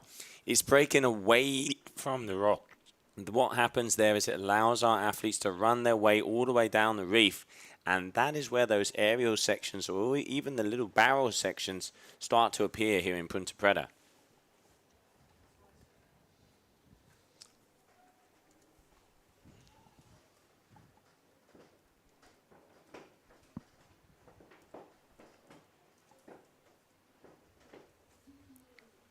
Under 6 minutes to go, Ben, and a little flat out there at the moment. Definitely taking its time. What would you say, about 6 or 7 minutes since we've seen a set? Yeah, absolutely. As it's grown, it definitely seems to have, those sets seem to have become less frequent. I got very excited at the top of it, at the top of this heat, when Capucine was able to get herself a 7.27 followed by an 8.27. And then she improved it a little bit afterwards to a 7.77, but we haven't seen anything since. 16.04 is her score. She'll be well happy with that. But I imagine there'll be a certain amount of frustration for just not being able to go and surf the waves. Because ultimately, that's what they want to do. That's what they want to do, and that's what the judges want them to do. We caught up with our head judge, Paulino, explaining what they want to see, how they want to see it, to be able to get those perfect 10.0 scores and get the shakas and the love from our judges. Let's not forget we have a panel of 5 international judges. Top score and bottom score is scratch, and the number that will appear on your screen is the average of the middle 3. Simona dropping in off the top. That's a better turn and managing to keep it together. Engaging for that bottom turn. Again, this is a much better... Oh, goes off the back. What a shame. Capucine's in there as well, though. Good timing there. Perfect timing into the pocket. Let's do the same again. Lovely top to bottom. Absolutely maximizing what the wave can offer. Stalls out a little bit on that one. Has to get this kite back to drag her back into safety. Now she's in all the mush. She hasn't got a radio this time. I was wondering whether there was Is it radio or not? missing. Yeah, I thought there wasn't, but then I thought there was, so I shut up. Yeah, there is something on the left side. Is the champion whisperer there or not? That is the question. Yeah, it does look like she have it. I'll take that back. Direct link to Monteiro. How necessary is that, though, really, for a two-time world champion, for a woman of such quality and ability? Yeah, it's a tough one and definitely a discussion that is going to be going down by the looks of it. But, yeah. Still going down. There's been no discussions on the chat for ages, and then she comes on board and it all lights up again. It is. It's a tough cookie to crumble. I'll leave it at that. In the end, once again, it has been approved by the Riders Committee, so the athletes have agreed to it. So if they have agreed to it, every single athlete is allowed to do so. Is it an advantage, though? I think it really depends on the person. Like me personally, I was always nervous competing. I reckon with having someone in my head talking to me, telling me what to do at what time would throw me off. But then there's other people that maybe it will work for. I mean, you know, whatever makes best for you to be able to compete. And if it has been approved by the athletes committee, by the sports committee, well, then they obviously decided, you know, all together that this is a good thing to have.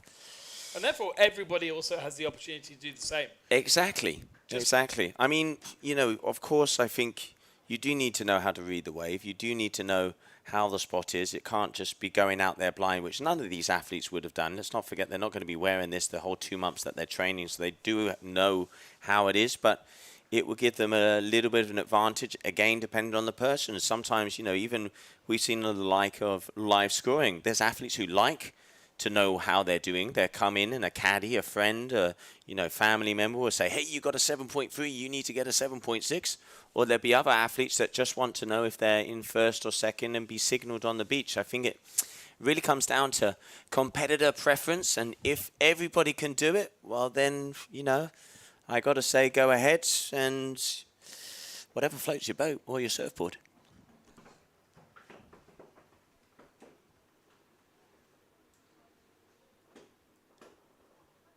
What we should say is that it is, as Joe has emphasized, it is legal.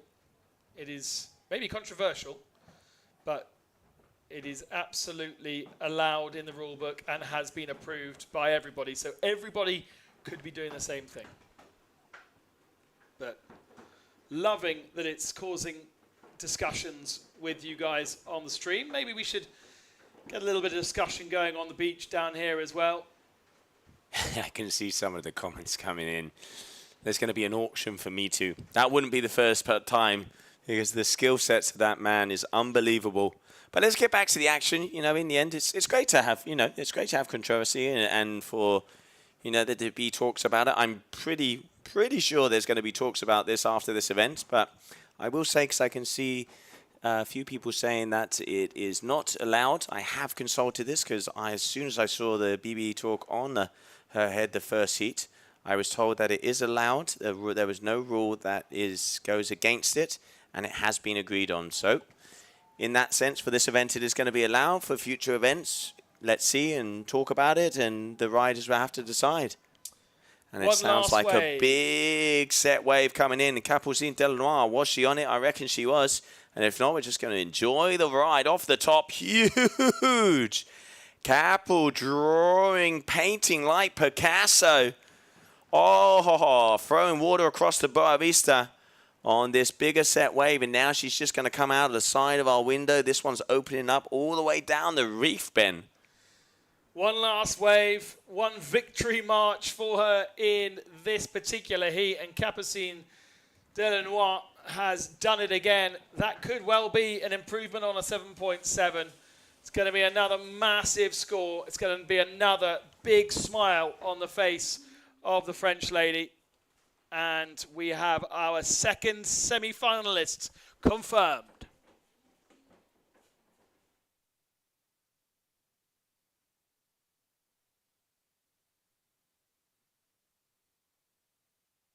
You don't conquer fear by avoiding it. You conquer it by riding straight through. Because beyond fear is freedom. Trade fearlessly at capital.com.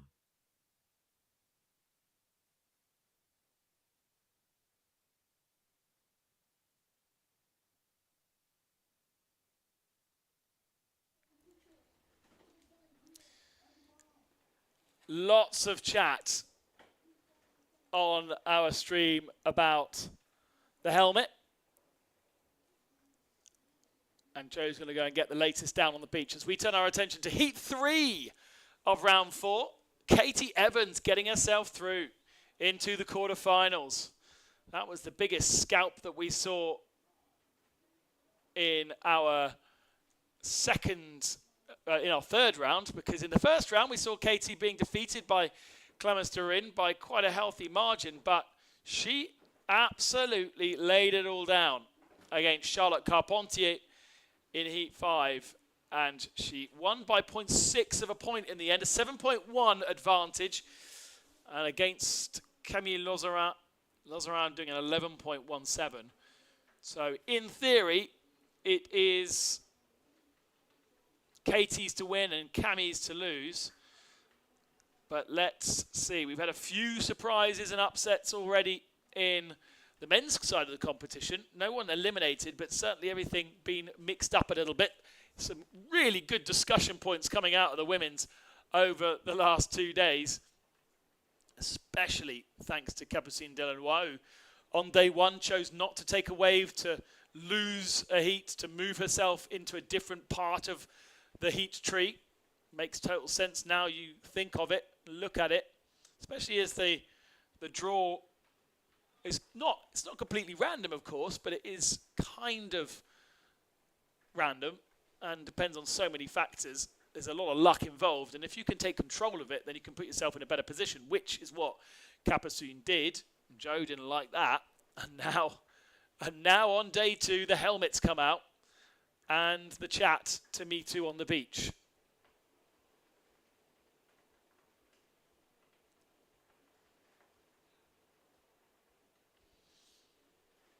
A little wave there from Katie in the blue, just to get herself feeling exactly what's under her board. Been a while, kind of more 2 to 3 hours waiting between the different heats for these girls.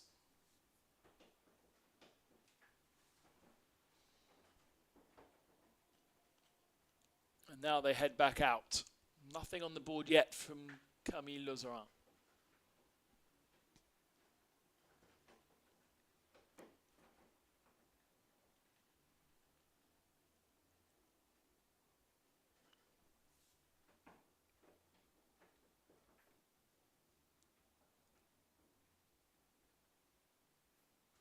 Katie Evans absolutely loving flat water lagoons.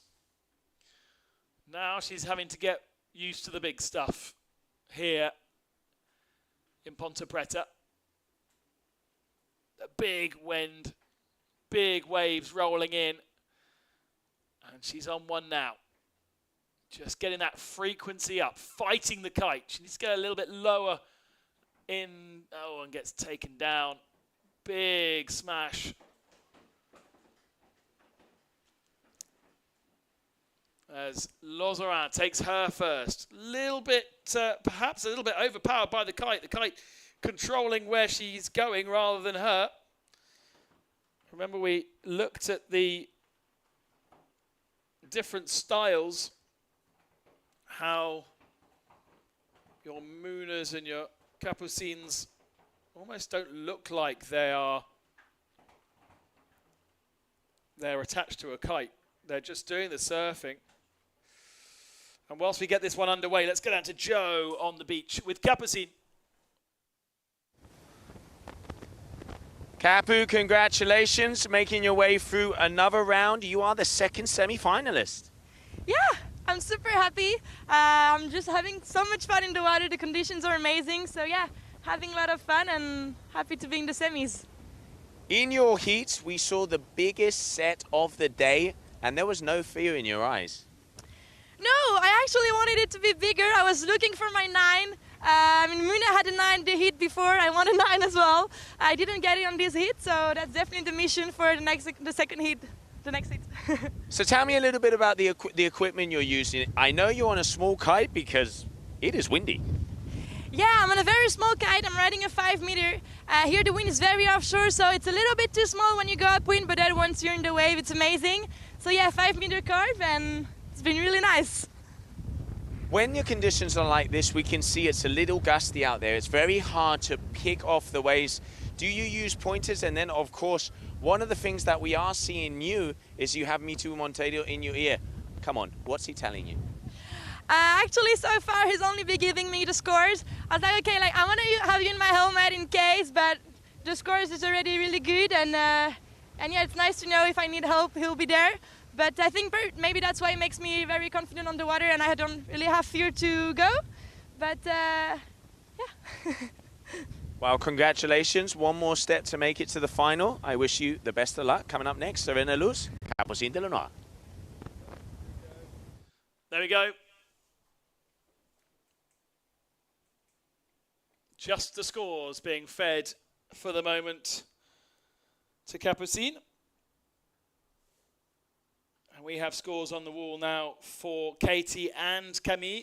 4.6 for Camille, 3.7 on her last wave versus 1.2 scores for Katie. She built herself up on the last of our heats. It was only at the very dying seconds where she was able to take the victory. And so maybe that's the same strategy here for the Elevate rider.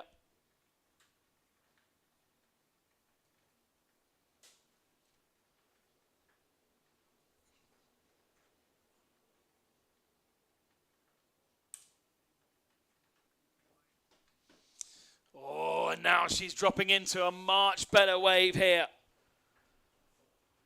Needs to get those turns in. Waits quite a long time before hitting the first one. She's already outside our commentary box where she puts the second turn in and the wave dies out. She really needed to have been doing more earlier on. Camille Lossaran was also in there.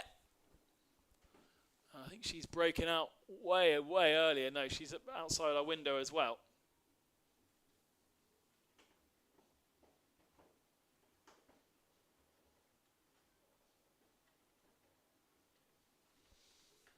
We wait for what those judge scores came in. More discussions down on the beach with Capucine. Always a smile on her face.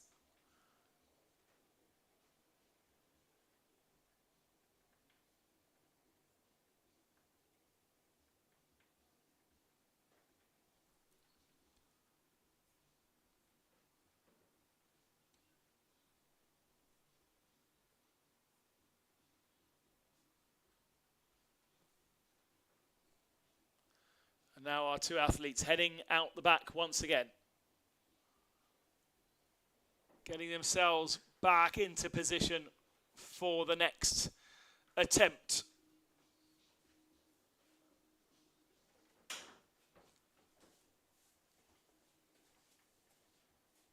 Muna watching on. Following the scores on her phone, watching to see what's is going on out on the water. Looks like Katie might be a little ahead of a wave coming in. Now she turns into it. There's not really that much dynamics in that first turn. Little bit better on the second. Nice angle with the board. She's not too across the wave. Heading down the wave.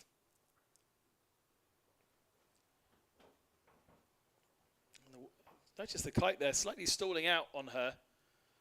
Behind Camille Lossaran in a much better set. Oh, I was about to say in a much better set, but she must have come off the board before she even got to the wave.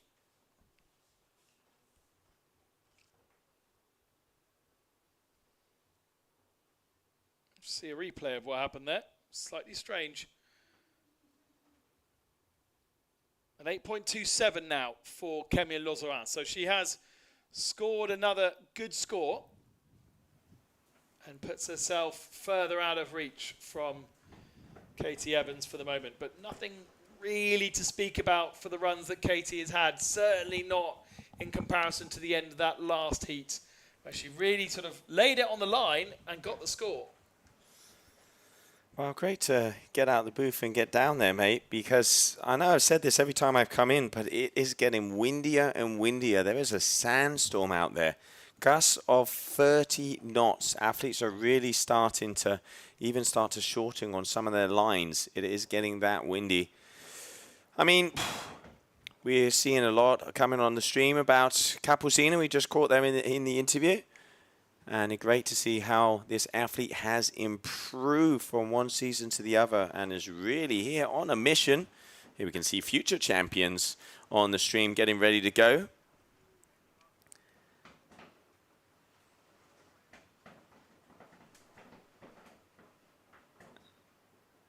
And we're just waiting for some images to come out, as it looks like we've got a replay, Ben. This is Lozera getting herself onto another wave. This is at the back of shot. You can see her trailing, so she's heading up towards the wave to get herself in a good position. Fell off of her board at the bottom. Lost the board at the bottom, so wasn't be able to get up. So that's going to be a no-show for her, but still, at the moment in the lead, just a bit over 11 minutes, 377.405. As we continue on here with the second day, I'm talking to Juan Antonio, our competition director, and he has said that we will be going all the way through the women, but after the semi-finals, there will be one heat of the men, then mini-final and final, and then we continue on with the men, because obviously in the two semi-finals, the second semi-final, one of those athletes will be in that mini-final, so they need to have a little bit of a rest, which will be that one heat break. Katie Evans here on a nicer wave, your Elevate athlete coming all the way from the UK. This is a great shot to show what she's doing with the kite. Yes. So often we're sitting just looking at the athlete, but we don't see the kite and see it sort of moving around and stalling. And she can see she pushes that kite down as she hits that top turn, because as the wind is pulling her off of the wave, by jacking that kite down, by turning it down just as you're hitting the top, that energy brings you back onto the face, which is one of the things you have to master to be able to surfing offshore conditions. A little different to when it's cross onshore or side shore, where you can, let's say, park your kite and then just kind of surf it yourself. And one of the, we really see those top athletes hitting that timing, and that when they're coming off of that bottom turn, they're already be pulling that kite forward. So literally as they're at the apex of the wave, the kite is making them be able to have more power on that top turn, like we've seen come from Capucine, like we've seen from Muna, and a lot of the male athletes that are going to be coming up a little bit later. Camille selecting herself a nice wave here. There's actually a better one behind. I don't think anyone was on that one. But a really strong wave from our Swiss. And notice once she's finished the wave, she instantly switches feet and goes back to goofy, because she is riding the waves switch. There you go.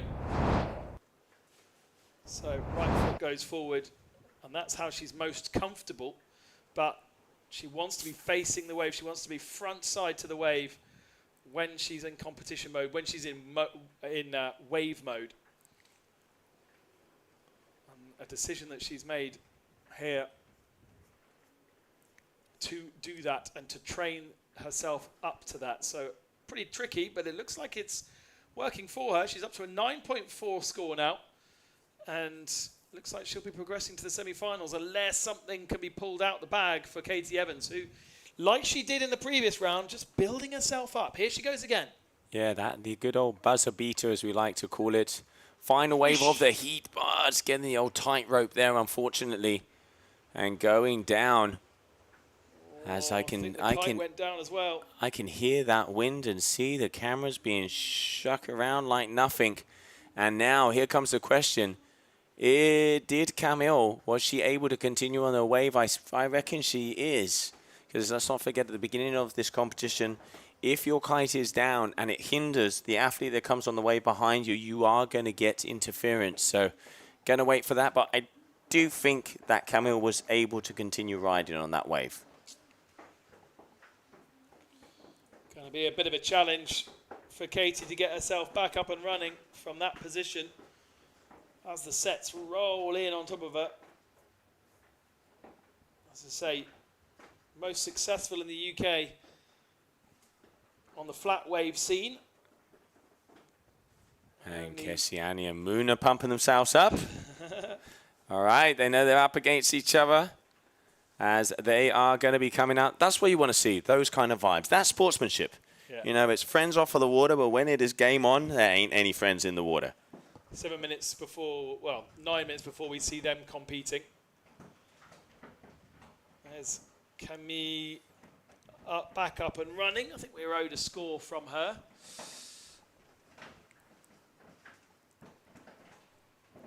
And that wave that took down Katie Evans being judged at a 1.1, so no change for her scores.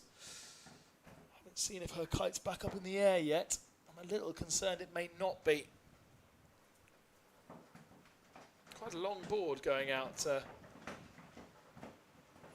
I can feel our container being rocked around like no tomorrow as the wind is increasing. 3 o'clock local time here in Cape Verde. There we go. Katie is back up and running again. So opportunity to have another crack at some of these big set waves that really are a lot bigger than we saw 2 days ago in Heat 1. And for somebody who prefers flats and been very successful in the UK on lagoons and Wave Master, Kite Master, all that kind of stuff. This is a different world completely. Having a little look at the updated forecast as it has updated after 2 o'clock. Today and tomorrow, 28, 27 knots of wind. 2 meters and increasing throughout the 2 days of swell. And we've got very, very good, looking at about 11-second periods. So that is why these waves are starting to hit Punta Preta.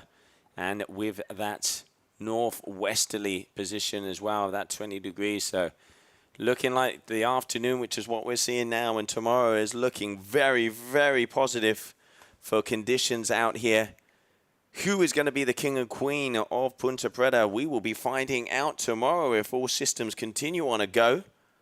But at the moment, there are definitely 2 clear pictures of the women, Capucine Delanois and Muna White. And Muna coming up next against Kesiani Rodriguez, your runner-up last year of the World Overall Championship.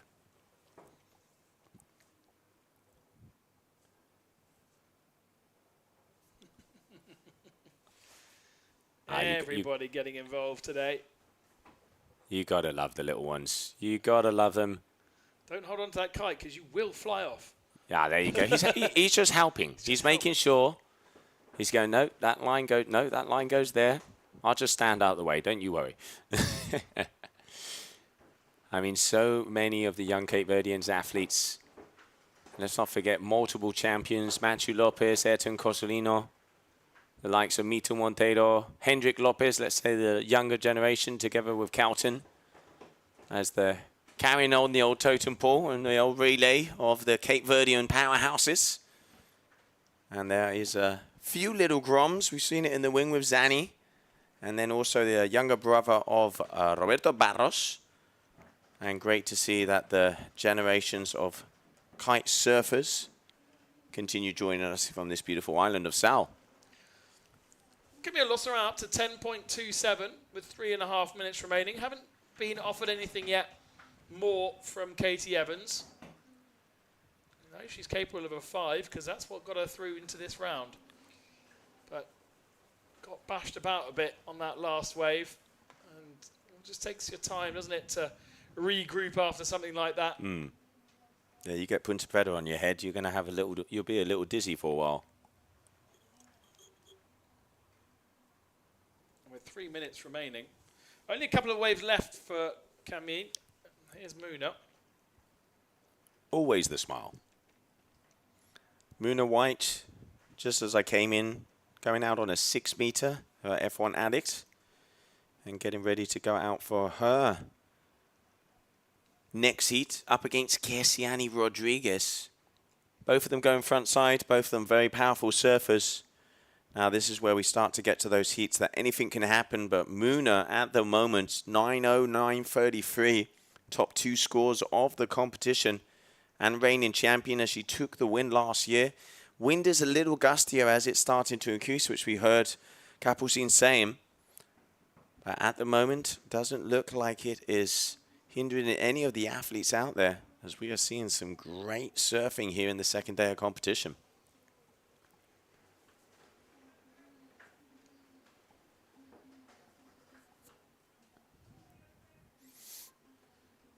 Is there anything developing behind Katie Evans here? Yeah, looks like there is. Not quite in the sweet spot that she wants to be, but fair enough after what happened to her about 10 minutes ago. Definitely nowhere near as aggressive. The kite jolts her forward. As we said before, there's a lot to do with the kite, and down she goes again. Laurent looks way more in control. Look at the body language from the Swiss. Absolutely owning the wave and owning the kite. This is going to be a much better score. Gets herself away from the biggest of the break and then goes back in for one last little turn. She knew exactly where to position that one, and that should seal the deal, I would have thought, for Camille. Let's have a look again. This is her start again. If it was Muna or Capucine, they would be turning to her backside into the break and then following it up into the pocket. She stayed a bit more central. Wave starting to catch her up a little bit as she finished off. And then this is this danger zone where they just need to scramble. Yeah. We'll see some of the men do some tricks over that, but for the women, it's just full power and one last little turn at the end. Yeah, really nice surfing there from Camille. And as you said, that is going to be the nail in the coffin as she is 14 seconds out.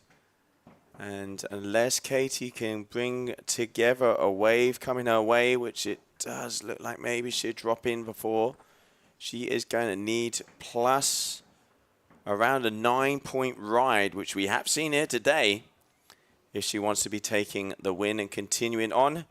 But it looks like wasn't able to drop in on that wave because the timer is up, meaning that it is going to be Camille Laurent who is going to continue on in the competition and is going to wait to see who she will go up against in her semi-final, if it will be Muna White or Kesiani Rodriguez.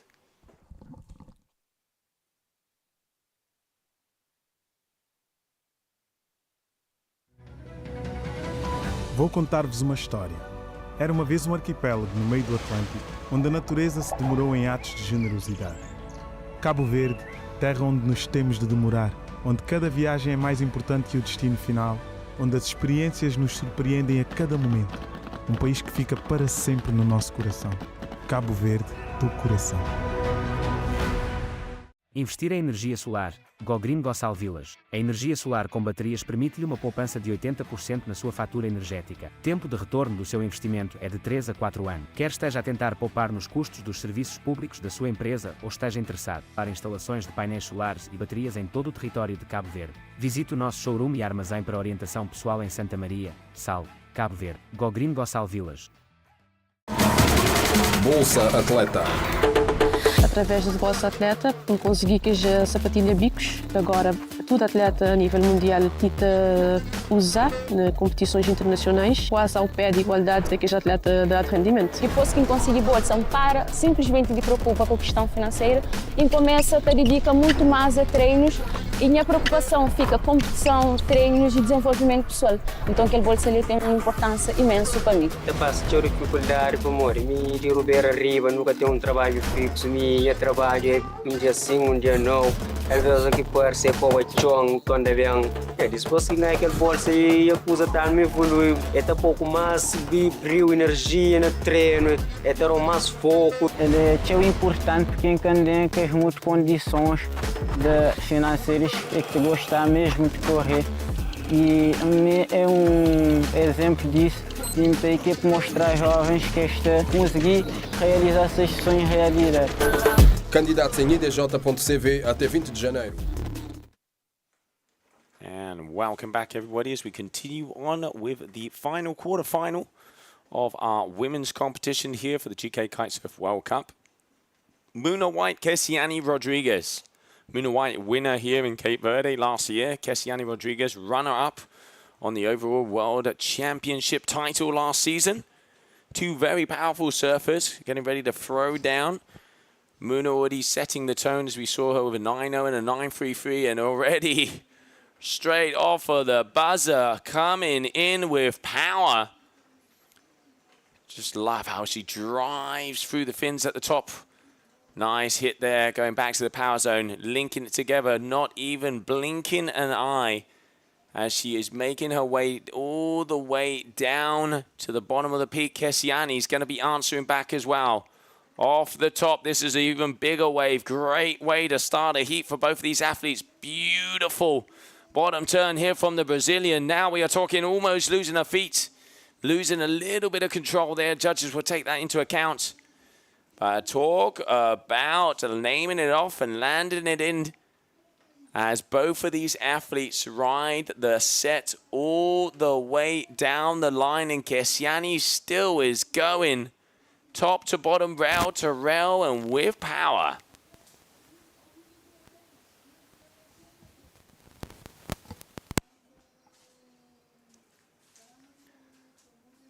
Wow, what a way to start. A big set coming through and both of the athletes being able to get those first rides. Going to wait for some scores to be dropped.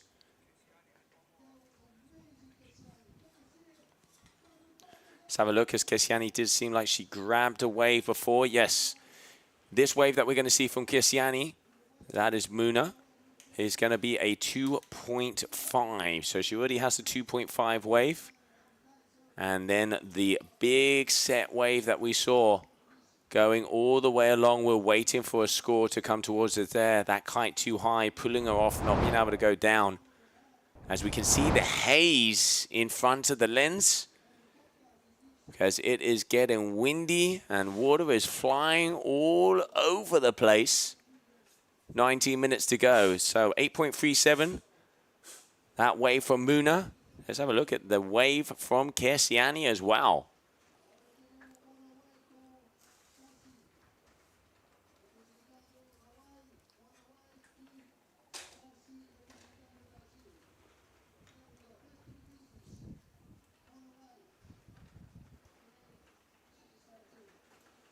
All right, both of the athletes going back out into position. And while we're waiting, let's have a look at that 8.37 wave from Muna as one of the top scores of the day. Starting off all the way from the top, and it's the speed and how she just does not blink an eye. Look, off the top, engaging, back down, going for the pump, going for the bottom turn, keeping that speed all the way through and timing this one beautifully, always off the top. And just driving through those fins and slashing up the Cape Verdean Ocean right now.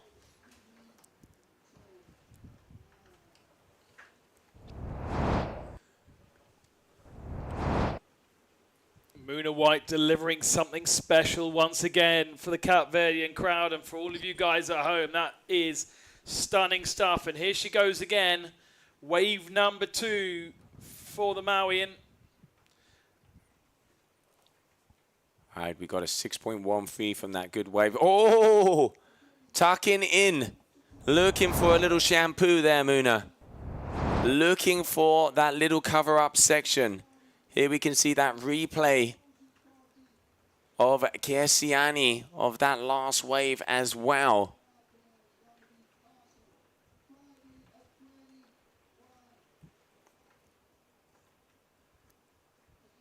Decent set waves coming in. Oh, it really, really is building here.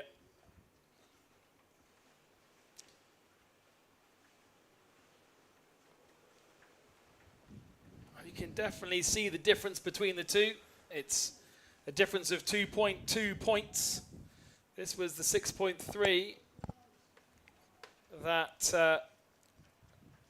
Kessiani was able to run all the way down to the beach there. Yeah, your quarterfinal. So the winner of this will be making their way into the semi-final. I mean, as they are going to go against Camille Lossedang. This could easily be a semi-final or even a final, right? Absolutely. I mean, this is the kind of, you know, these are the kind of scores that we expect from a final. We saw it before. Also, you know, Capucine Delanra has been getting 15, 16, 17-point averages in all of her hits. Muna, we've seen with 18s. Here we can see Camille Lossedang, who's coming off and grabbing the win as well. So congratulations to that young lady. as we continue on with action. Because semi-final number 1 we know will be Serena Luz and Capucine Delannoy. Number 2 will be that young lady there, Camille. And she will be going up against the winner of this heat. And look at this ride. Muna White calming down with power. Every single time she's coming back right in front of the power section of the house so she can get that turn and time it just as it's braking. Now this is where that section, they need to start getting fast so they can get past that foam ball there. Look at the shot. Muna not dropping a beat down here in Cape Verde. It is turn for turn. That's wave number 3 laid down from Muna. She's already had her 2-wave score of 15.1.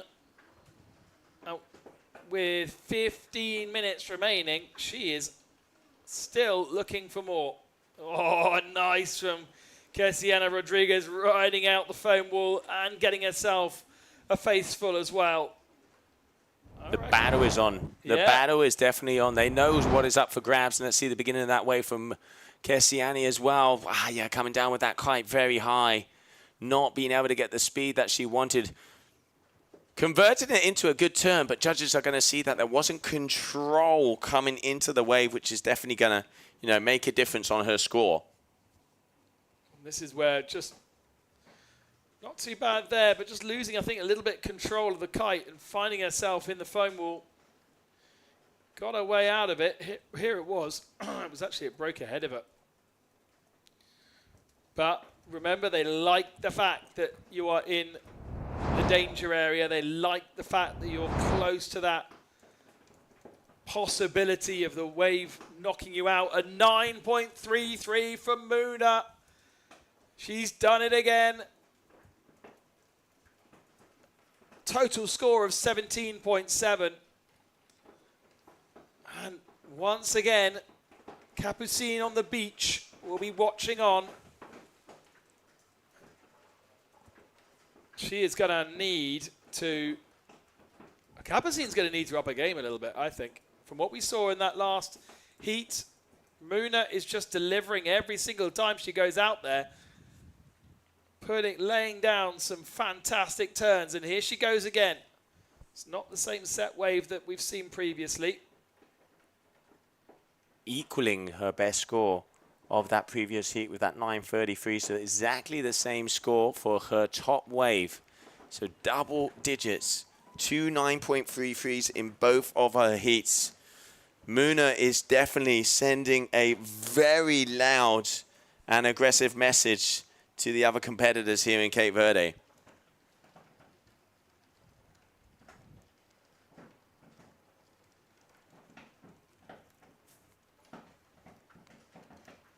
Thing is, for the world title though, across all the events of the wave discipline, we don't usually see Muna at any others, right? So she comes here and nowhere else. So for the world title, come the end of the year, it can still go into the hands of others.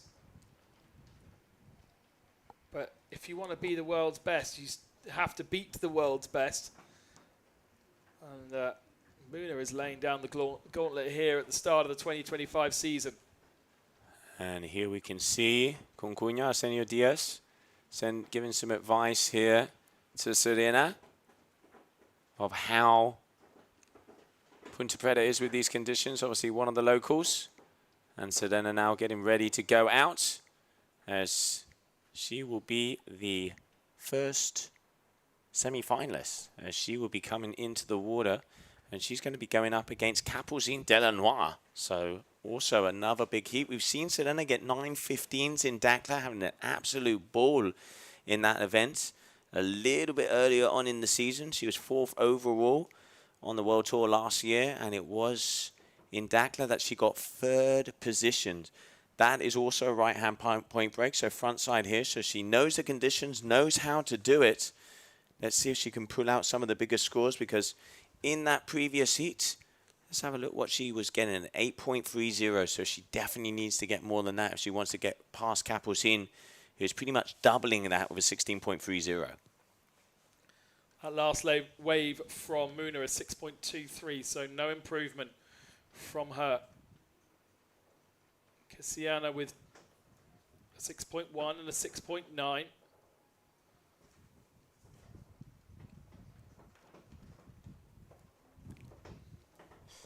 All right, and here we can see that is Simona and Katie. So Simona having a little chat. Katie, unfortunately, not winning her last heat. And you can see explaining why, but she's great riding out there for her. One of the best results we've seen.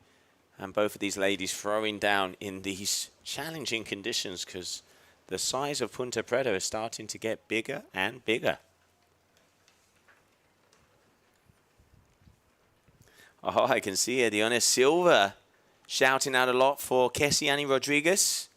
Ya está escrito, este año será de Kessiani. Saying that it's already written. This is going to be Kessiani Rodriguez's year, as she has a lot of support coming from Brazil and such a great country. And we're over there. You can see the crowd, everybody getting behind him, and obviously their superstar of Kessiani at the moment. She is trailing, but with a very good score of a 13.10 versus the 1770 of Muna White, as the winner of this heat will make it through to the semi-finals and go up against Carmille Lassaran.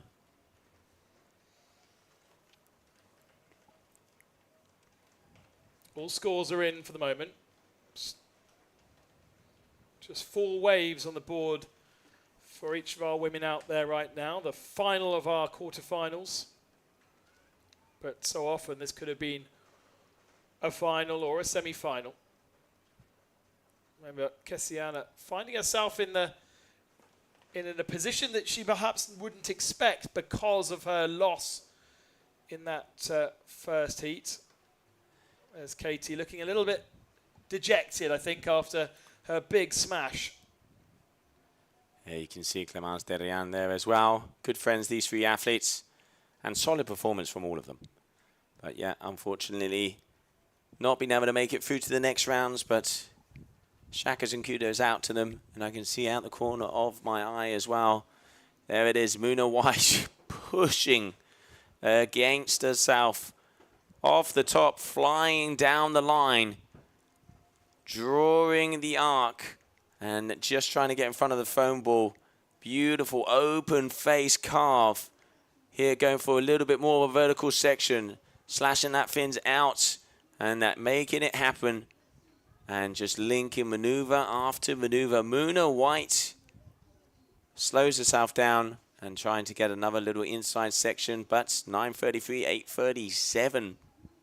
Kessiani as well. Oh, even a little bit in air. Can she make it? She does. Beautiful move there from Kessiani. Let's go. Ah, dropping her kite. That is not what you want to do. Stalling her kite, unfortunately, going a little bit too far forward. But it did look like she got some airtime off of that turn. Here's the top of that run. A reasonably safe start for her. No, can't see the wave. Now it starts to break on top of her. And much like she found herself in on the last run, getting caught a little bit in the foam wall, having to really run across the foam wall. This was a better turn, and then onto the foam wall, and then out of it again. But unfortunately, the early part of that perhaps wasn't to the level that we've seen from others. Yeah, and then also because she dropped her kite, she's going to be penalized for that from the judges, showing that there's not complete control coming off of the wave. So not going to be the score that she was looking for. There we can see Capucine Delanois making her way down. Also Serena there, starting to get ready to go out into the water. Semi-final number 1. So I am going to say it. It looks like that strategy that Capucine did to get away from Muna is going to serve her well, because if both Muna and Capucine, i.e. Muna wins her quarterfinal in a semi and Capucine wins her semi, we will see them in the final. That is what they'd worked out. That's the tactics. They got there about 4 days earlier, Joe. Yeah, they're way ahead of us. Way ahead of us, the sneaky tactics. But both of these athletes have to win their heats if they want to continue on with their winning streak. Let's not forget, whoever loses in each heat has a one-way ticket home. And currently in the quarterfinal here of your GKA Kite-Surf World Cup Cape Verde Punta Preta. If you were just joining us, grab a hot one or a cold one, depending on the time of the day it is. Get to the edge of your sofa, because Punta Preta is really starting to fire, and it is windy out there. Waves are big, wind is big. Conditions are not extreme, but challenging from some of our competitors. Definitely challenging for our camera crew as well. On the end of a long lens being blown around. Definitely a day to be out on a sailing boat. There's quite a few of them around this island of Sal. About half a dozen moored up outside our hotel, which is at the back of our camera shot, that drone shot. 5 waves for Kessiana, 6 waves for Muna. Waiting for those last scores to come in, but I don't think we would expect an increase on either of them.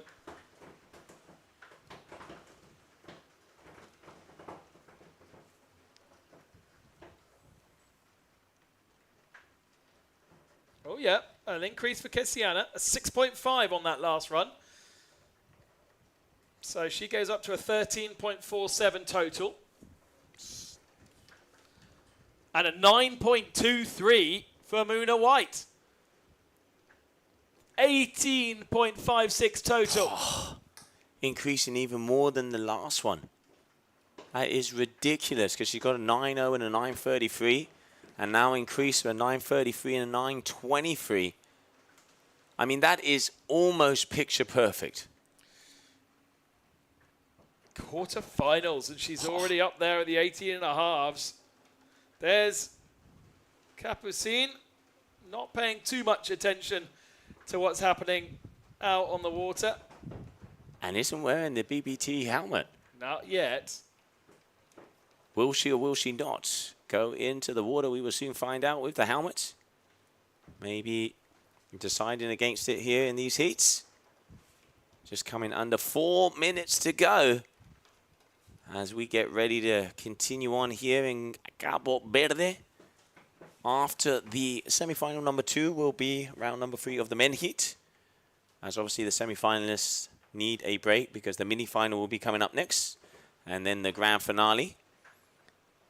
Just coming up on 3:30 in the afternoon, meaning we've got about 3 more hours. 22 minutes, you're looking at about 6 to 7 heats, so maybe being able to complete the round number 3 of the men if all goes well. We will soon find out. But action-packed day down here, and it is so good to start to see Punta Preta really showing what it's known for.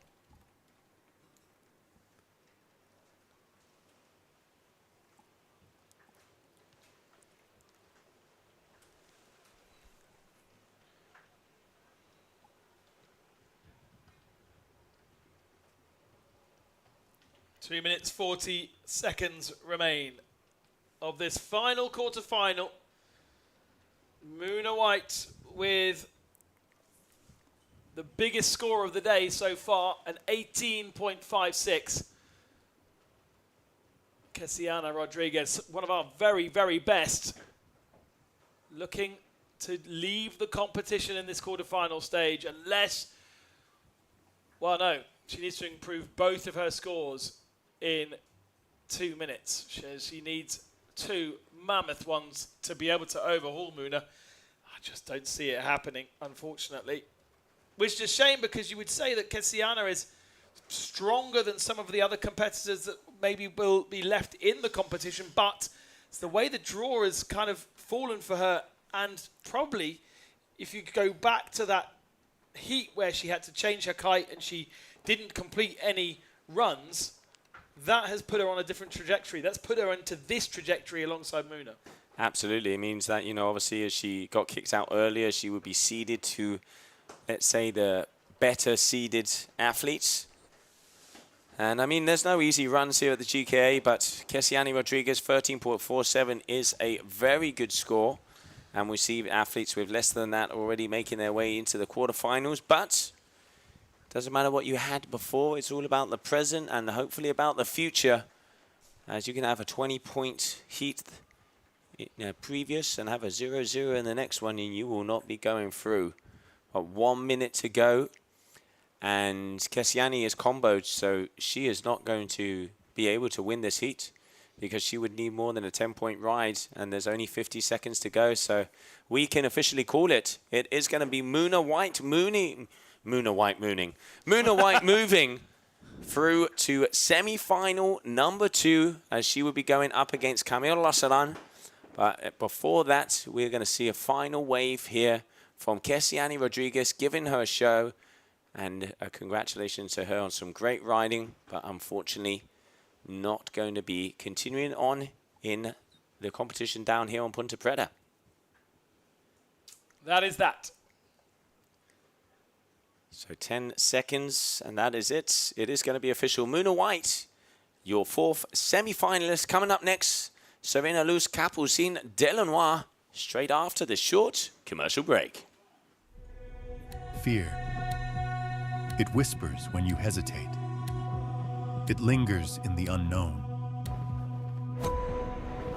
It tells you to turn back. But fear is not the enemy. Fear is the threshold between the ordinary and the unstoppable. You don't conquer fear by avoiding it. You conquer it by riding straight through.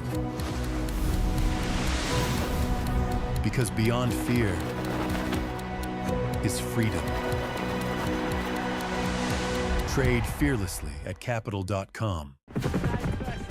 We've been here from the very beginning, created by athletes, designers, and engineers, defining the sport. We stand proud of our legacy, but we won't stop here. The journey continues.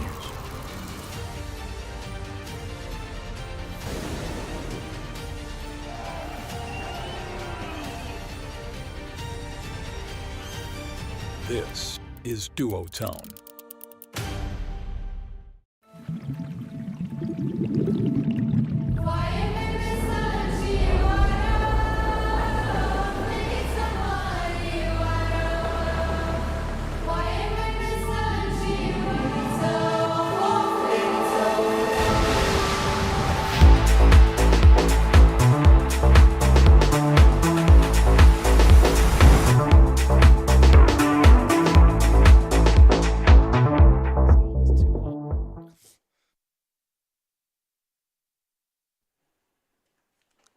Welcome back to Punta Preta. We switch to the semi-finals now of our women.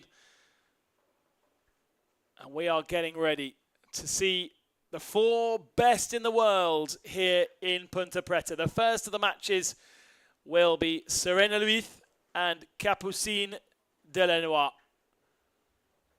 Capucine, our world champion, needs to lay it down with huge competition coming from the other side of the tree, because Muna White laying down an 18.56 in that last heat.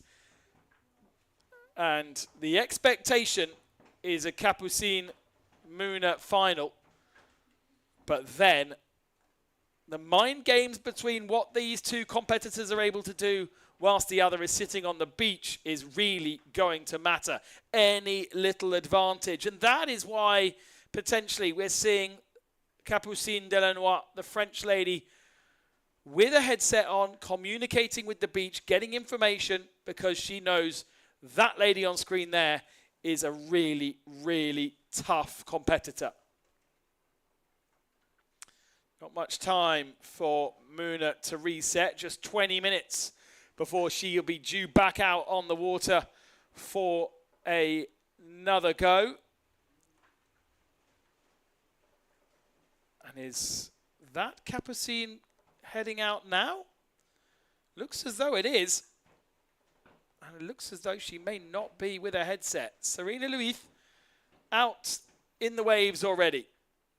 Here goes wave number 1 from the drone. The swell really is building and building. Just having to straight line it to see where it is, because it's smashing behind her.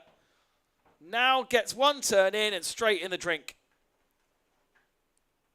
Right, Punta Preta is firing hard. Now, Capucine is out on the water. Let's go and talk to that main competitor of hers, Mona White. Muna, another one bites the dust. Congratulations. You are the 4th semi-finalist here in Cape Verde. Thank you. Yeah, it's kind of firing out here. There's a bunch of waves. It's gotten bigger and the wind's gotten stronger too. So like really perfect conditions for us out there. It really looks like the sets are starting to come through. You've improved your score once again. So you're literally almost at that 19-point average. That is close to picture perfect. Yeah, I mean, the waves are so good that I think it made it easy. So yeah, I'm just having fun out there. And that's what we want to see. Obviously, Kesiani Rodriguez, she was 2nd overall on tour last year. You taking the win here. That must be nice to be able to get through because Kesiani definitely knows how to throw down in these kind of conditions. Yeah, Kesiani's definitely a tough competitor. She's good in all conditions, so I'm really happy to make it through. Well, congratulations. I'm going to let you get to it. Semi-finaling coming up next. I wish you the best of luck. Thank you. Thank you, Muna. Big smile on her face, enjoying these pretty extreme conditions. Once again, Serena Luis back into the mix of things. Some pretty small scores so far. Needs to compose herself and get herself in the right position to then let these waves surf. This is a better one from the Brazilian. Oh, did she drop the kite though? I think she dropped the kite right at the end there. Yes, she did. So that's going to go up against her in the distance then. Just slightly late to the semi-final was Capucine Delanois. No helmet as well. So she has decided against the communication for this particular heat. And ignoring the rays rolling in right now. Remember, she was able to easily put down 7s. She's already got herself a 6.2. This is the 6.2 run. Drops into the wave. A little bit ahead of the initial break, but there it is now breaking around her. I mean, it really is breaking big these now. Not the fluidity that we've seen before, but it's almost as though the waves are too big to allow it. That was a lovely turn. Right in the pocket. But there isn't that flowiness that we saw from Mona White. It's one turn and then escape, and then one turn and escape. Capucine back out into the top corner of the competition area as once again Serena Luis looks as though she's got another wave, parks in front of it, decides against it. Is there an opportunity to go better than Mona White in that last heat? That's surely what Capucine needs to do. Here is another wave. Beautiful couple waves she's had already as well. And the big difference, no helmet. Yeah, exactly. Yeah. Whether she was a bit late into the water, so I'm not sure whether it's a choice or I was looking for the helmet and I've decided I couldn't find it, so I've gone into the water. I know a few people on the stream that are going to be happy that she hasn't got that helmet on, as it looks like she can do it with it and can do it without it. Capucine Delanois. And great to catch up with Muna there on the beach. She is fired. She really wants to take the win again and saying how strong the wind is, because it is literally, she is overpowered on her 6. Well, she's only little. 7.17 for Capucine on that last one. 13.37. We'd normally get super excited about a 13.37, but for Capucine, it's kind of nothing over the last couple of days.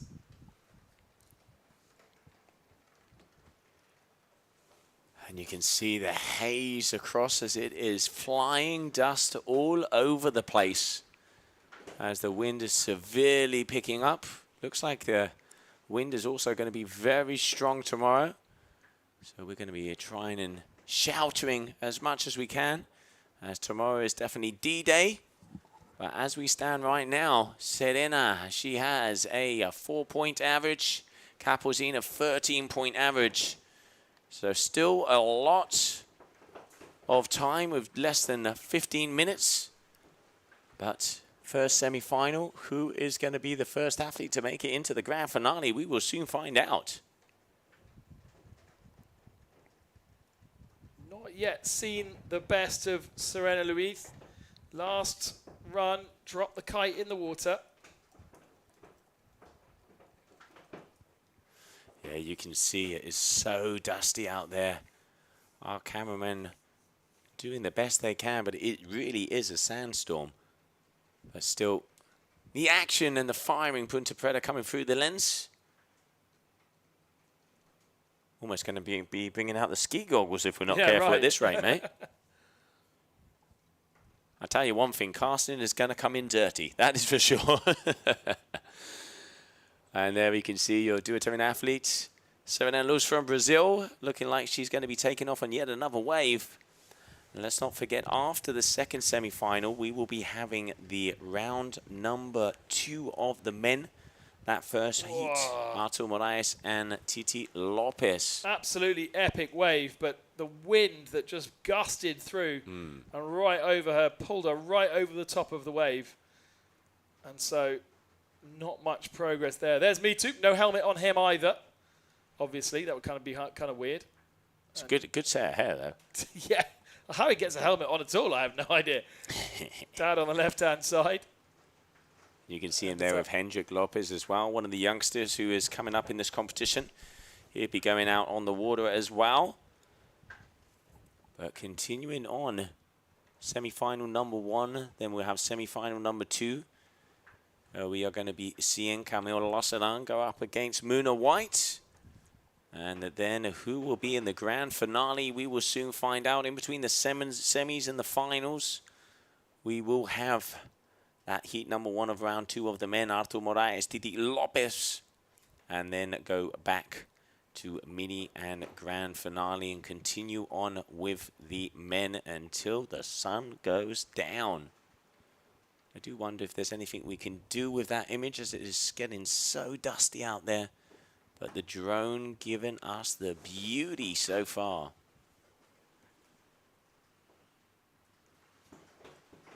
Serena Luis on another wave. This is better. Oh, she goes head over heels, though. She's going for that barrel again. She's been doing it, hasn't she, ever since beginning. Kite in the water for a second time in this competition. And there is a decent set rolling in at the back. Kapuzin on the 3rd of the waves.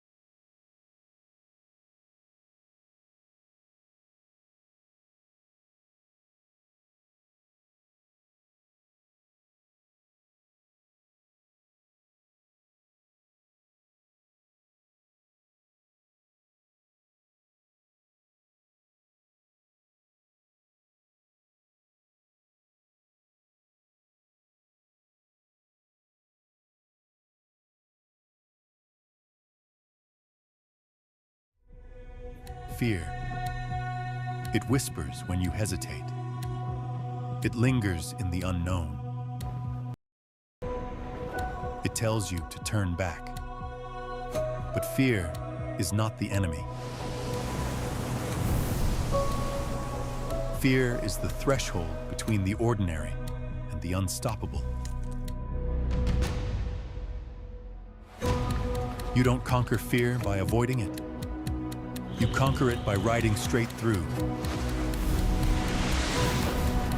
Because beyond fear, is freedom. Trade fearlessly at capital.com.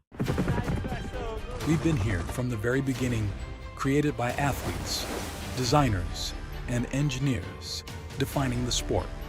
We stand proud of our legacy, but we won't stop here.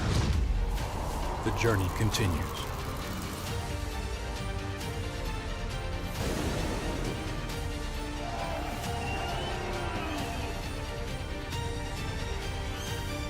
This is Duotone.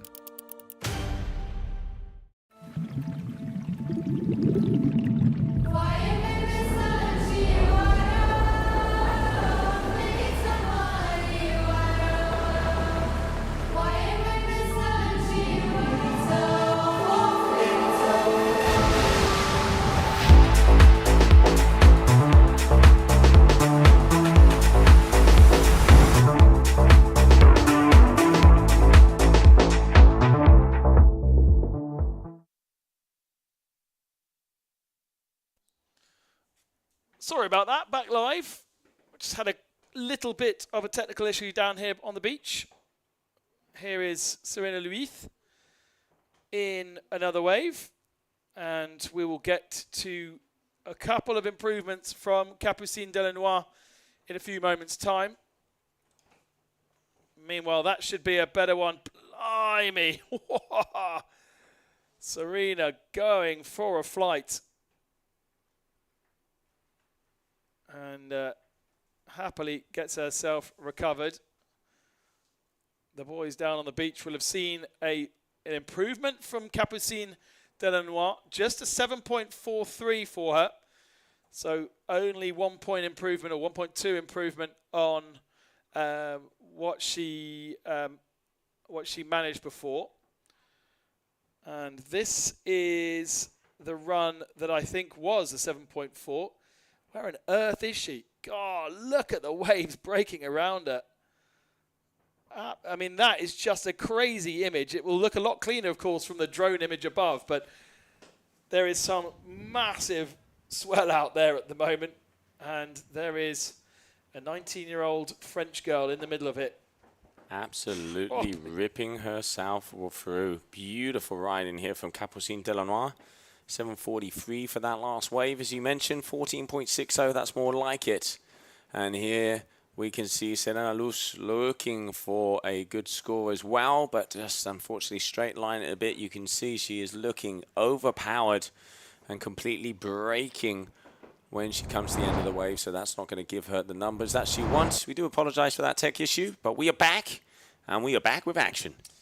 Once again, putting herself in a good position. Oh, once again going down, though. Unfortunately, Serena's done that a few times. That's wave 7 for her. And there's really is some quite impressive swell. And there is Capucine Delanois, no stranger to the big stuff. Yeah, you can really see her taking out on these set waves, waiting, going along this one. Serena, Well, she had to bail out of it because Serena was in front of her there. And she didn't want to get caught up in the lines. Presumably, Serena's kite was still up. Yeah, it was. So quite a tumble there from Capucine, because she's ended up quite far down the wave over Serena. And both of our ladies starting to struggle with that big, big wave. Calm, says Dad. Thumbs up, says me too. That's the definition of go big or chill out right there. But I do wonder if that's going to be counted as interference, because Capucine did have to get off of a wave to avoid a collision. So waiting to see from the official chat if that is going to be so. Let's have a look again here. So front of shot is Serena. Back of shot, maybe 1 or 2 waves that back, is Capucine. Serena gets into this one and goes down. Boom. In the water. Kite is still in the air at that point, I think. Yeah, it is. Then she gets body dragged along. And, oh, okay. We're not going to see the rest of it. I just asked our head judge what his ruling is on that. He's going to be getting back to me very shortly, because if so, that's going to be half of the second wave of Serena, and that is going to be a very bad penalty if you're going up against Capucine Delanois, unfortunately. Just waiting to see as we've got about 7 minutes left of this heat, if I'm not mistaken. And both of the athletes going back out.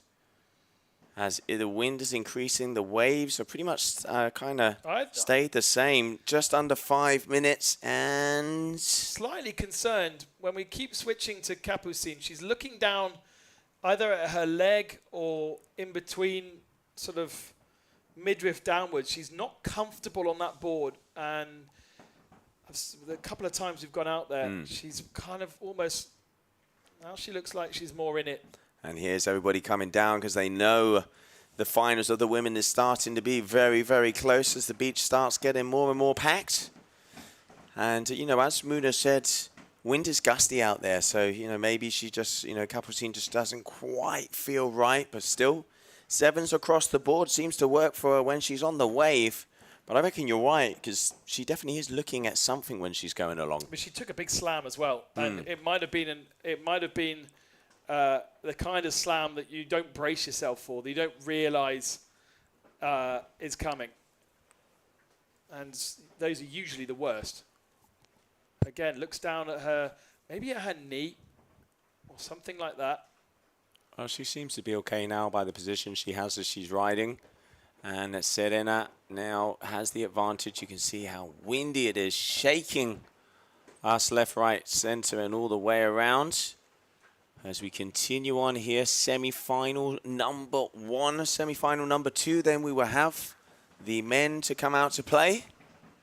But one thing for sure, at the moment, if conditions stay the same, we are going to be crowning our women's kite surfing champion here at Cape Verde. There are the two kites in the air, full of wind and more.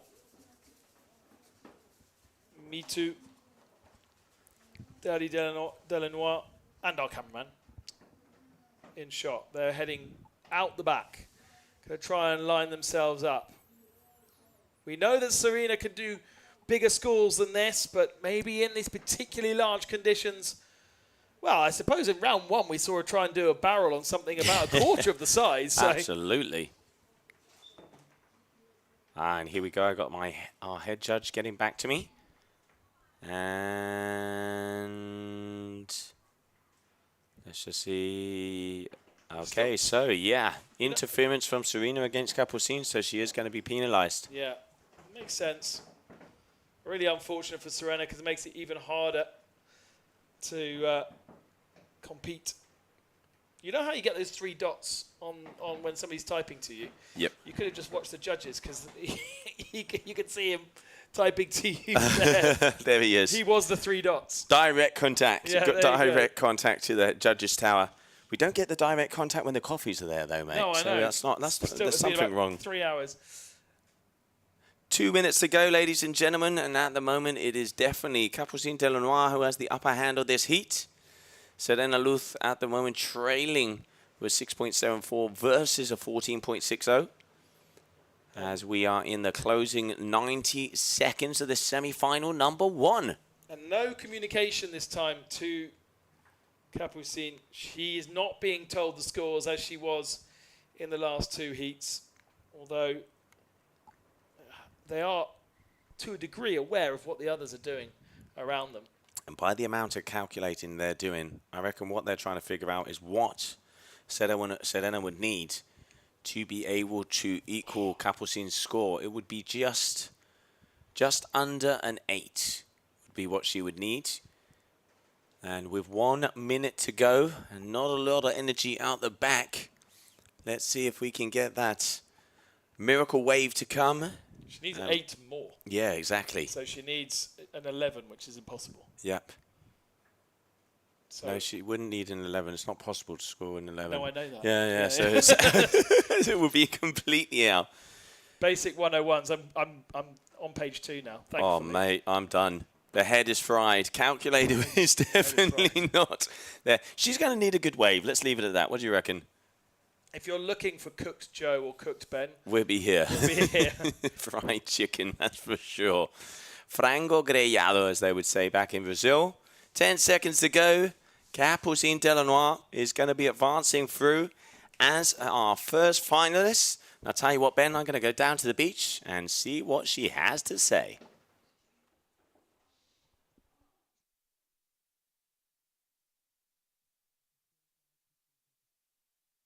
Any way we can improve our cameras? You don't conquer fear by avoiding it. You conquer it by riding straight through. Because beyond fear is freedom. Trade fearlessly at capital.com. First of our semi-finalists is confirmed, Capucine Delanois. Despite perhaps the messiest of her runs so far in this competition, she still gets herself a big score, and now trying to head back into the beach. She took a bit of a slam in our previous run. And now we turn our attention to the other side. Muna White in the white. And she will go up against Camille Losserin from Switzerland. Traveling the world in her van, picking out the very best kite spots in the world to train. Big Wave Maui, the home of Muna White. Seen some exceptional riding already from the American. From this drone shot, a beautiful perception of the tightrope that these surfers are having to run with the monster wave breaking around them. I'm just waiting for that timer to begin to get our last semi-final underway. There are two competing athletes. Joe's gone down to the beach to catch up with Capucine, who took a big slam in the middle of that competition with Serena just ahead of her, having to take avoiding action. And I think maybe not quite as comfortable with this monster stuff that we're getting. Out of the murk comes Muna White into her first wave. And whereas everybody seems to be so intimidated by these big breakers, this is Muna's home.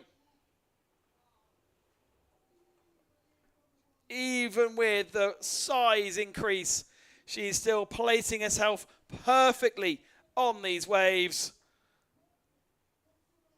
and runs herself through the first of a potential 10-wave option. And that is going to be a nice first score to lay down.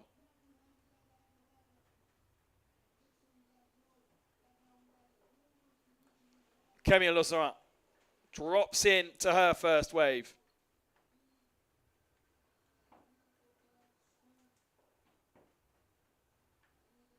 One turn, now a little bit straight. She really has to step up her game if she wants to progress into the final. A semi-final, she'll go into the small final, of course, where she was this time last year alongside Charlotte Carpentier. Losserin will be there again if she loses out to Muna White, and she will go up against Serena Luith, who missed out last time.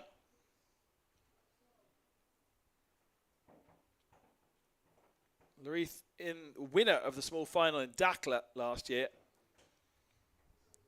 But it will be Losserin and Luith, the number 3 and the number 4 seed, up against each other.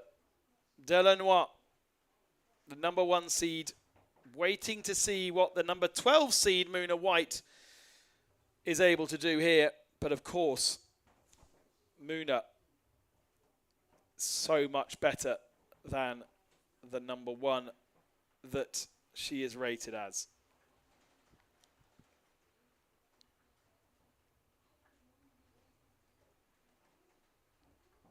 .6 on the board for Muna White after one wave. 5.33 for Camille Losserin. Here we go again. another wave. A little bit of a pump to build up the speed, to then cut back into the wave. Beautiful positioning once again from Muna White, but the power in the kite is so large, dragging her along the surface of the water. Really having to work hard to keep that rail engaged with the water. And it's been another good run, but perhaps not the fluidity that we've seen before.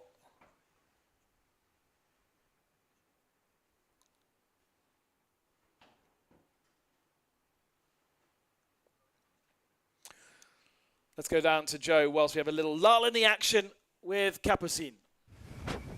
Welcome back, everybody, down here with our first finalist, Capucine. Congratulations. History once again. Yeah, once again, another final in Ponta. I'm super excited, maybe a little more prepared than the past years. And yeah, I mean, the conditions are dreamy and it's really nice.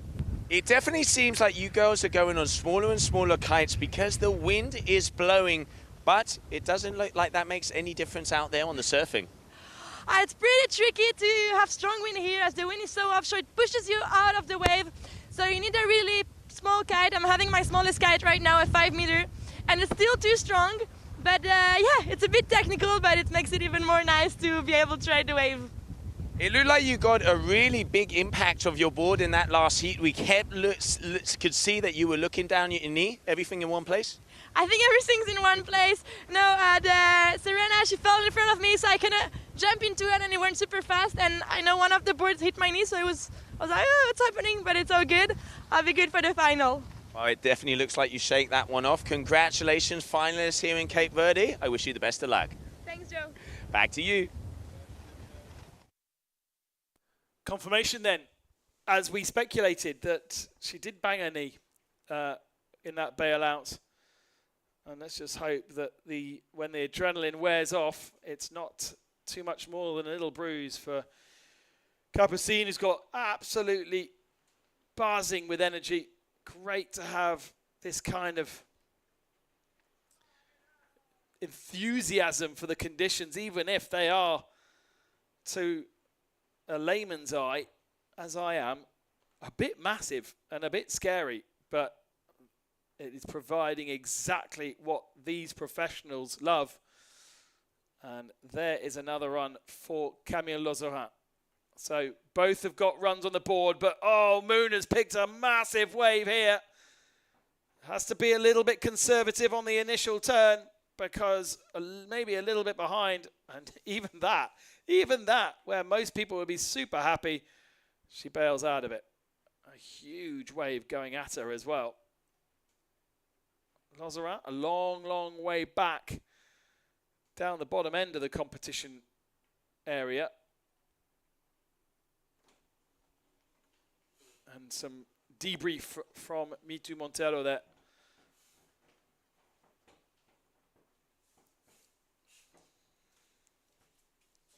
Just waiting for that score to come up for Lozorin. I would have thought it's going to be as strong as that initial score from Muna, but let's wait and see. This is what it looked like at the start of the run. We picked up the last good turn, really, before she had to bail out of the middle of it. So here was the start. No, we pretty much saw that bit, and then she turns into it, has to bail out because she was turning a little late. And then there was one, no, that was it. So that's not going to score particularly highly, and it's certainly not the 8-point-something that we've seen from her before. Still waiting for Lozorin's second score to come in from the judges. We have 14.5 minutes remaining. We have massive wind, overpowering a 5-meter kite, and we've got pretty big waves as well.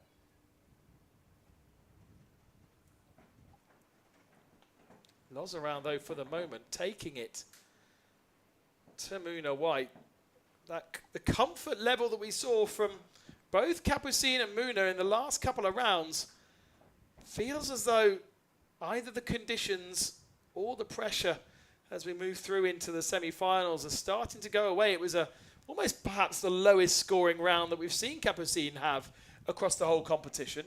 And at the moment, Muna, okay, we've only had 8 minutes, but Muna hasn't found that sweet spot that we've seen so much in the competition so far.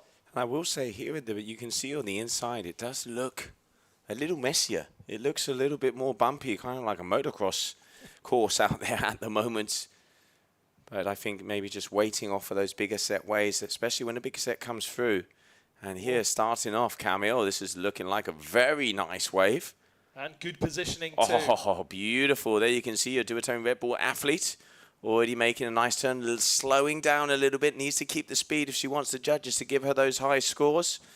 3 decent carving hacks, rail to rail. And here you can see really using that kite to be able to maintain that speed. Can she keep it up? No, goes down and over the falls. Muna on a wave as well. So 4.4 for Cami on that previous wave. So a total of 9.7. Interesting to see how that began for Muna White. Even getting the little bits out of the very end of it. Down beachside. Down by the sand. But it's big up there, up at the point. That's where the size really jacks up. We'll surely pick up a little replay of the start of Muna's run there. You can really see the waves are opened out a lot on the point as well now, as we are at pure low tides. Here we go. This is Muna's run. Always starting all the way up the top, going back to the white water, making sure that when she does that bottom turn, she will hit the wave right there. Throwing water all the way to Boa Vista, linking it again. Beautiful combo off the top, cutting her way back. And then just bailing out a little bit further down the line as this section once again comes out in a couple of check turns. Muna putting together already some very nice scores out there. As she has a 14.8762. Her backup score, maybe going to be improving that on that last wave. Let's see what the judges have thought about that one.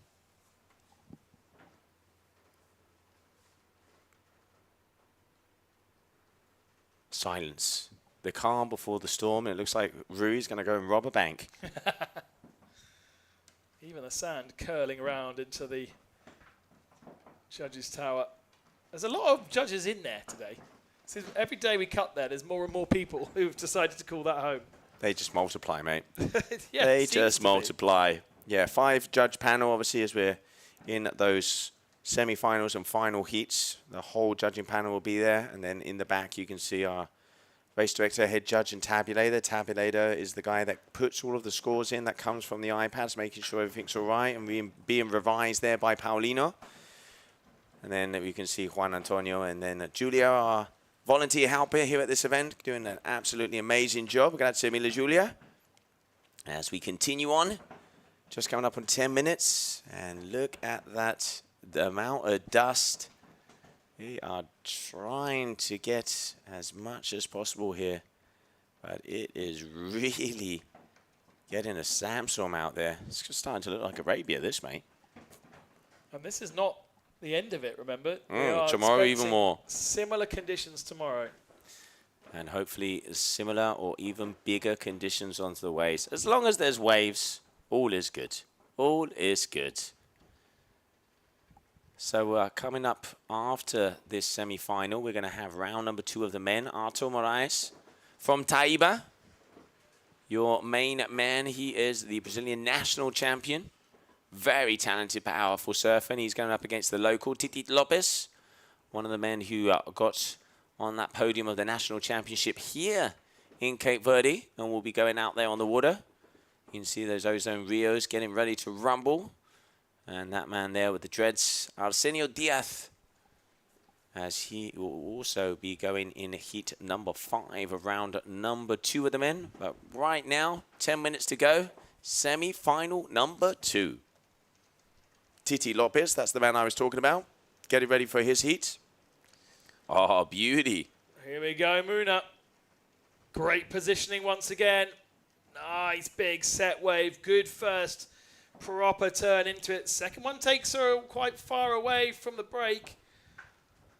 The kite, it's the kite really that's the main driver here. It's pulling her down the wave, and she's unable to really turn exactly where she wants to turn to get the ultimate best score. And I think that's perhaps where we're seeing the difference between this round and the previous rounds, is that wind is pulling them away from the power zone of the wave. And a little bit of the differences you can see with the scores. Muna is a continuous flow. She, really positions that kite that there's no jerkiness. There's not a slower than faster, slower than faster. She really does link those maneuvers together and keeps that flow all the way down the line. That is what's given her that little extra push. Then we can see here of Lassaran, she has that 6.47 and that 8.67 versus the 5.33 and a 5.1. Camille Lassaran, as we mentioned before, she's also riding switch, has been putting on the time to be able to ride Punta Preta front side, because riding this wave backside, now that is a whole different animal. Yeah, and as soon as she's done with her run, she gets her feet back into her more comfortable position. Such is the way that she is having to adapt for this wave. And there she goes. Literally the moment that it's over. That will be a better score for sure. Oh no, the judges disagree. A 4.6 she's been given for that one. A 6.7 for Muna's last attempt, so she has increased a little bit. And here we go again. No, deciding against that one for Muna White. 7 minutes remaining. We've got 5 waves on the board for Muna, 4 for Camille Lassaran. Lots of opportunity. And in case you were wondering, we are definitely moving with the men after this. Confirmation from Titi Lopez, who's getting ready to go in there. Of course, the other thing is these men have not had a chance to be out on the water today, because they're prevented from being out on the water here. So it's straight into competition mode for them, unlike the women this morning who, if they got up early enough, would have had like 15, 20 minutes out on the water just to feel the conditions. Yeah, the old little tester. Yeah, and right. As Mr. Angula would say, as we had him in the booth a couple of years, get loosey-goosey out there. That's what you want. Loosey-goosey. Less than 7 minutes to go. 15.44 there for Muna White and a 10.43 for Camille Lassaran. So as it stands, it would be Muna making her way through to the grand finale. And then we would have Camille Lassaran would be making her way to the mini-final. But anything can happen. It is not over yet. And those are the images we want to see. That is sportsmanship. Both of these guys respect each other. High fives. Get yourself out there. And as soon as they're on the water, game is on. In the blue lycra, Artur Marais, the Brazilian athlete. And in the white lycra, that is Titi Lopez hailing out of Cape Verde. As they were battling it out. So let's not forget round number 2 of the men. Elimination round. Only one will continue. And then they will be continuing too, because the winner of that heat will be going up against Gray Foster from the United States of America in round number 3. Unlikely to see, correct me if I'm wrong, Joe, but unlikely to see the top seeds from the men today, because the top seeds are out in round 3. They qualified directly from 1 to 3. So round 2 is those that came 2nd and 3rd in their heats. So other than those that found themselves defeated unexpectedly, we are probably not going to see the big guns until tomorrow. Yeah, no, that's completely right, because 4 o'clock, we've still got 3 heats of the women. So, well, 2.5 heats of the women. So we have the mini final and the grand final. And then we would have to complete round number 2 would be 8 heats. So I reckon we're probably going to be getting through halfway along of that round number 2, because 6:30 is sunset. So I don't think I don't think we have the floodlights ready to be able to continue on in the dark. But it will be great to be able to push through a little bit. And then tomorrow is D-Day, is where we will also be crowning our male champion here at Cape Verde. And now just about to drop in Muna White, as she is out there on that 6-meter Addict F1. Look at that mountain. All the way off the top and dropping down behind the other wave. This is a beautiful set wave. Timing it perfectly under the lip here for Muna. Keeping the speed, making sure she gets past this foam section. Little foam climb here. And now this is where the wave really starts to stack up. This is where it hits that reef. and starts to get in that more vertical position, they can get turns like that, a little bit more snappy off the top. And another good run there for Muna, looking to improve on a 677. Camille Losseran dropping in. Looking good from Losseran as well. She's now up to a 10.43, but potentially another good run from the Swiss woman.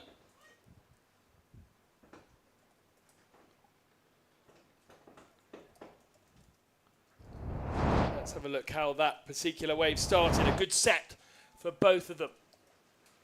Early into the wave, first turn, just really to position herself correctly. Maybe not quite as high in the wave as we see from Muna, and indeed far safer. And as soon as it starts to break, she gets on the kite and powers herself out of danger, which kind of wastes the wave.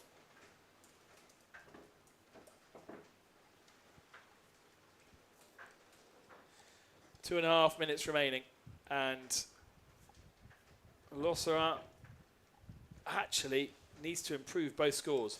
Yeah, she would. You're completely right there. She would need to improve if she wants to get past. As we are at 15.44, so just about there. It is going to have to be a very big number if she wants to improve it with one, or it's going to have to be two big numbers. And just waiting for those scores to come in, as it is getting very, very hard to see this screen. 10.43 versus a 15.44. So comboed out with 2 minutes on the clock. Muna White has 1 foot and a few toes into the final. Was an improvement for Camille Losseran, that last one. 6.5. So total now of 11.83. She still needs to get another 5 points, so she still actually cannot take victory from Muna White with the maths. But again, we haven't seen the bigger scores from Muna, like we didn't see for Capucine. So I think the conditions are really taxing for these riders now. Yeah, and we heard from Capucine that she hit her leg with the board, like you called out. You could see her looking down at her knee, but you know, fortunately everything was okay. But with just about 60 seconds to go, it does look all right. There's a bigger score, 7.83. So Muna 16.50 now, meaning that she is in the driving seat of this heat. And here we have Camille dropping in off the top. Nice first turn to start it off. This wave is opening up very nicely across the bay. Great timing here from the Swiss athlete. Can she hold it together? Yes, she does. Speeding away across. Time for that bottom turn to hit that section. She does. And again, too much speed and too much drive, taking her off of the wave.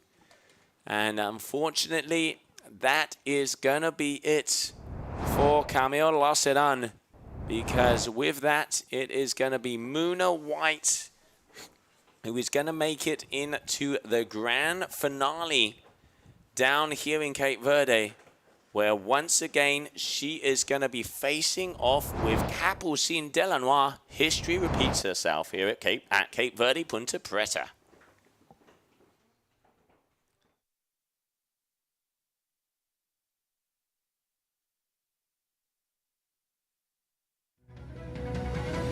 Vou contar-vos uma história. Era uma vez um arquipélago no meio do Atlântico, onde a natureza se demorou em atos de generosidade. Cabo Verde, terra onde nos temos de demorar, onde cada viagem é mais importante que o destino final, onde as experiências nos surpreendem a cada momento. Um país que fica para sempre no nosso coração. Cabo Verde, do coração. Investir em energia solar, Gogreen Gossal Village. A energia solar com baterias permite-lhe uma poupança de 80% na sua fatura energética. Tempo de retorno do seu investimento é de 3 a 4 anos. Quer esteja a tentar poupar nos custos dos serviços públicos da sua empresa ou esteja interessado para instalações de painéis solares e baterias em todo o território de Cabo Verde, visite o nosso showroom e armazém para orientação pessoal em Santa Maria, Sal, Cabo Verde. Gogreen Gossal Village. Bolsa Atleta. Através do Bolsa Atleta, consegui que a sapatilha bicos, agora todo atleta a nível mundial tenta usar nas competições internacionais, quase ao pé de igualdade daqueles atletas de alto rendimento. Depois que conseguir bolsa, para simplesmente de preocupa com a questão financeira e começa a dedicar muito mais a treinos e minha preocupação fica competição, treinos e desenvolvimento pessoal. Então aquele bolsa ali tem uma importância imensa para mim. Eu passo dificuldade para morrer, me de Rubeira arriba, nunca tenho trabalho fixo, minha trabalho um dia sim, um dia não. Às vezes aqui pode ser para o chão, quando vem, depois que aquele bolsa e a coisa está me evoluindo, é pouco mais de brilho, energia no treino, é ter mais foco. Ele é importante porque entende que as muitas condições financeiras é que gostar mesmo de correr e é um exemplo disso e tem que mostrar aos jovens que conseguir realizar esses sonhos realidade. Candidatos em idj.cv até 20 de janeiro. All right, and welcome back, everybody. So now we're going to switch it up as we move over to round number 2, heat number 1 of the men, as we are getting ready to rumble while our female athletes will have a rest. These two men, Artur Moraes and Titi Lopez, will battle it out to see who will continue on in the competition. Artur Moraes, Brazil, coming out of Taiba. Titi Lopez from Cape Verde, Punta Preta is his hometown. So let's see who is going to be continuing on.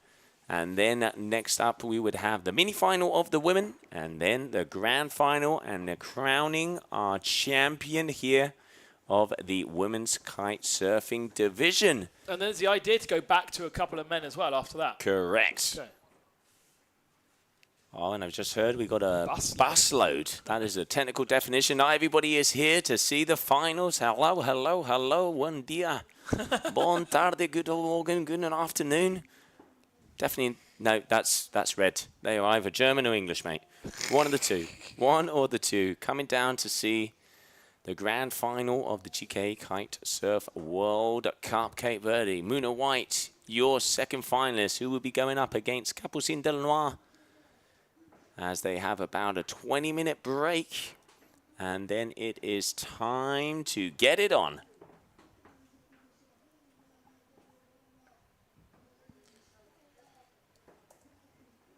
Let's turn our attention then to Artur Moraes and Titi Lopez. Same rules apply, 22-minute heat. 10 waves, 2 to count. And it is blue for Moraes, white for Lopez. And there he is, popping out that very unique Brazilian surfing style, hacking his way through the biggest of the waves.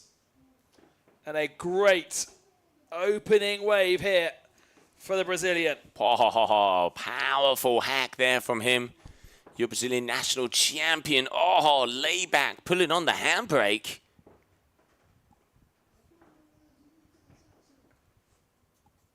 He's got himself a couple of little tricks up his sleeve as well. This is the way to open it. Absolutely beautiful riding.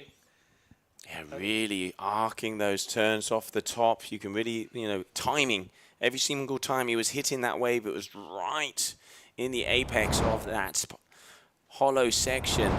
And here we can see that the replay also as we continue on, but what a way to start. So this is Lopez. Beautiful first turn right up the top of the face. And we had a really good set roll in, but that second, whoa. What happened there? And now we're back to live. Lopez did one turn, and then I think maybe the board came away from underneath his feet.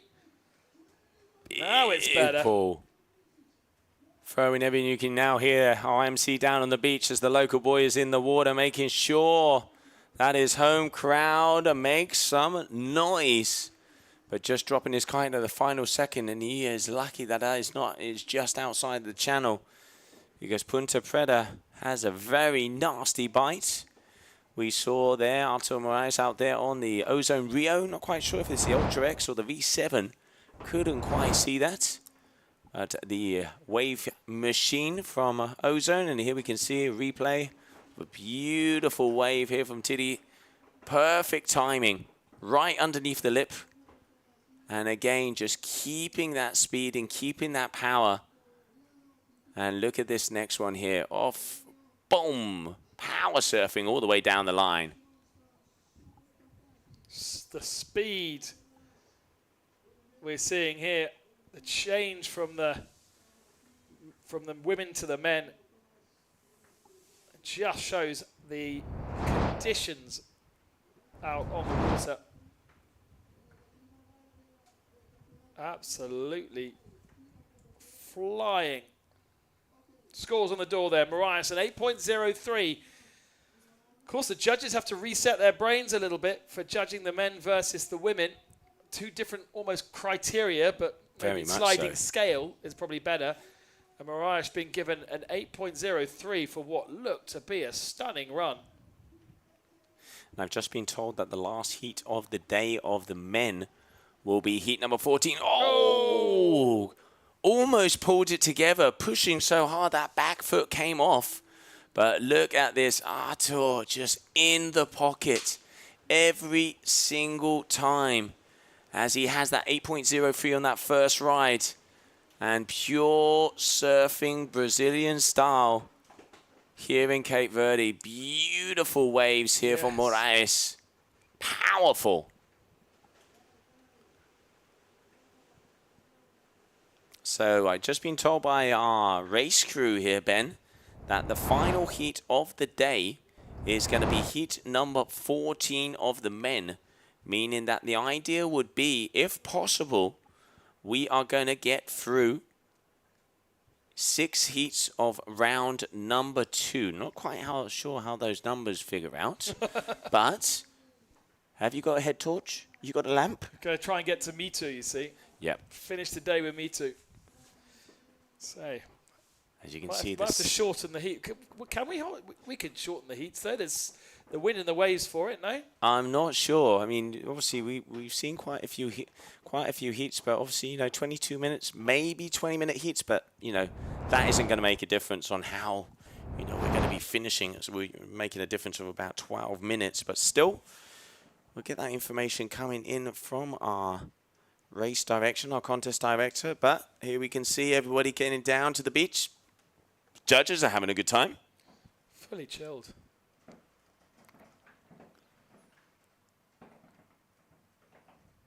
$16.46 for Artur Moraes.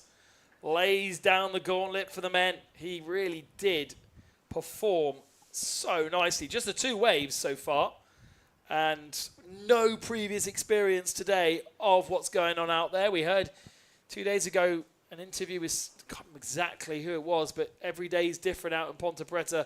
Every day you have to relearn what's going on out there. Well, Moraes didn't need to learn at all. 8.03, 8.43. Boom. 16.4. Lopez, this is the first of the elimination rounds. Lopez needs to step it up if he wants to stay in the competition. Yeah, Moraes was born surfing, mate. Spat out right onto the face of a wave. Already throwing down some very nice scores. 8 and 8. I mean, like you say, it's hard for the judges to adjust and change that scale from the women's athletes to the male athletes. But Artur Moraes definitely showing why he is one of the top surfers we have here. He will be going up against Gray Foster next, but much can happen. Titi Lopez, the local, seen him getting some very good set waves, just not being able to connect as well as Moraes. Early days, though, early days. 14 minutes to go. As we continue on, dropping in Moraes. Just look at this timing. Right behind the section. Perfectly releasing, keeping himself low, crouching. Making sure the flow is there. Going past this foam ball. Up again. Boom! Layback turn. Brazil, Brazil. And just love how he stretches that back foot, style all the way along. Another epic run from the Brazilian, followed by Lopez on a wave as well. I'm sure that's what the MC is most excited about. And continues all the way down the sand beach. Could be a better score for both of our competitors with still 13 minutes remaining. Here's the top of that run for Titi Lopez. Just not quite as aggressive as Artur Moraes. His turns back up, just a little more chill. Just a little bit of this, a little bit of that. But yeah, definitely Artur just going a little bit more vertical, coming down with a bit more power. Oh, he was looking for it. Braking to see if that wave would open up, but it didn't. As he makes his way down the line. Titi Lopez here with the replay of that last wave. Still, as it stands, Moraes is in first position, 16.46. And waiting for a wave score to come through for both of these athletes. But, I mean, Artur putting in the numbers early on in this heat. First two scores, first two eights.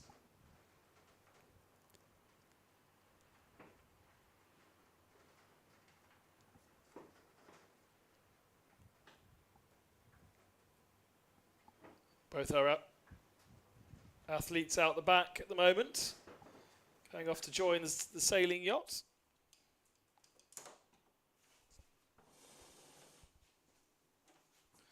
Just the 3 waves in for Moraes, waiting for that third score.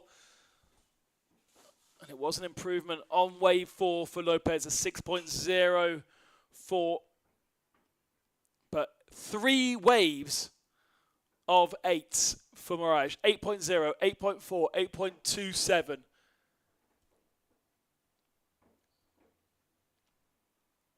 And he really is laying the gauntlet down for the others.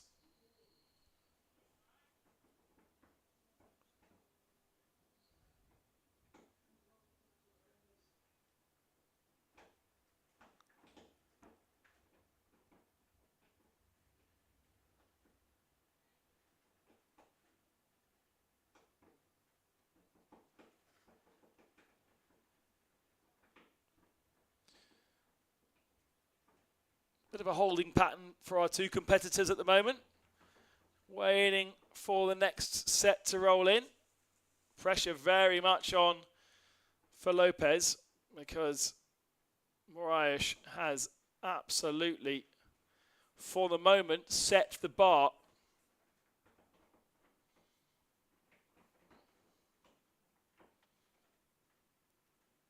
Lopez getting his entry through video submission as a local here.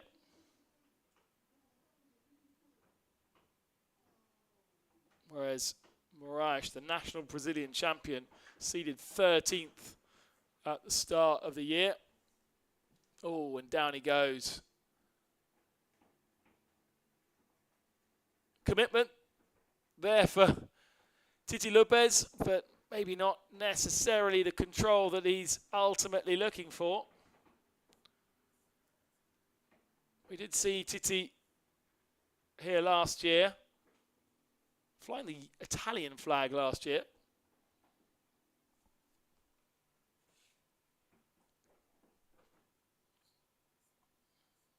And Moraes was also out in the quarterfinals here last year. We then didn't see him for the rest of the season, until we got to Brazil, where he finished in 4th position. Right, let's go back and turn our attention back to the women's, and Joe is with Mona. All right, so just catching up with one of our finalists. Muna, congratulations yet into another final. What's the strategy? Strategy is to just keep trying to find the set waves and just pushing as hard as I can. Luckily, there's been a lot of waves coming through in all of my heats so far, so hopefully it stays for the next one. It does look like you got a little energy cookie happening down there as well. Is that what makes the difference? That's what makes the champion. Cookies all day. Well, I wish you the best of luck. Let you to it, and good luck in the final. Let's see if we can get a 2 for 2. Good luck to you. Back to the studio. Thanks very much, Joe. Nice to hear from Muna getting herself psyched up for the final. That's coming up in a heat and a half's time, because we'll have the mini final of the women's first before we decide who our champion is. Don't really understand what's going on between these two men. Not a lot of action, that's for sure. A lot of standing around. And no real attempts for any waves. Just the 3 waves from Mariah. All 3 above 8. Pretty damn impressive, to be fair. Lopez with an 11.3 total. Has had a go, but had that big wipeout that we saw just a few moments ago.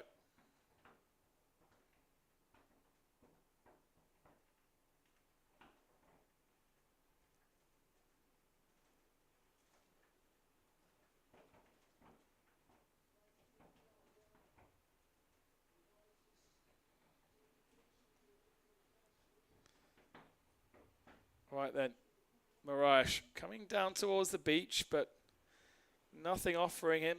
You can see how windy it is to the right-hand side of the screen. Actually, around where we are, slightly less wind.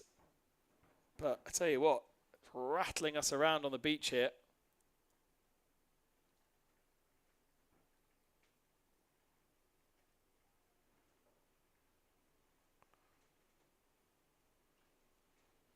And they head back out.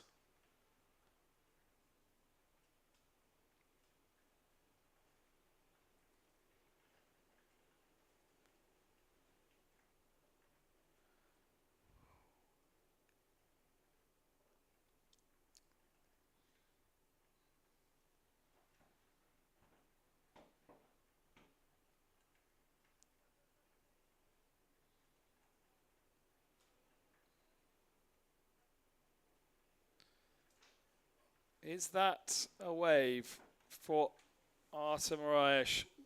Yes, it is. He's picked one up. Looking over his shoulder. Is he in the right position? Yes, he is. Cut straight back into the face of it. Nice work from the Brazilian. Now gets in control of the kite again. Big set rolling in here, and he's right in the foam wall of it. Gets himself out of it. Gets himself back in control. Once again, hacks back in. Little bit of a stall that time. Momentum slightly pulled away from him, and maybe not quite the 8s that we've seen before, but the set rolled in. What has Lopez done behind? Surely he's on the wave. Yes, he is. It was a big smash the last time he was out, but he's back up on his feet. A nice, more smooth style from the Cape Verdean. Making use of the wave still, but it's a bit less slash and it's a bit more flowy. That should be an improvement on the 5.2 that he's got on the board right now, but with 5 minutes remaining, he needs to start firing into those waves. Just the 4 waves from Mariah and just the 6 from Lopez. Still an opportunity then to improve. Yeah, I mean, Titi, unfortunately, he is combo, so he's going to need to improve on both of these scores if he wants to have that. And with 5 minutes to go, he really needs to get a scramble on, because he needs to be able to do that twice as we continue on here, this round number 2 of the men. What a day, what an action, as we can see, probably about overhead at the moment, maybe 4 to 5 foot on set so far.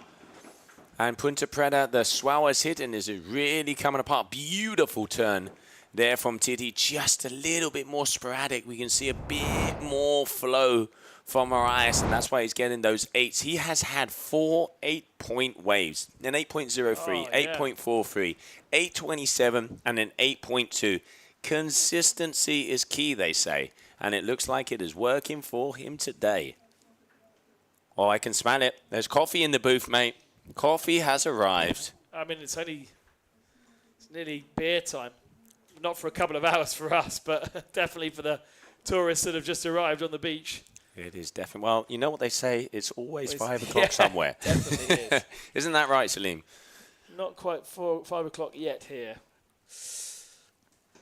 But the waves do look great. What I don't quite get on this particular heat is there's a lot of hanging around from our two gentlemen out the back. They're not necessarily taking every opportunity to get back in and get a wave in. There's a lot of standing about.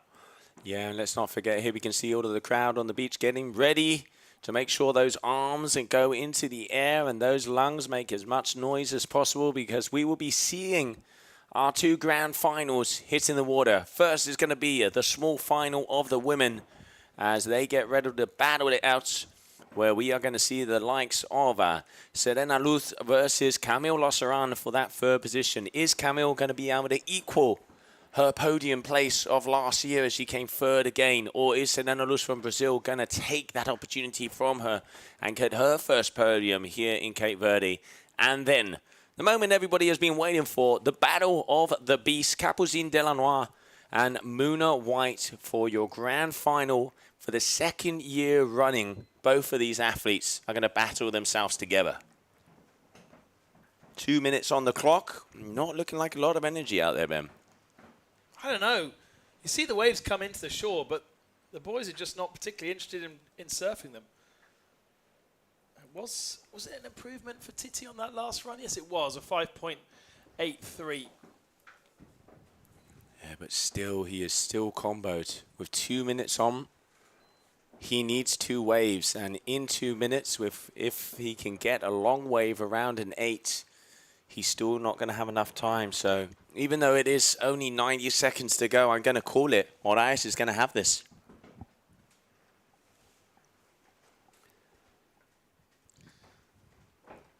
Such a shame for Lopez. Coming out of the competition exactly the same time as he did last year. Oh, and I can see here on the stream, Alemão. ¿Cómo estás, brother? Mr. Alemão from Brazil supporting his fellow countryman, Artur Moraes. Alemão, a big wave surfer and always a cool guy to hang out there in Brazil. Hope to see you very soon, brother. And I hope you are enjoying the show. But the main question is, where are you and why are you not here in Cape Verde? You're missing out. I'm just going to say that. 1 minute. And Moraes will continue on in the competition.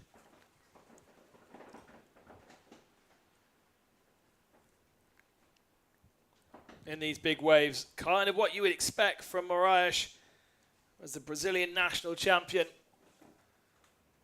Finding himself in round 2 was not part of the plan.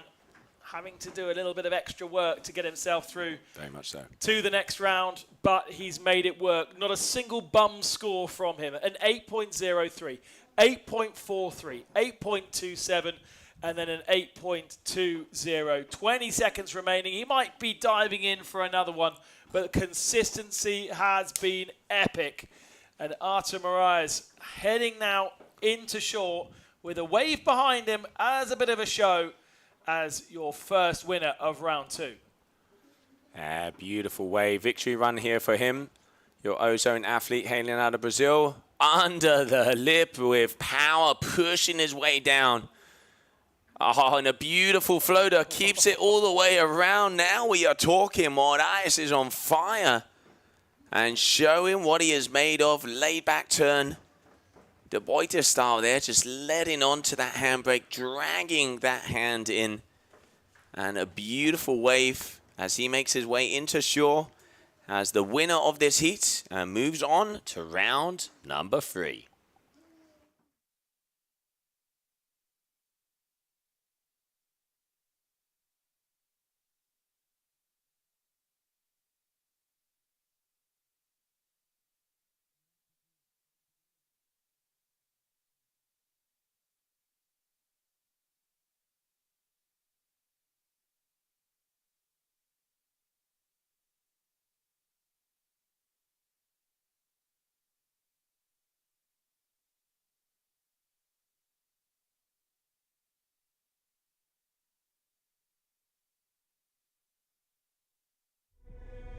Fear.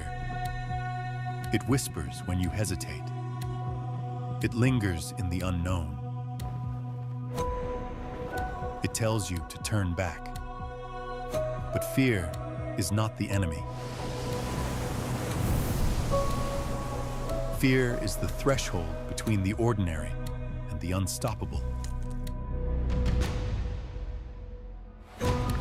You don't conquer fear by avoiding it. You conquer it by riding straight through. Because beyond fear is freedom. Trade fearlessly at capital.com. We've been here from the very beginning, created by athletes, designers, and engineers, defining the sport. We stand proud of our legacy, but we won't stop here. The journey continues.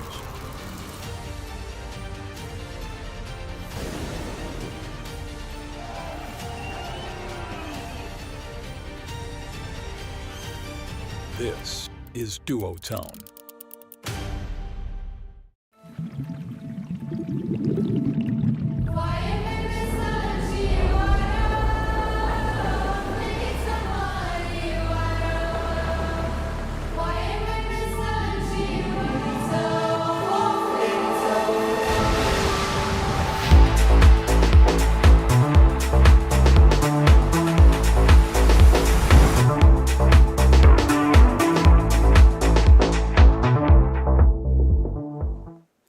Welcome back, everybody, as we continue on with our small final here of the GKA Kite-Surf World Cup in Cape Verde. Serena Luz, Camille Lassaran are the athletes that are going to be battling to see who will be third and fourth position overall at this event.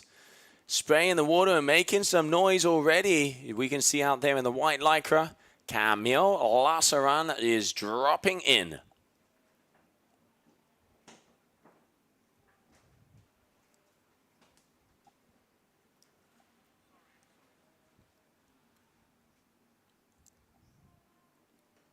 And there we can see that drone as both of the athletes lash around with that first wave. Second wave is here. We can see from Serena Luz. Nice under the lip. As both of these girls are going to have a good surf wave to be able to start them off.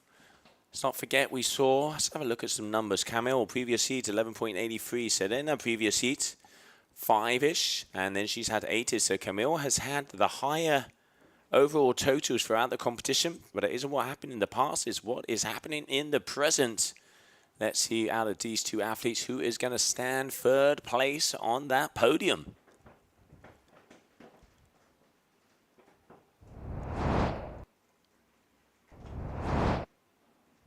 There's this last wave, and this was the top section of that first wave by Lassaran.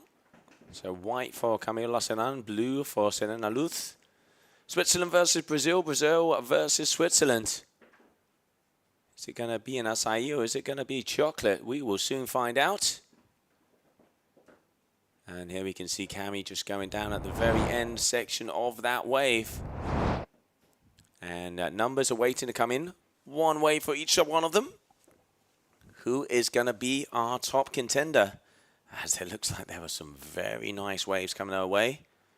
All right, Serena has decided to turn around on that first one. There we can see Cami as on the one behind, but let's follow Serena first. And then we will get a replay of the one from Camille. Serena Luz, gets caught up. Here we have her Cami dropping in with a first very nice, beautiful turn. Serena, with her kite down. This is not what she wants to see. Is that going to be in the way of Camille? Because it is. If it is going to be interference. And I got a feeling. Yep, I do. I have a feeling, and I reckon I'm right. It is going to be interference from Serena because her kite was in the way and Camille was not able to complete her ride. So that is going to be a penalization for her. It's such a hard one. And if Serena doesn't get that kite up quickly, she has a possibility of it being munched by the sets that are coming in. You can see both of these duotone athletes risking it, and you have to risk it if you want to get a third place on the podium. 5:44 Camille, first wave, 4:0 for Serena on that first wave. your small final here, the second day of competition, GKA Kite-Surf World Cup, Cape Verde, Punta Preta.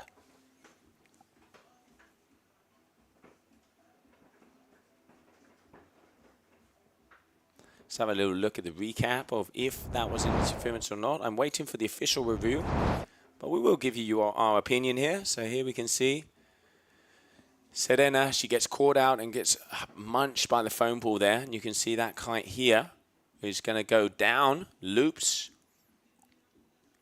and unfortunately goes down into the water. And there you can see Camille on the back side of that. And Ia has to... Well, actually... Well, she has to wait, doesn't she? Actually, she does have to wait, but I'm not crossing the path. So waiting for official review. But is that or is that not going to be interference? We will soon find out. Looked to me as though she wanted to continue to turn on the wave, but wasn't sure she could with the kite in the way. And then obviously knowing where the line is as well. Yeah, I mean, it's a tough one. It is a tough one, but... It's unfortunate for Serena. She does always seem to be in this situation. But we will soon find out. I have asked the question. And the drone's the best possible viewpoint for it, right? Doesn't shut down the... doesn't foreshore the distances or anything like that, like a camera on the ground would. Yeah, absolutely. You can really see it from above. Bird's eye view. Bird's eye view. That's waiting for an answer here from our judges. And no, they don't look too concerned, so maybe not. 9.47 at the moment. Do they ever talk?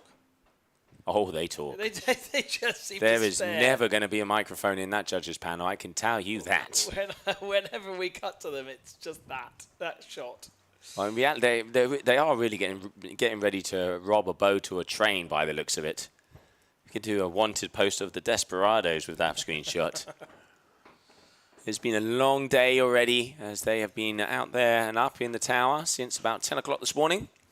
As we have pushed on like no tomorrow, 4:45 in the afternoon, the golden hour approaches. As there's a little bit more orange coming out into the sky. Let's not forget sunsets around 6:30. Idea is to get all the way to heat number 6 of round number 2. So that would be heat number 14. Not sure. Not sure. But we will soon find out. Hey, if we do 10-minute heats, then we could. Keep on dreaming, mate. Just Keep throwing that idea out dreaming. there. Unfortunately, as sets a little far in between, they won't be lowering that timer, so to speak. But here we have, this is going to be Serena dropping in for her third wave, excuse me. Very hard to see him behind the spray, because that sun is literally completely backlighting our cameras, but the drone, making sure we can see everything. Yes. And here, Camille picking off a very nice one there. Nice top turn, linking it again. Going a little bit closer, cutting back to the foam ball so she can go a bit vertical. Wants to be going a bit faster if she wants to be able to get those top scores. But definitely loosening up and increasing heat after heat. Looking very comfortable out there, Camille. Let's not forget that she is not in her comfort zone with regards to her feet. Switch. Yeah, exactly. Surfing switch to feeling that is better than being backside. Very few people backside in the competition. Yeah, and so hard to go with, I mean, that would be like for me when I come over to the UK and driving on the other side of the road. Everything is the other way around. Or trying to write with the wrong hand. Nah. She has been training that quite a bit, and it definitely looks like that off-season has paid off, because compared to how she was backside riding this last year to how she's front-side riding it this year, doing a lot better, and scores kind of reflect that. 9.47 so far, waiting for the score of that last wave. Is it going to be above a 4.07? We will soon find out.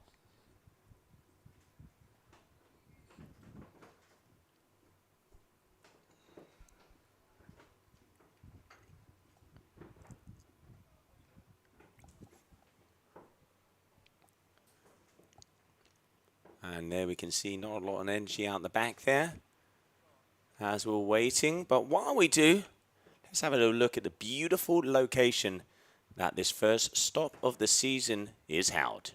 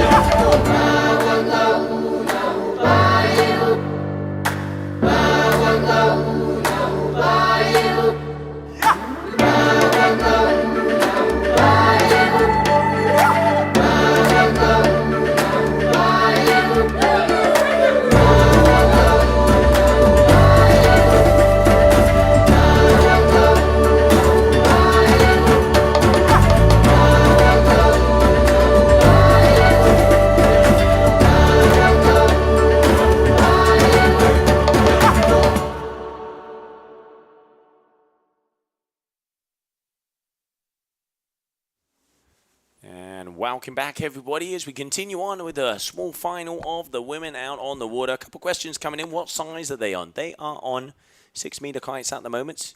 Both of these athletes, as the wind is seriously picking up. And a big shout out to all of our athletes as tuning in. If you have any questions, make sure to drop it in on the comments. But more than questions, let's see the action. Lassaran here on yet another wave, your current heat leader, as she has 11.23, 5.83 and a 5.4. Very nice riding there from her. 10 minutes left on the clock. Who will be our third and fourth position here in Cape Verde? We will be finding out very shortly. And then it will be time for the big final. Capucine Delanois is going to be going up against Muna White. Once again, history repeats itself. And we will find out who's going to be the queen of Punta Preta. Serena here looking to try and improve on that 1.8 backup score. This looks promising for the Brazilian. Still a long way off what Camila's managed to do. Really impressive run from her. Actually stronger, I think, than her quarterfinal run, where, of course, she was defeated. Sorry, semi-final run where she was defeated. We are now in the final, mini-final. 9 minutes to go. And Camille looking to defend her result from last year. She was third here in Cape Verde last year as well. Let's not forget she had a very good year. Third in Cape Verde, second over there in Silt, fifth in Dakla, and fifth in Ibiraquera. So good way to start off the year if she can get that podium. Serena, fourth overall last year. She was fifth last year. So she's going to be improving her position from the previous season. So she is definitely going to be happy with that. Will it be a podium or will it be a fourth place? 8 minutes to find out.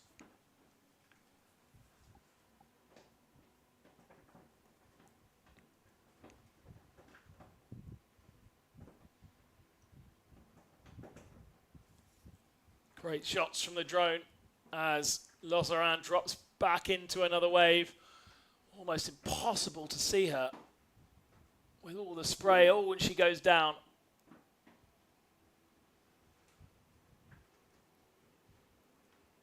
Keeps the kites in control and up in the air.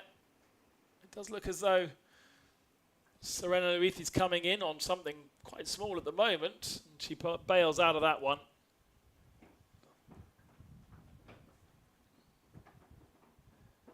Yeah, Selena would need about a 7.3 if she wants to be equaling the score here of Camille so far. She already has that 4. 11.23 for the total of Lausanne, coming all the way from Switzerland. Living out of my hometown in Tarifa, though. And she spent about 3 weeks already here in Cape Verde, and looks like it's paying off.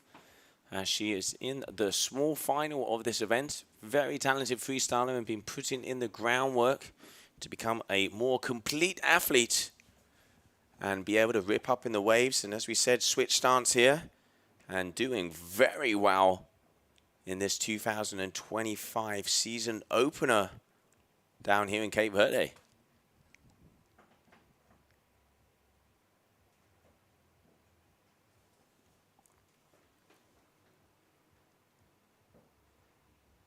Slight improvement on that last wave, a 3.07, so to a 7.07 total.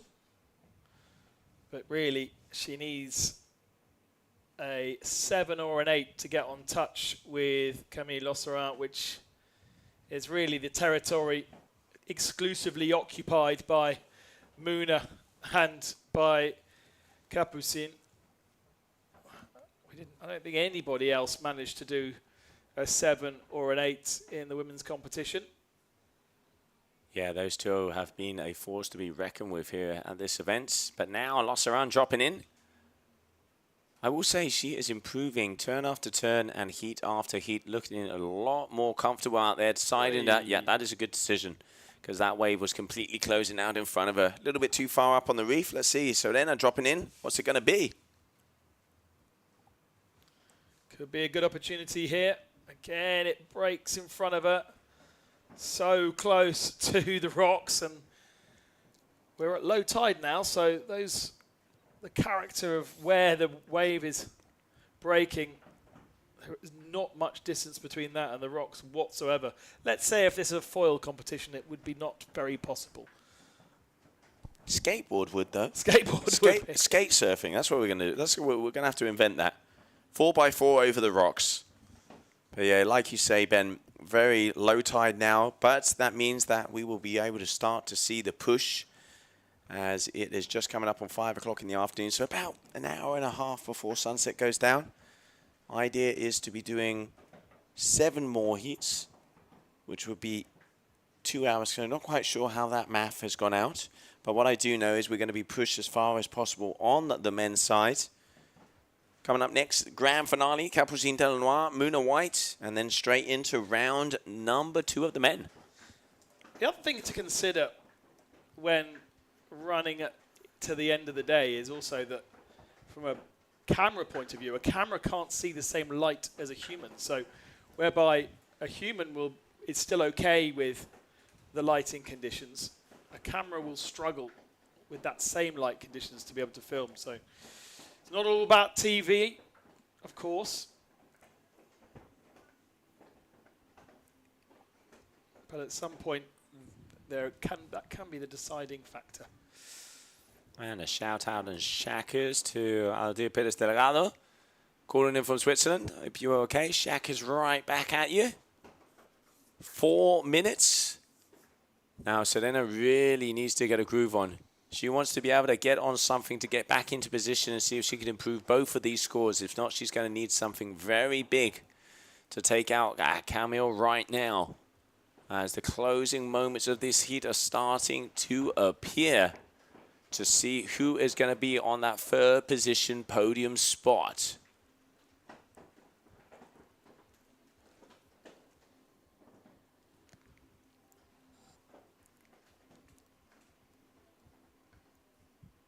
And a little info coming back in about, remember we asked about that interference. It was not an interference because it was the end of Camille's wave and she was able to complete it. So there you can see the difference, which is kind of what we said there about the drone. She was just out of the way enough.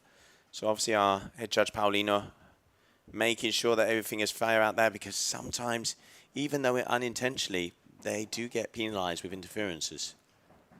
And Serena has had a fair share of this competition. Yeah. Not a lot of bumps out there on the horizon.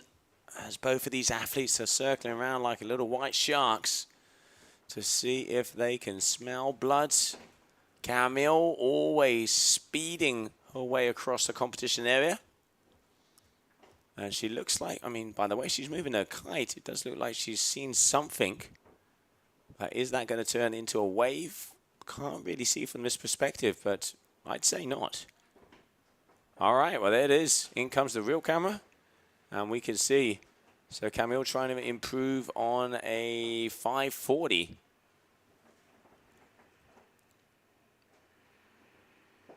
But this one is going to be closing out. Nope, too far up on the reef. And just not opening out down the line. Is there a set coming in for Serena to get herself third place in this competition? 1.5 minutes remaining. There is something rolling in there, but I think it's not a full set. It's not that incredible line that we saw a few hours earlier where they were just stacking up off the bay. And it's pretty choppy out there just to run along, just going back and forth. You can see the flatness of the water that we had over the last couple of days definitely gone with this wind. We've got a chop.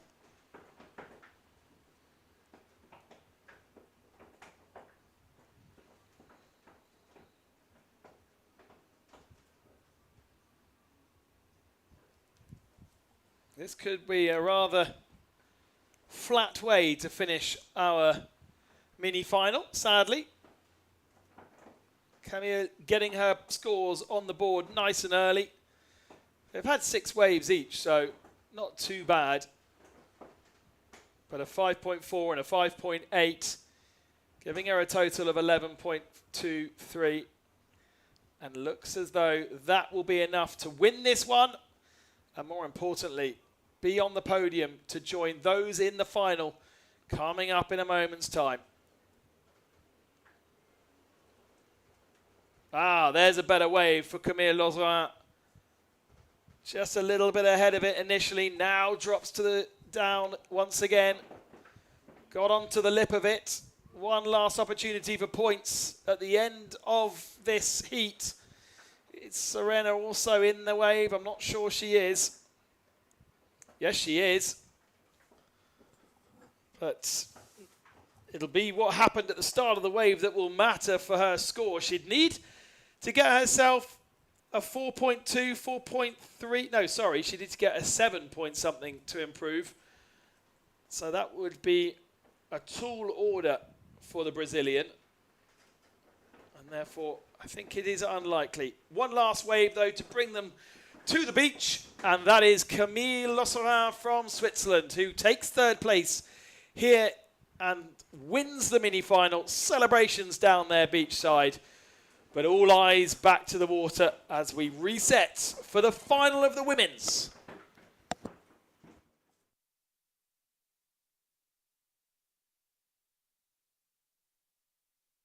You don't conquer fear by avoiding it. You conquer it by riding straight through. Because beyond fear is freedom. Trade fearlessly at capital.com.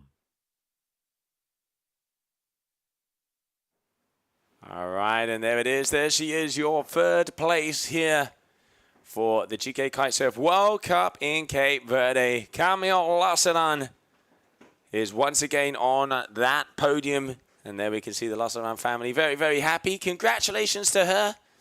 As we now continue on, coming up next, we have our grand finale. Who will be the champion here in Punta Preta? We will soon find out. As Muna White and Capucine Delanois get ready to battle it out here on the peeling right-hander. France on the left, United States of America, the Hawaiian Islands on the right. And let's get ready to go.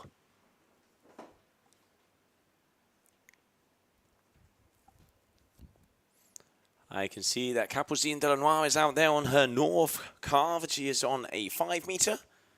And then we have Muna going out on a 6 meter attic, the F1 rider. They are both in position, 22 minutes of action, and there she is. Smiles say it all. And congratulations to that young lady. As there it is, a little sip. The wings are in 3rd position here in Cape Verde. Si, señorita. Very, very nicely done. But eyes out on the water as we have the 2 big athletes who have been getting the best scores here today, battling it out to see who will take the win. Same final as last year. And the year before. Who is it going to be? That's what I said. What do you reckon, mate? Who's your money on? It's difficult, isn't it? Because the conditions have changed since we saw those mammoth scores earlier on. It's definitely rougher for this final. We've seen big scores from both. But in their semi-finals, respectively, they did struggle to replicate those massive scores. And again, look how the kite and the power dragging these 2 women down the beach. And they can't do the surfing that they really want to do because of the windy conditions. Oh, look at these 2 sets, both of them in the white, Muna in the blue, Capucine. Muna looking like with a little bit of a nicer wave, making a little bit more of it. Oh, power turn. Letting the water and the spray go all the way across the bay. So there we have the first standoff in between these 2 athletes. 1 wave for each. Capucine Delanois already back in position. Muna is following her in. Let's see who's going to get the highest score as we start off. 20 minutes of action. 22-minute heats. And already we have seen the first set roll in here in Punta Preta. Now, in the earlier heats this morning, we saw Capucine wearing a helmet, which allowed her to communicate with the beach, and more specifically, Mitu Montero, who over the last 2 months she has been training with and receiving information from the beach. Completely allowed, part of the regulations voted in this year.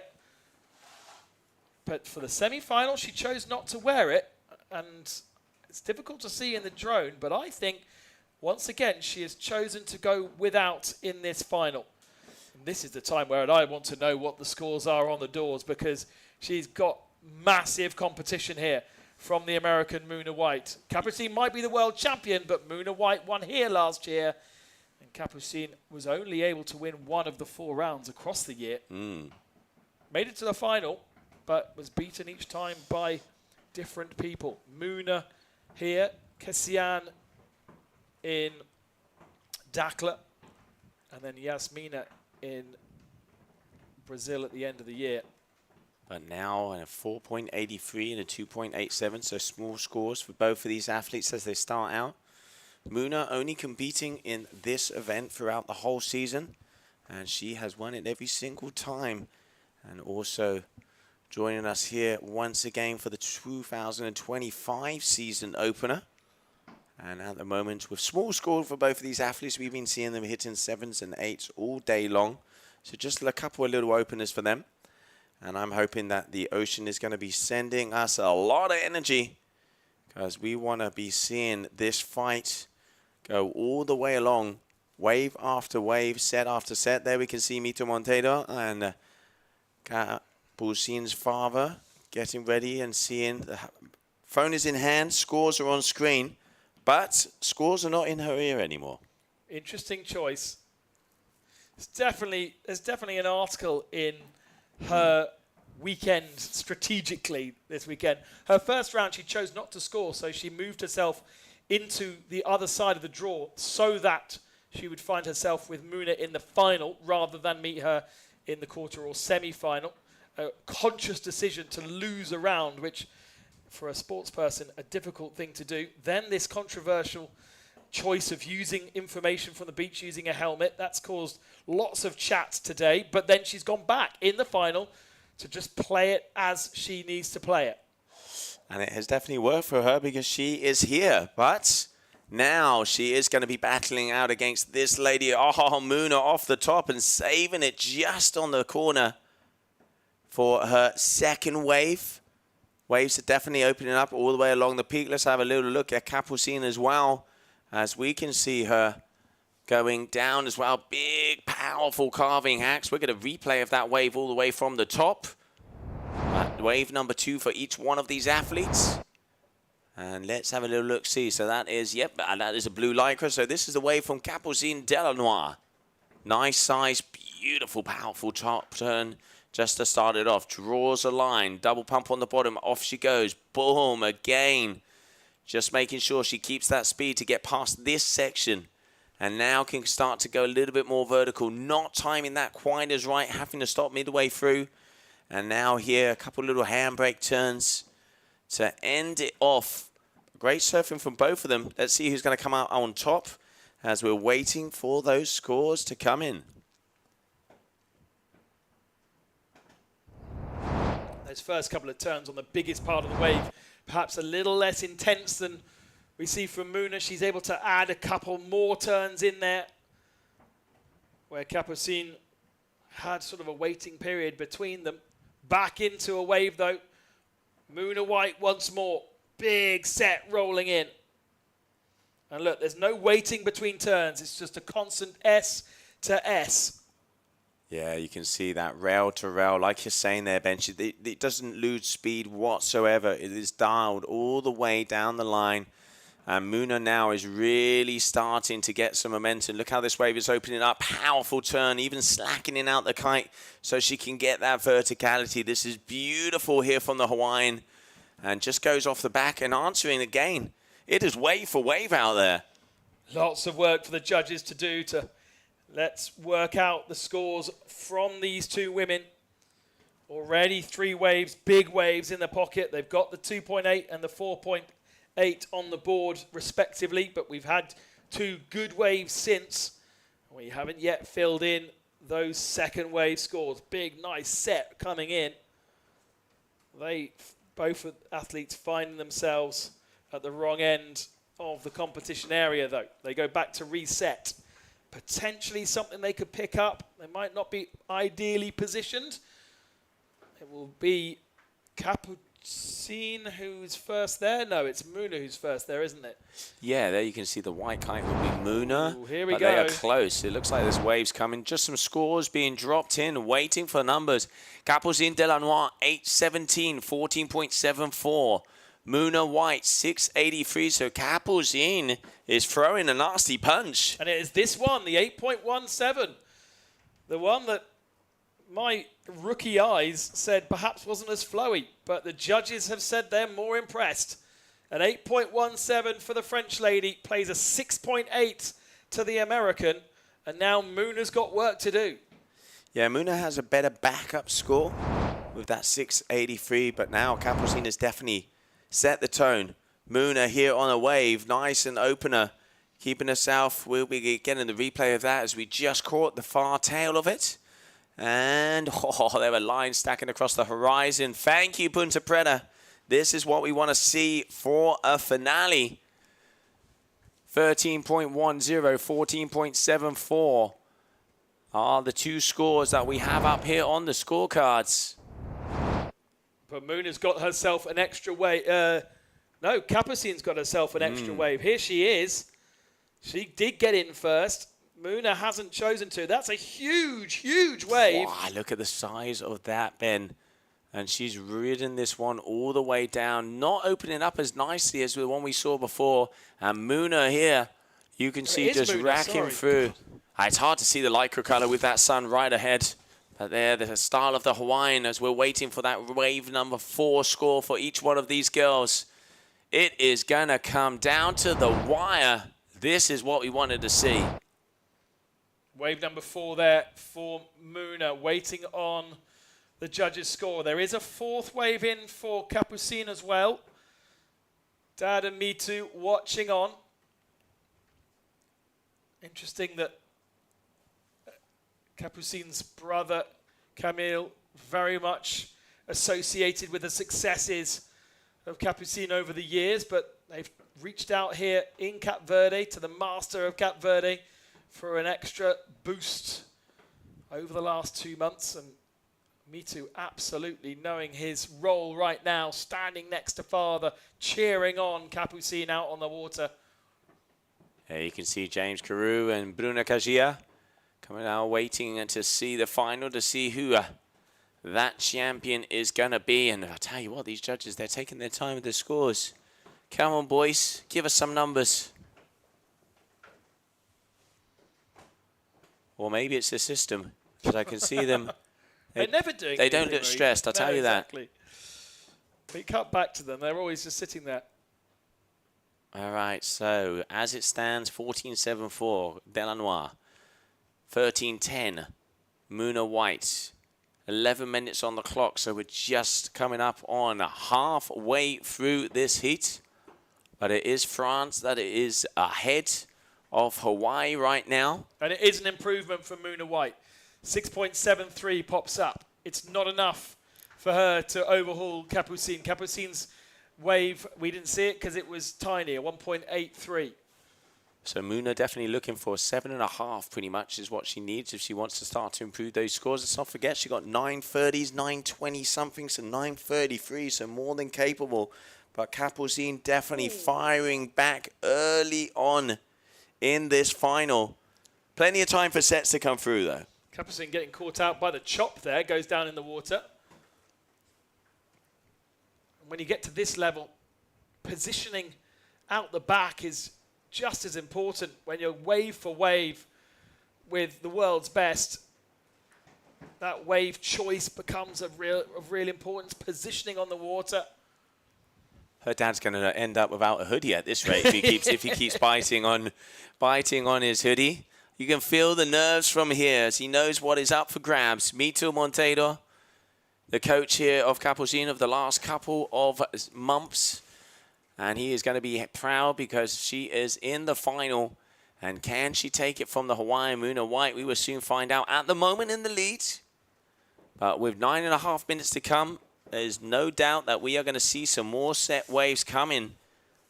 But a great start here for the young French athlete and your current world champion. Never won here in Cape Verde. That has always been taken away from her by Muna White. And Muna never lost here in Cape Verde. So let's see what happens over the second day of the GKA Kite-Surf World Cup Punta Preta. 0.8 of a score between our two women out on the water. 9 minutes remaining. They've each registered just 4 waves. So plenty of opportunities if the sets allow. Muna White in the white. Capucine Delanois in the blue. We've seen 9s across the quarterfinals and semi-finals from both of these women. But for the moment, the best score just an 8.1 from Capucine, and Muna White only in the 6s. There's opportunity, but the conditions are tough. The chop is not nice underboard. The wind is really strong. And when the waves come, they are big. Yeah, taking a little bit of time in between sets, though. I mean, we've only pretty much seen 2 sets come through so far, waiting for that third set to hit. Looking quite flat out there at the moment. We're just coming up on 5:15 in the evening. The idea is to continue on with the men's competition, round number 2. Heat number 2 will be coming straight after this heat. And here, okay, Muna, has you seen something? I can't quite see anything. It almost seems as though with the chop and with this extra wind, it's harder to spot the waves coming in, the sets coming in. Agreed. In comparison to when it was flatter, you really had you could see the dark water, you could see the rollers from much further out. You're not getting that impression any longer, even from the drone.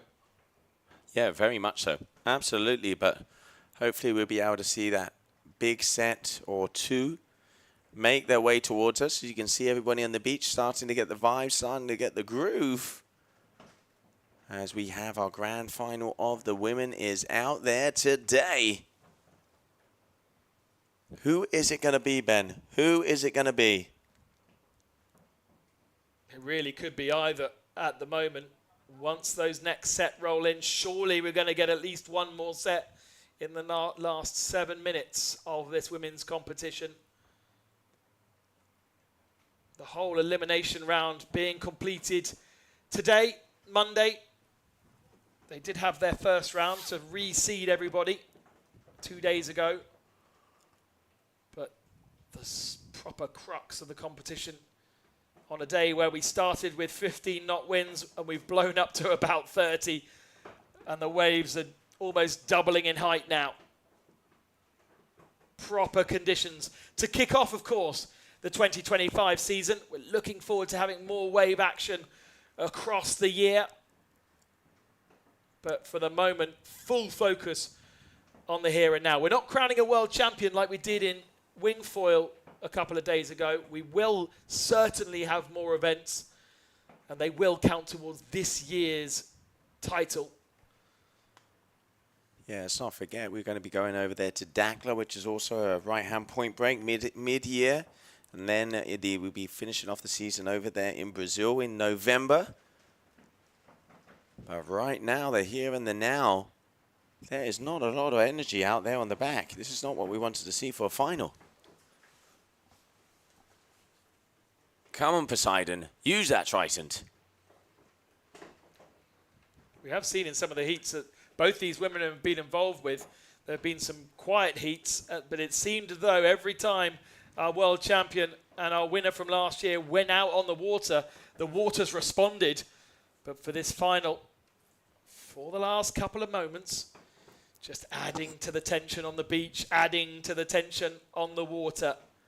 Yeah, it's a hard one as well, because obviously let's not forget those big scores came with those big waves. So now they're going to have to go on stuff a little bit smaller and be able to perform to see if they can make it to those scores. Muna, big carving hack here. This one looks like it's opening up nicely. Two very solid turns, linking it together. Variety, getting the verticality, but you can see here the shoulder breaking out. That is not going to be what she's looking for. Is Capucine on the one behind? No, she isn't. But she is going to be dropping in on this one. It looks like it has a little bit more size. Here's Capucine. She's got a 5.5 on the board. That's improvable for her for sure. And this perhaps is a wave to do it. It has built better than the one that Muna chose a couple of waves ago. Nearly finds herself stuck at the top of the lip. Gets herself back into the wave again, but being pulled a bit too far away from the power of the wave, from the real ideal point you want to be in. Yeah, and really just trying to milk this one as much as possible. Now, Muna is going to be back there in position. And what she has to do is she needs to wait for that set wave. Because if she is going to get above, she needs a point more. A 0.2 more. So she is looking pretty much at an 8-point ride. For her to get an 8-point ride, she needs it to be a set wave. These judges have been given those big scores because also of that wave selection aspect. So it needs to be a set wave. So now Muna is going to have to wait out back. And I think it does look like she is coming in and having a little look on something. I can see her moving forward. And there are some very nice lines stacking the horizon. She's let go of the first one, but she is coming in on the back one. As you can see, that kite is swooping in. Muna White, maybe the final opportunity. Here we go. This definitely has some size. Look at that. Powering her way down, dropping in. Here we go. All right, bottom turning. Nice selection right in the pocket. Keeps the speed up. Opening the face as the wave Punta Preta says hi. Another big carving hack for the Hawaiian. Links it together, going even more vertical. Letting that tail loose. And this is where they have to speed up to get past that section. Muna White. This could be the one that makes all of the difference. She knows how important this is, Ben. Lovely run from Muna White. Big respect from the beach. She's got herself a 6.33 on the board. Capucine went for a wave as well, and she dropped it. You can see the hand on the head knowing how important that was. Is this going to make a difference? 2 minutes on the clock. Is there going to be time for another set? Tensions are rising. Tensions are rising. Scamper back to the reset point to try and get themselves in the best position. Here's a replay of Capucine in the early stages of her wave. She was really in the ideal position. The wave itself a little bit smaller than Mona's.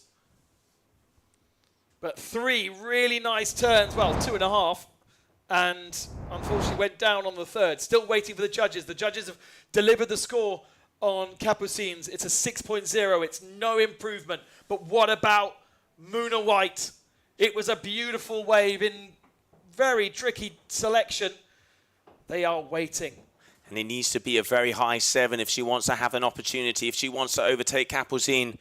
I can't see any movement out in the ocean, so this could be it. This could be the exchange that makes all of the difference. Muna now turning around as there is pretty much 1 minute on the clock. We are waiting for that score to be dropped. And so far, it is not enough. It is not enough yet. So Muna White would need to improve still by 0.93. And Capucin's been awarded a 6.8 on her last wave, so she's improved as well. Improvements from both women, and there's still a 0.9 of a point gap between them with just 45 seconds remaining of this final. There doesn't seem to be the sets coming in. And Muna maybe getting some news from the beach. She puts her hands up in the air with 30 seconds remaining. She's down by beachside. She's not in the position to pick up a wave if there is one coming. Here we go, here we go. This one's coming in. Is this going to be enough? Oh, it's opening up nicely for the Hawaiian. First turn, engages, pulls back. Could this be a buzzer beater? I could see Kapuzin behind her also. Going for that second turn. She knows she has to risk it. She knows what's up to grab. She goes against it. That is not going to be enough. This could mean that Kapuzin Delanois could have this. And coming down as the clock is over. We are going to have to wait for those scores to come in. What is going to be the result? Who is going to be our winner here in Cape Verde? Capucine Delanois looking to the beach, looking to her father and Mito Montero, her trainer for the last couple of months. She has one hand on the victory already, but Muna White is still got a wave to be scored. They've both still got a wave to be scored.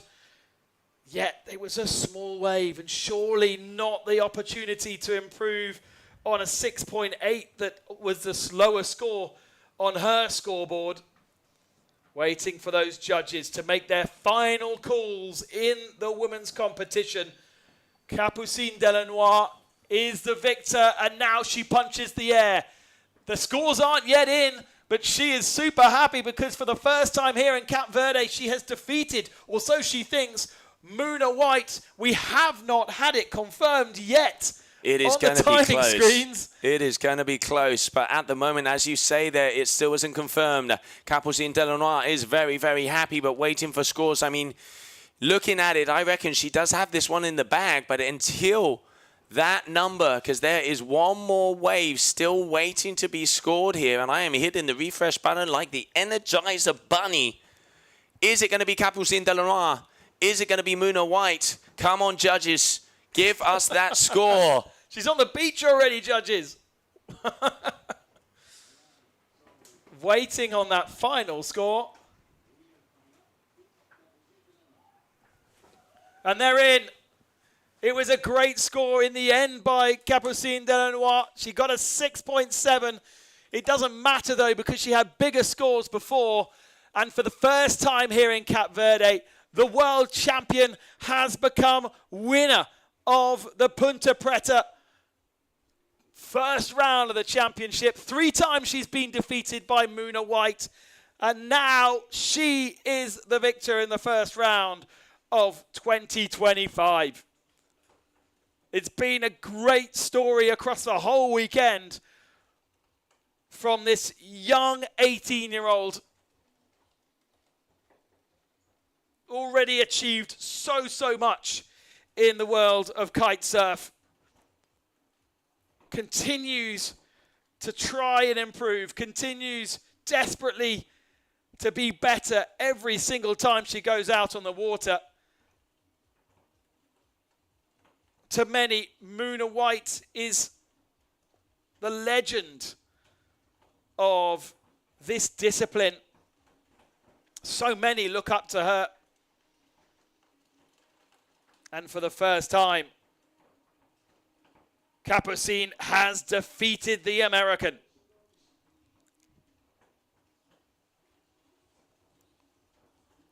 Such fantastic celebrations.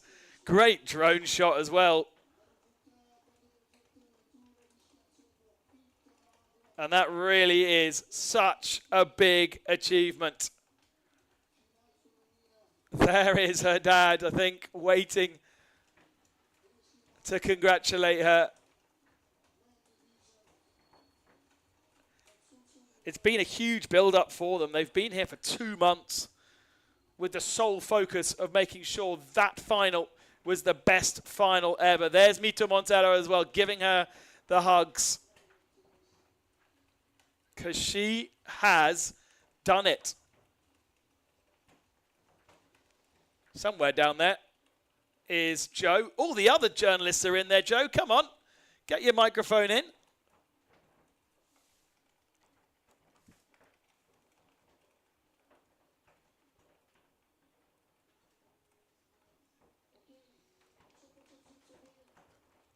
What a final. All the way down to the very end. 2 women that were the class of the field from the very beginning. But clearly a class above the rest. Joe is going to go down there and hopefully grab an interview. But before we hear from him, let's go to a commercial break.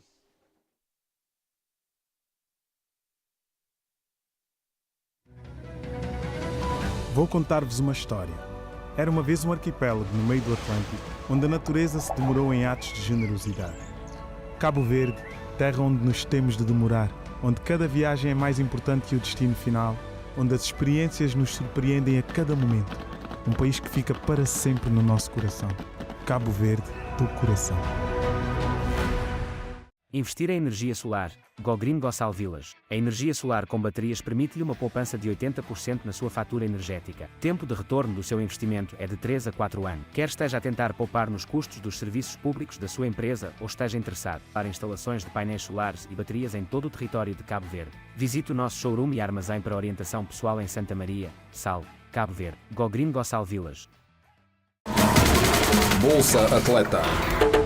Através do Bolsa Atleta, consegui que a sapatilha bicos, agora todo atleta a nível mundial tenta usar em competições internacionais, quase ao pé de igualdade daqueles atletas de alto rendimento. Depois que conseguir bolsa, para simplesmente de preocupa com a questão financeira e começa a dedicar muito mais a treinos e minha preocupação fica competição, treinos e desenvolvimento pessoal. Então aquele bolsa ali tem uma importância imensa para mim. Eu passo de dificuldade para morrer, me de ruber arriba, nunca tenho trabalho fixo, minha trabalho um dia sim, um dia não.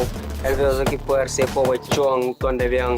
Depois que ganha aquele bolsa e a coisa está me evoluindo, é um pouco mais de brilho, energia no treino, é ter mais foco. Ele é importante porque tem que as muitas condições financeiras é que gostar mesmo de correr e é exemplo disso e tem que mostrar aos jovens que conseguir realizar esses sonhos realidade.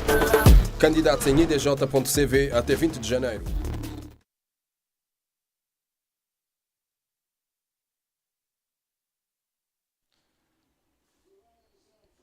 Next round of our men's is back out there, heat 3.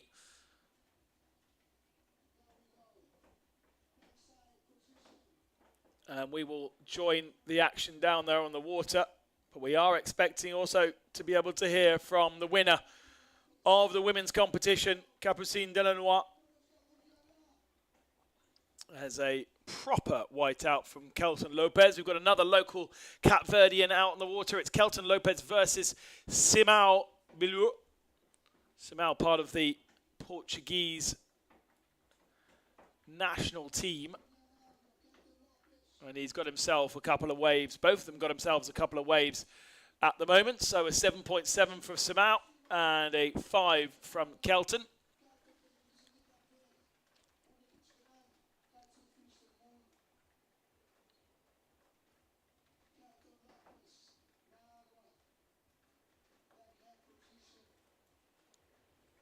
With just 2 waves on the board for Simão and 3 for Kelton. 16 minutes still remain, and there are the faces of our 2 young competitors. Kelton just 24 years of age, and Simão just 19 years of age.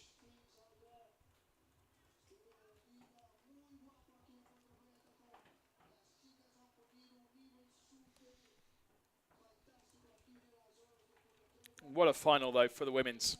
Still reflecting a little bit on that. Quite spectacular.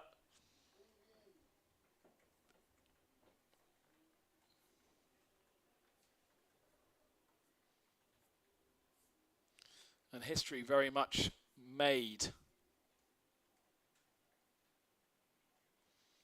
So no heat 2 of our men's category. We saw heat 1 where Arta Moraes took victory over Titi Lopez.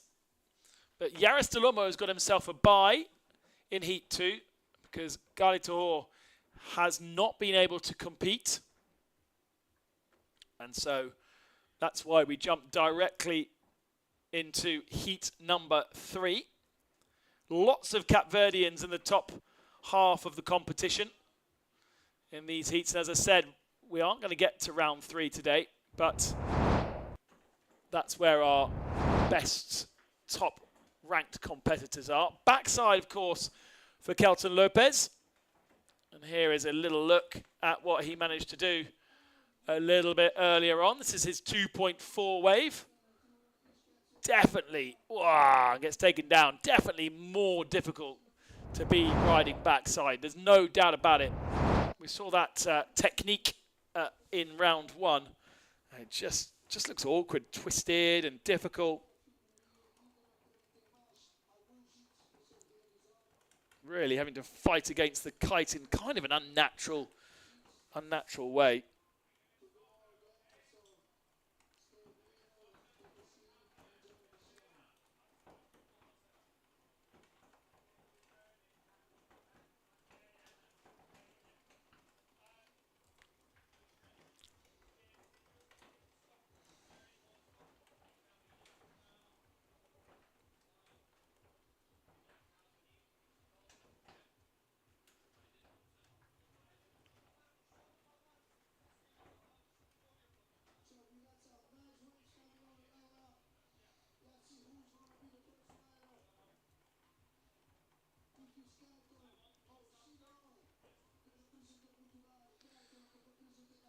Simao in the blue, on the left of in the right of the screen. Yeah, because that's Kelton on the left.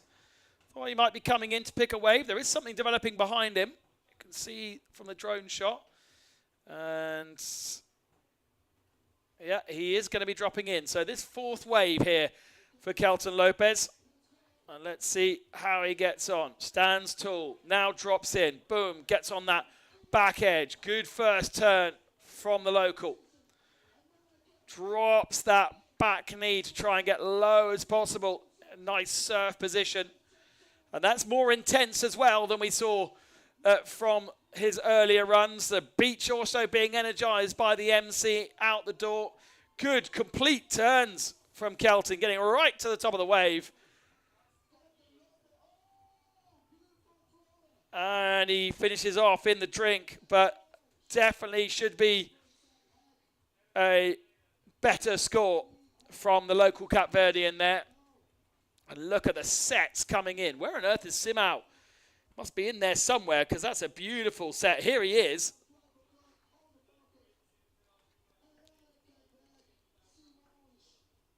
And Simao could well find himself improving his score as well. His bottom score, a 3.4. He gets himself an early bath as well.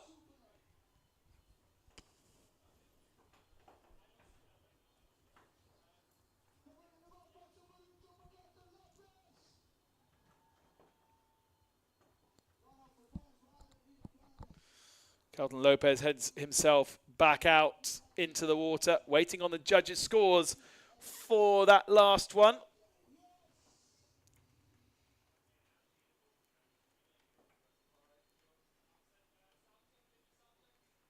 And there are some big waves rolling in now, certainly from that camera angle it looks as though.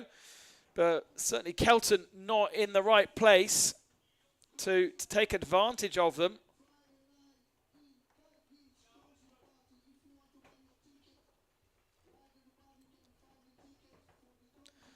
And look at the waves rolling in. Something's brewing. Big, big wave. Is there anybody in there? Maybe Kelton is. Very hard to spot, though, because they are pretty large. Where on earth is he? There he is. Right then. What can the local man do? Still owes a wave for us. Yeah, big backside turn at the top of the wave then. Down to the bottom. Back up again. Proper hack at the top. Goes again. Oh, yes. And everybody loves that on the beach as well. Still waiting for the scores to come in. Here's Simao. He's got himself into position as well. These waves really, really jacking up. And that's maybe a bit less aggressive than he needs to be.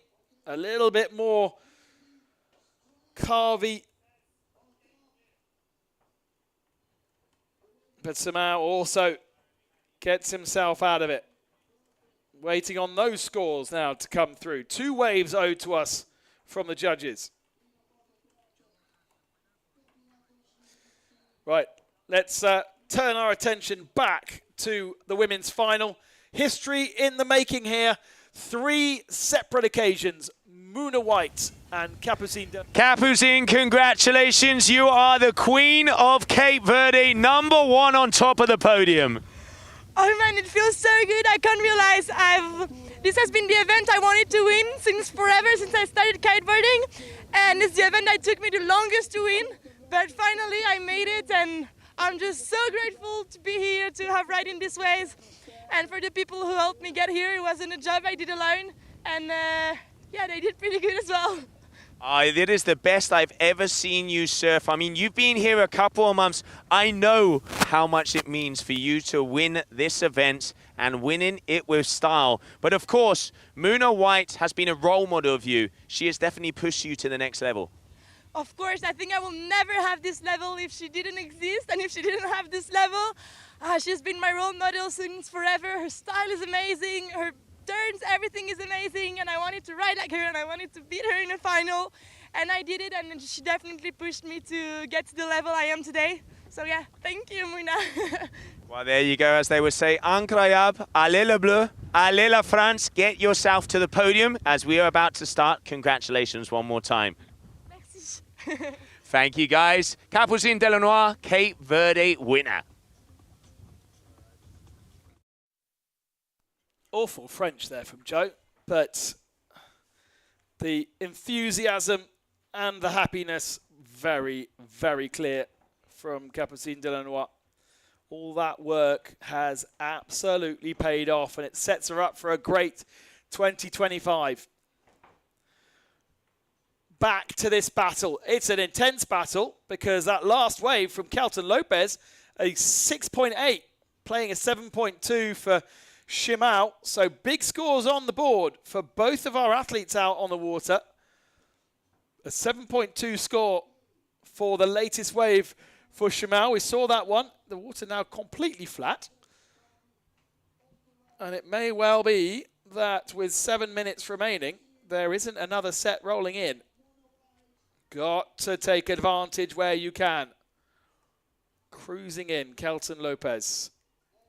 With all of that support on the beach. Every single time he's on a wave, massive cries of support. But where are the waves? Not around right now.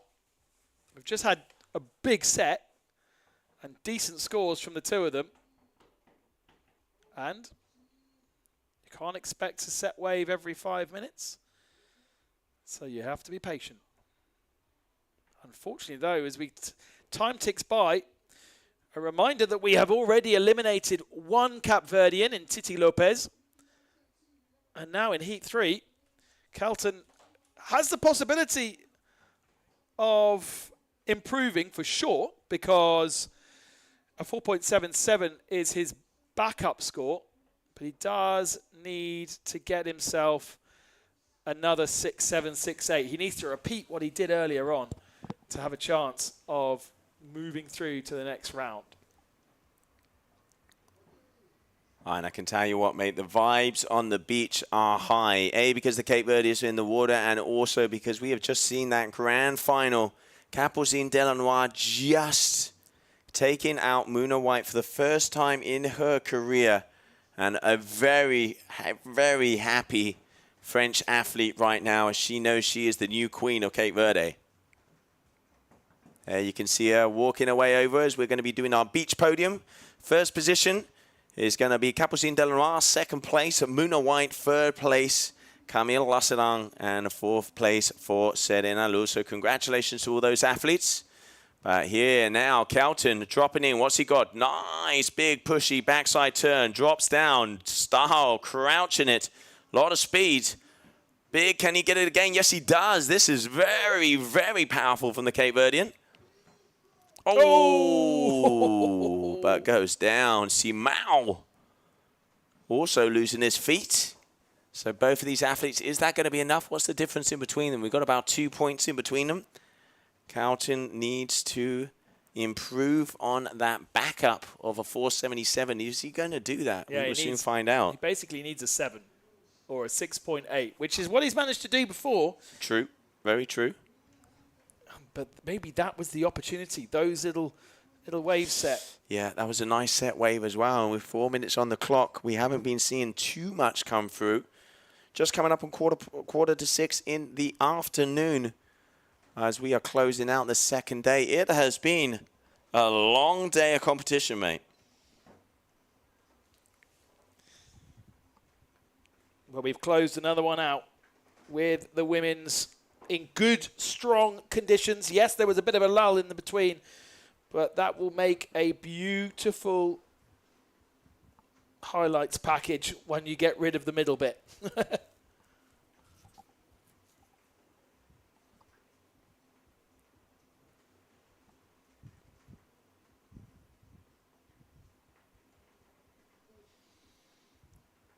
Kelton goes once again, a 4.3 on the last wave. Not as big as he's managed before. Cuts back into it. Really strong, aggressive turns into the wave, but the wave not there for him this time. That's wave 7 now done with 2 minutes and 50 seconds remaining. And a 4.3 for the wave before. That's where he kind of bowed to shame, because if he had got that last turn, he could have maybe been up in contentions, looking and pursuing Simao Wiro with a 13.48. 2.5 minutes to go, coming up on 6 o'clock in the afternoon. The closing golden hour approaches us. The evening. Oh, not the afternoon. Very true. Thank you. Maybe in Spain it's the afternoon. In Spain, it's lunchtime, mate. In Spain, 6 o'clock is lunchtime. But hey, you know. Simao's got something here. I saw those rolling in, and Kelton, by taking the other wave, wasn't able to get back into position. Is there something here for the young Portuguese 19-year-old?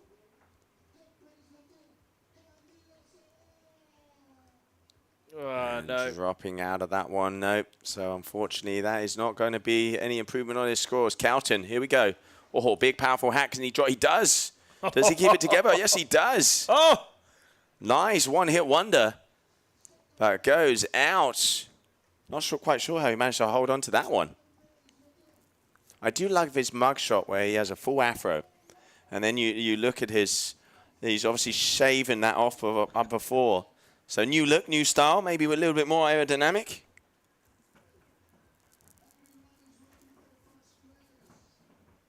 Oh, we saw Kelton in last year's competition.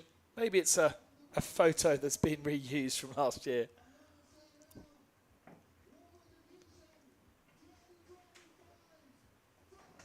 Just 1 minute remaining. Is there anything left for Kelton Lopez? Otherwise, he joins Titi Lopez in those that have been eliminated. We also have lost our Moroccan competitor who didn't compete today. And so an automatic bye in Heat 2, which allows us to move to Heat 3. And here's Kelton's last opportunity. Beautiful wave here from Kelton. Couple already good turns as he goes right in front of the sun. We can see it lighting up like a Christmas tree. And now Straight line in this one all the way down. He doesn't want to fall off. He wants to be able to get a couple more turns in, a couple already. Going backside, one of the few riders to do it. Loops that kite around. Now, is that going to be enough? He was going to need, what was it, around a 7 he was going to need if he wanted to have the opportunity. And Simao also in the final 10 seconds going to be going out on another wave. Beautiful. Pulling through those fins. Didn't look too happy about that, though. That is it. Time is done. Don't think we're owed any waves from the judges, although I think we probably should be. But it does look as though we say goodbye to Kelton Lopez unless it's a mammoth score from him on that last wave. And Shimao moves his way through into round number 3. Fear. It whispers when you hesitate. It lingers in the unknown. It tells you to turn back. But fear is not the enemy. Fear is the threshold between the ordinary and the unstoppable. You don't conquer fear by avoiding it. You conquer it by riding straight through. Because beyond fear is freedom. Trade fearlessly at capital.com. We've been here from the very beginning, created by athletes, designers, and engineers, defining the sport. We stand proud of our legacy, but we won't stop here. The journey continues.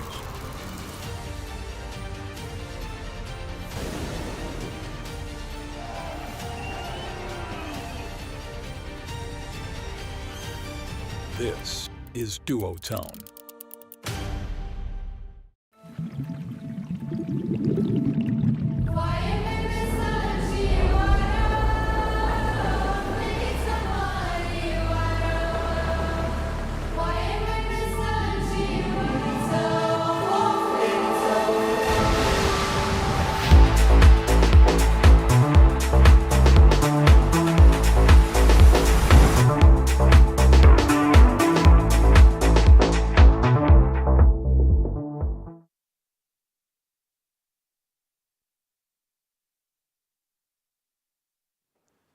And welcome back, everybody, as we continue on.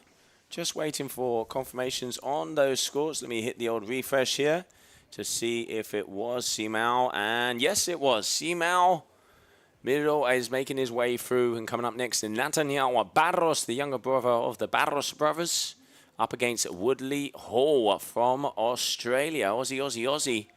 As we continue on, this is heat number 4, so the idea would be to do 2 more heats after this one. And we will be closing it out with Mito Monteiro and Leonardo Casati. 22-minute heats of action, so about an hour to go. Hopefully the sun will stay in our favor. And the local Cape Verdean surfer, I've been told very good things about this young man. Well, let's see then. Goes down. I jinxed that. Yeah, what happened to him in the previous? Because of course we met all of these riders in round 1 2 days ago, and taken out by Casati by 0.03 of a point. So yeah, okay. 8.5. So not bad from Barros. Not good though. Not bad, but not good. Oh. But Wood has only got a 6 in his heat.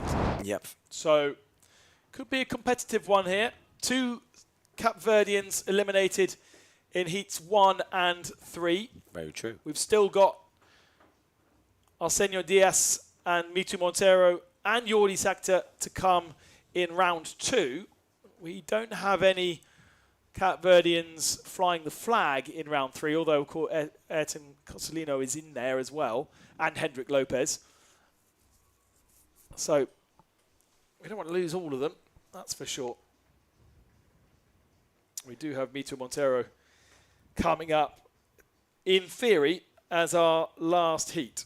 Yeah, that is the idea. You can see that sun. Let's do the odd 4 fingers. We've got about an hour and a half of sunset, hopefully, as it is about 10 to 6 right now.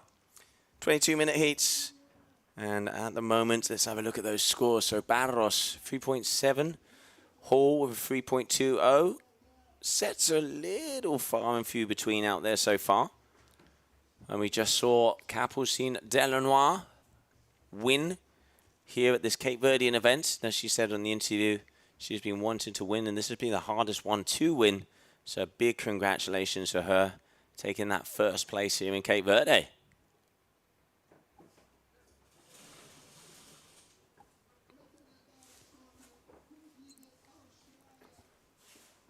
What is rolling in? Here we go. Woodley Hall from Melbourne, firing his way through the first of this set. It was only a 6 point for him in round one. He's already got himself a 3.2. Yeah, stalling this one out. Yeah. Rocking up on the Blur D-Lab by Duotone, your Duotone athlete. And you can see with the Neo D-Lab as well. Faster, stronger, lighter, lightning speed. And there, oh, wait a minute, Barros looks like he's going to be dropping in on a very nice set wave. And right in front of Woodley, a bit of the old side game happening as well. Barros, big first turn. Oh, even gets covered up. Now we're talking. Has it died off on him, though? Very, very powerful surfer, this young man. And looking like it, a very powerful kite surfer as well. Gets himself out of trouble, doesn't he? Amazing. He does. Yeah, completely. Managing to get past those sections. That just shows how close to that power part of the wave he is, because every time it's almost like breaking on top of him. Very nice wave there from him. Woodley, he did see it, and he is answering back, pushing and driving on that back foot.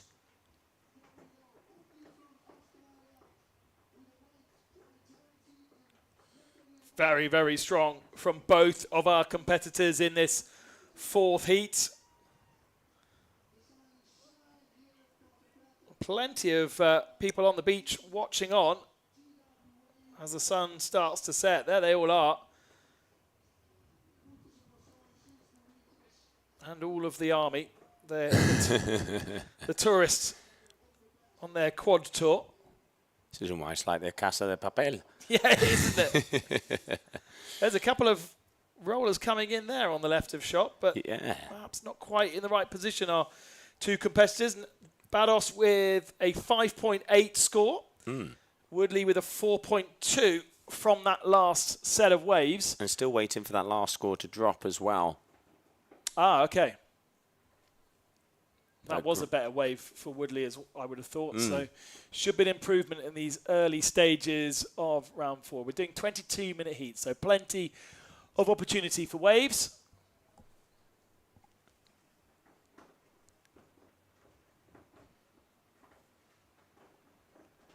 Taking their time to drop this score at us. There's the wave that we were watching, but unfortunately neither of them in the right position to pick it up. You can see your F1 rider, Barros, your duotone athlete, Woodley Hall, as he is all the way out the back and waiting to see if another set will be coming their way. What a day of competition, 8 hours of solid non-stop heats. And it is getting hot in here. As Barros does, yep, he is going to be taking off on something. Here you can see, looping that kite around. Very close to the rocks, this one. Risky business. Where is he? And he's gone down. Yes, he has. He's gone out. Decided against that one as it closed out on top of him. Woodley dropping in as well. Oh, he's going to have to speed if he wants to get past this section. And he does. Flying down the line as the backlit wave starts to get golden. Two beautiful turns here from the Australian. Gets that kite down as this is starting to jack up again. Handbrake turns, want to go a little bit more vertical if he wants to get those high scores. And he is right underneath it as well. Come on, mate, tuck in, come on. And he holds it together, beautiful turn. This is going to be a very nice score for Woodley. Great riding there from him, the wave all the way down the reef. Still waiting on the previous score for the judges. But Woodley putting up the fight here to Barros. Barros with waiting on his second score as well. Woodley's previous wave comes in at a 4.08, so that's a better score for him. And outside of our window, you can hear the beach enjoyed that. Barros was on another one. Oh, that was a 0.8, and you can see why. A for effort. But yeah, not especially in the position he was, because he was right in front of all the rocks. Yeah, as we can see, that tide once again is now on the push, so getting similar to what we had earlier on this morning. Very close to the rocks. You know it's been a long day when the tide starts to do the same thing as it did when you arrived. Well, that and the shape of our back. You know it has been a very long day. 8 solid hours of competition and more to come, as Cape Verde has been giving us some beautiful conditions, non-expected as well, because it wasn't supposed to hit until the afternoon, so privileged to be able to get this going from the early hours of the morning. 5.6 for Woodley Hall pops up. That's a much better score. And it puts him in the lead. Yeah, it goes to first position, exactly. By a tiny, tiny margin. And we know that Barros is able to get a 5.5 on the board. If he did that again, then it would be his lead with 30 minutes remaining. So doesn't need a lot to improve to get himself back ahead. Every little counts, mate. Every little counts. And so every single little cheer from the beach, from the local Capverdians, will spur him on to do something to show off in front of his friends. And that's all that it may need for him to take victory here against the Australian. Yeah, and also Barros, he's the younger brother of the national surfing champion, Roberto Barros. So surfing running in his veins. But now both of the athletes, they are in position, they are at the top. So far, they have really been taking off on the smaller set waves. And let's see if there's going to be some more energy coming their way. Plenty of time, 12 minutes. And that golden glow means two things. It's sunset and it's getting even closer to a cold one. Don't we need it? Mitu's got his wetsuit on finally. He's out of being trainer mode and coach mode and into competitive mode, because he's going to be our last athlete to go. And he's also got his groove on as well. You can see him bouncing up and down.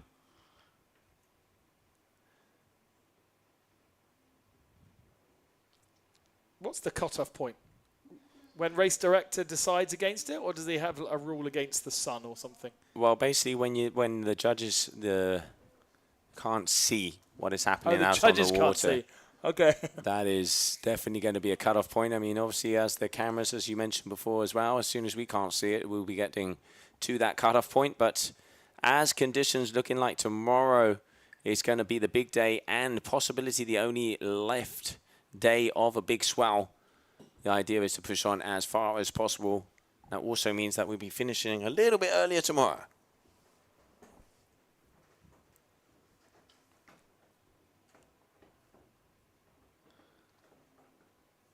Once again, a big thank you and a hi to everybody tuning in for the stream. I hope you are enjoying the show.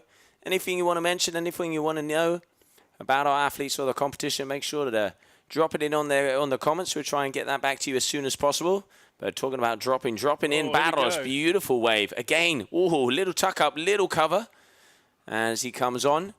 Over the top, sweet spot once again, keeping that speed and getting past this section. He is flying down the line, and he is trying to get that shampoo, I tell you. He's happy to be there, isn't he? And he's comfortable that he's not being knocked down by it. Disappears under it this time, though. You can see the frustration in his language there, head going back and multiple swear words being launched into the Cape Verdean air. Here's Woodley's attempt on the same set. Again, the kite's dragging him down the wave.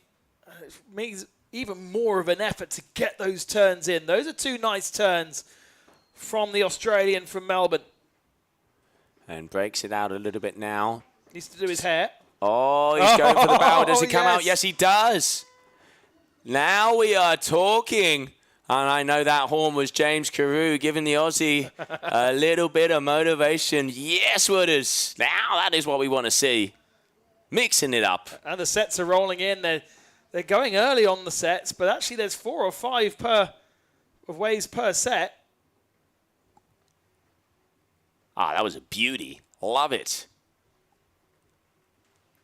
I think there was a hair reposition before going into the barrel, just to make sure that if anybody was taking a photo. Wink at the camera. Look at this. Here you can see breaks the first time. There's the hair tweak. And this is where he starts to really get in, gets covered up, and does come out through the face, not through the end, but still a nice barrel there from Woodley Hall. See what the judges are going to be giving to that. So a couple good turns, and then the barrel at the end. Nice combination.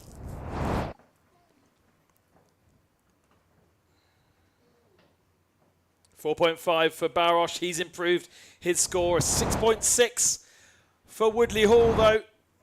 Pulls him further away from the Cap Verdean. Here was the latest attempt by Barosh. Nice first turn. Bit safer this time, not completely in the wave. Very true.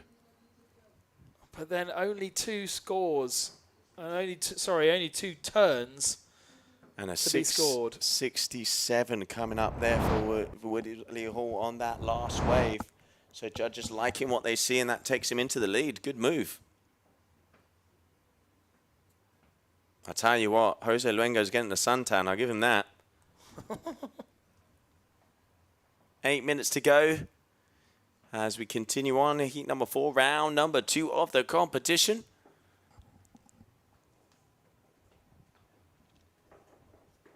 Ah, le malo. Fuego. Absolutely. Fuego is happening down here in Cape Verde. Thanks for tuning in. And look at that Punta Preta beauty. Now that sun's gone down a little bit, it's almost feel like we can actually start to see stuff again. Another attempt from Barosh. And unfortunately, another wipeout. The potential is there. A 5.8, his best score on his second wave. 2 of those wouldn't quite be enough to beat Wooders, but he wouldn't be far off. Unfortunately, a 4.5 is his second. I mean, they are quite close, you know, with the 5, the 6s. Both of these athletes more than capable of getting that kind of score if a set wave does come through. But 7 minutes to go. At the moment, it is Wooders who has that first position, your Australian athlete. And Barros, your local boy down here from Cape Verde, is now going to be asking for that set to come through so he can get the shore, get in on fire. There is a lot of local support. I can even start to hear the drums starting in the music in the background. 7 waves already on the scorecard for Barros, so only 3 more available to him in 6.5 minutes. He's going to have to start to be a bit more selective because he's got a 0.8, a 0.5, and a 0.6 on the board. Kind of useless.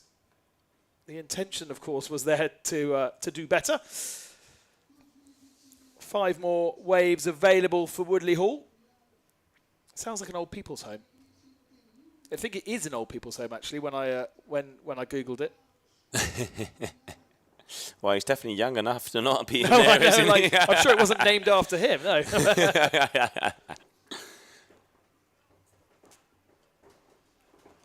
But progression at the moment for Woodley Hall. Yeah, he is doing very well, Woodley. Improved after he had a very good event down there in Dakla and has been coming to pretty much most of the surf events of the season, starting off here in Cape Verde. Hangs out a lot with James Carew, who has been a multiple world champion and looking to take the win, as we heard down there on an interview from him. Only based a couple of, about 100 kilometres away from each other. Yep. Down on the Melbourne coast. That's a nice coast to be on, isn't it? Yeah. Yeah, but the weather's not always as amazing as we imagine. Very true. I mean, you were in Sydney not so long ago, weren't you, mate? Well, the weather was awful.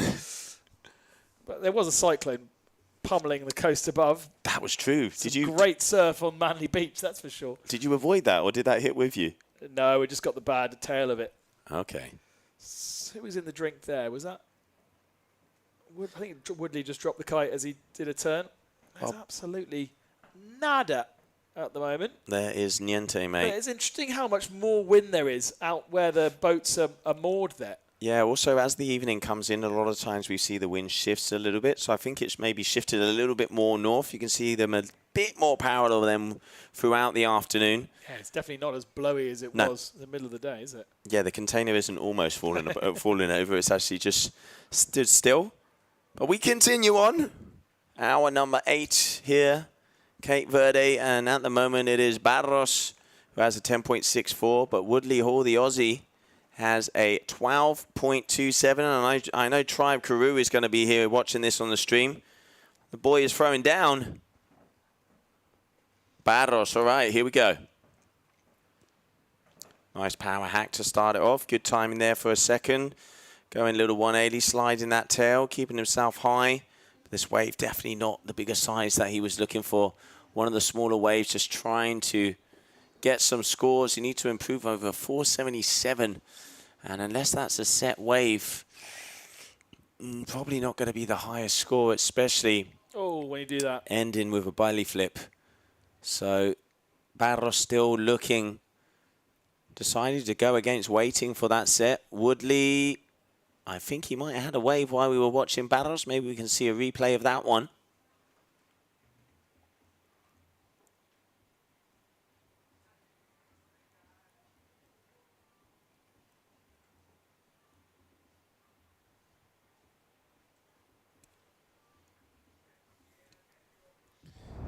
Minutes to go, still 2 waves on offer for Barros, but he does need a big, big score. There was a bit of a body drag for Woodley Hall, probably not intentional, initially anyway. And also Sandro Piso. ¿Cómo está, maestro? Sandro Piso, past Italian wave champion, coming on the tour a long time ago, watching us here. You should be here in Cape Verde, mate. Get out of Italy. Get yourself down. You are missed. As we continue on here. 2 minutes to go. This has been a slow heat. Started off pretty good. Some big waves to start with.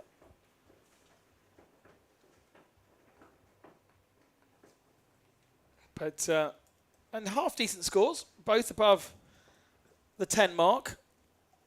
But just nothing particularly on offer at the end of the 22-minute window.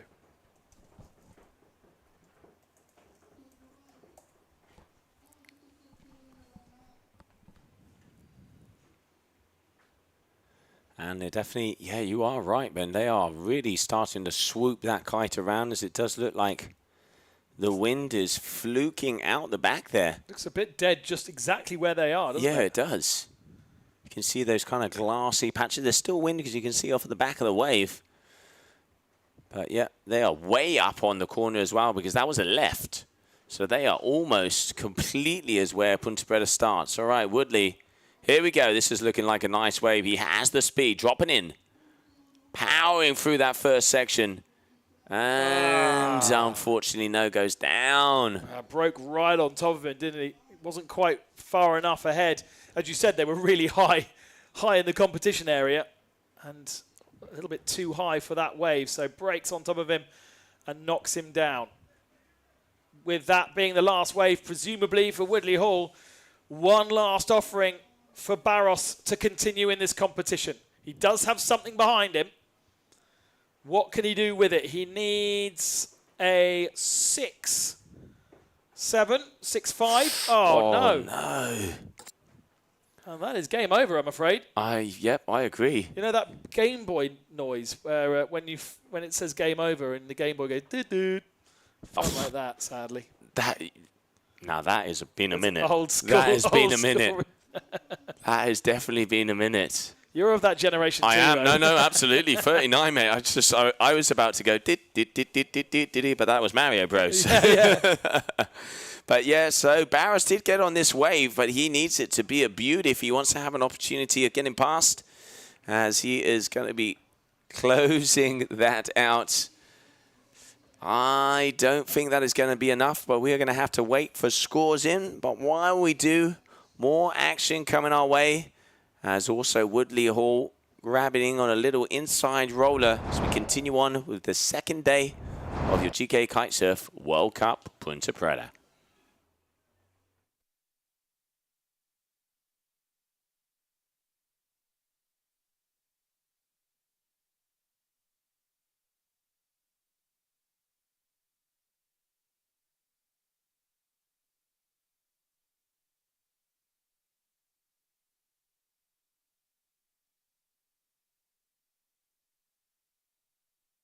You don't conquer fear by avoiding it.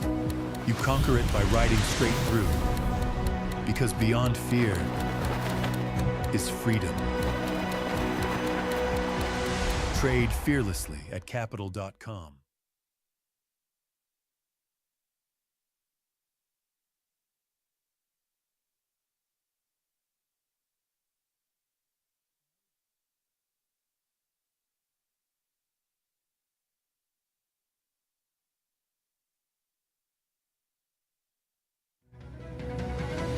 Vou contar-vos uma história. Era uma vez um arquipélago no meio do Atlântico, onde a natureza se demorou em atos de generosidade.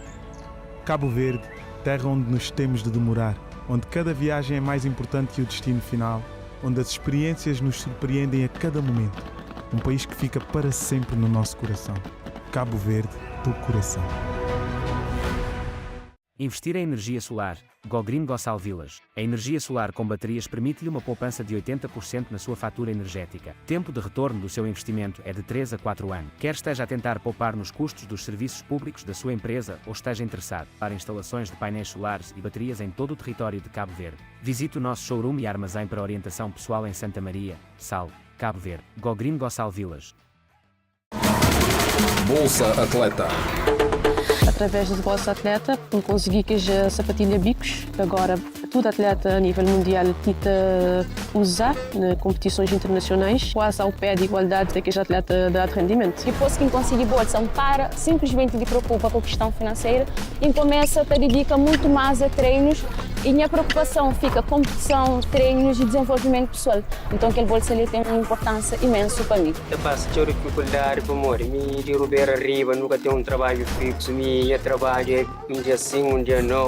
Às vezes aqui pode ser para o chão, quando vem, depois que naquele bolsa e a coisa está me evolui, é um pouco mais de brilho, energia no treino, é ter mais foco. É o importante que entender que as muitas condições financeiras é que gostar mesmo de correr e é um exemplo disso.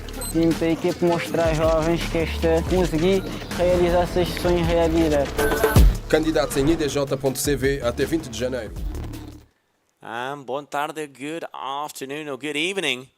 Down here in Cape Verde, the golden hour is hit and I can hear the bubbles from here. We are continuing on with your GKA Kite-Surf World Cup here in Cape Verde. Next up, Charlie Martin is going to be going up against Arsenio Diaz, aka Cunha, down here from Cape Verde. Both of these guys, very talented surfers. Round number 2, heat number 5, second to last heat of the day. And elimination round, so whoever loses has a one-way ticket home. We saw Arsenio last year here in Cape Verde, got himself through to the quarterfinals before elimination. There is Charlie Mata, or Charlie Martin, depending on how you want to pronounce his name. But obviously being French from the Reunion Islands, 7th last year, quarterfinals here in Cape Verde, semi-finals in both Germany and Brazil. Interesting story, Charlie. Born with an underdeveloped right arm and has worked huge amounts with the physio to find some strength in it, but still very compromised when it comes to everyday tasks. Also deaf in his right ear, so especially underwater can't hear anything. Yeah. And yet still in the top 10 best kite surfers in the world. And still, you know, even if that right arm is not as functional as his left, still uses the bar when he needs to. And I tell you what, he shouts out loud at every single turn. He is an absolute powerhouse, hailing in from the Reunion Islands. He's been with us quite a while, since a young age. and always is a character, and actually recently learned Spanish. I can now start to talk to him in Spanish. It's great. That last wave was a 5 for Charlie. And I reckon that's probably going to be a decent wave for Arsenio as well. A 4.3. Needs to get another one of those. And yet another Capverdian. The music is banging out on the beach.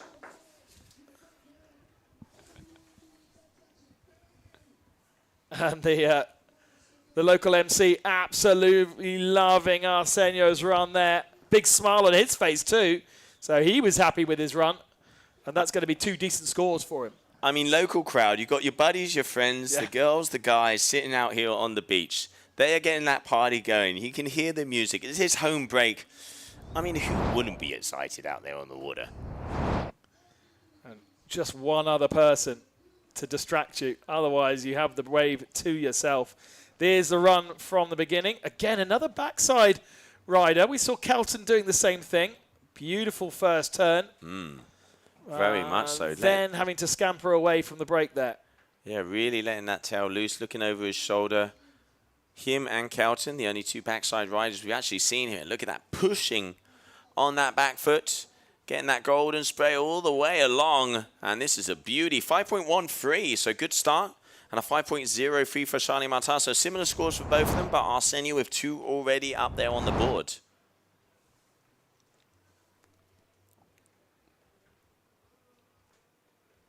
Now they head back out and go hunting for another set to roll in. Not massive waves that first set for them.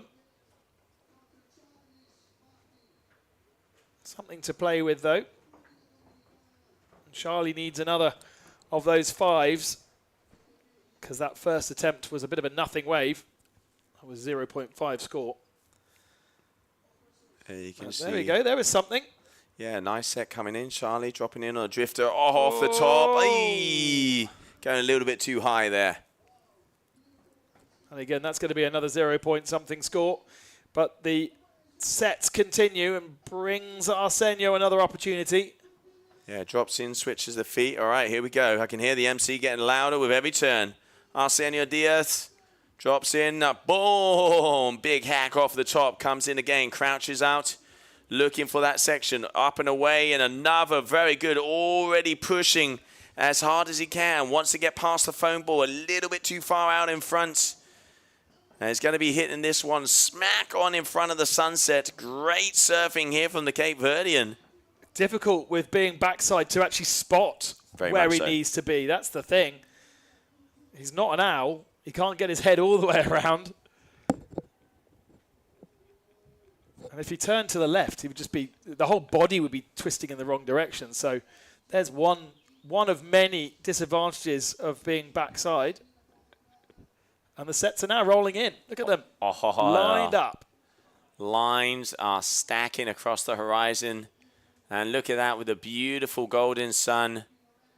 Punta Preta, Cape Verde, showing why it is one of the best locations in the world. And what a way to watch it here. It is getting golden out there, and that is Arsenio as he is flying. Look at that one out the back. Charlie is on the one in the front. I reckon Arsenio would go behind him and go for the one behind. But Charlie is going to be the first athlete to drop in. Here we go. Reunion is coming at you. Needs a big score here. Got a couple of tiny scores on the board after 2 wipeouts, but this is a great wave. He was well positioned for it as well. Comes down the face of it, nice and direct towards the camera now. Big turn, back up, perfectly positioned turn. Needs a bit more flow, a bit less straight line perhaps. Now cuts back in, good positioning again. Stays on the wave too.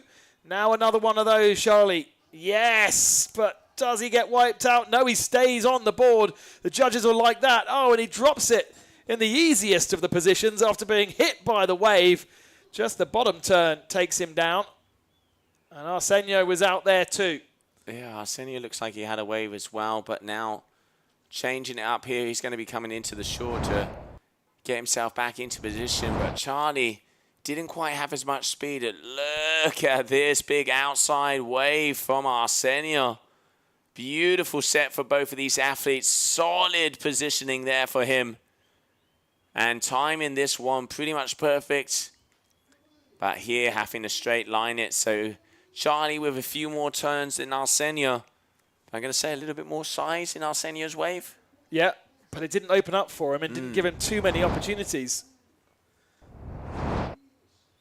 Let's see what the judges decide. This is wave 4 for both of them with 13 minutes remaining. Charlie for sure is going to improve that 5.56 because he's got a 0.5 on the board.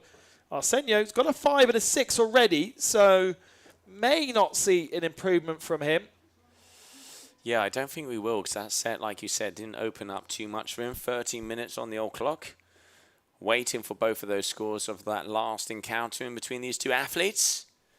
Charlie Martin, a 5.03, his best score. Definitely going to be improving that on this next wave.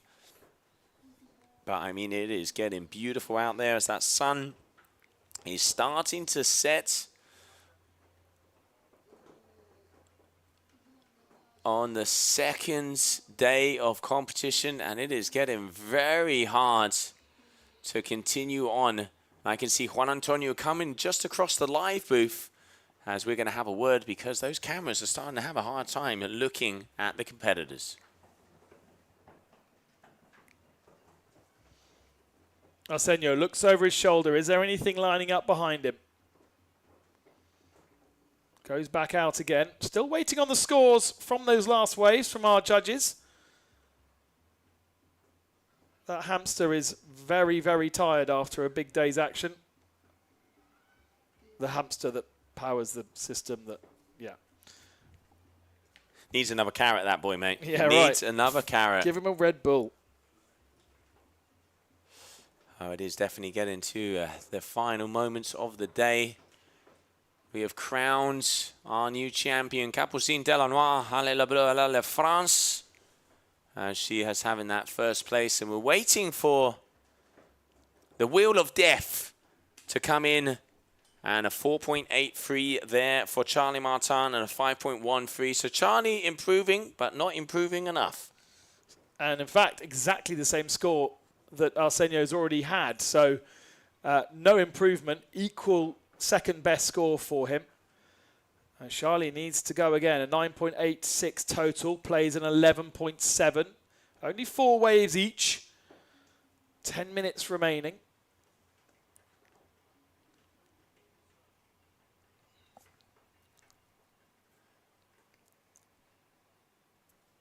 Yeah, there we can see the Cape Verdean flag as Arsenio's in there. I can see Joe there at the back and the family going crazy. I do have a feeling that is Arsenio's mum. As coming down to watch your kid throw it in of a world championship. And as that sun is going down, we are going to be having to get this light up to see the athletes out there. I couldn't know. Take the studio lights out. Yeah, that's it. Fog lights. Where are a set of fog lights when you need them? What about a spot? Big massive spotlight.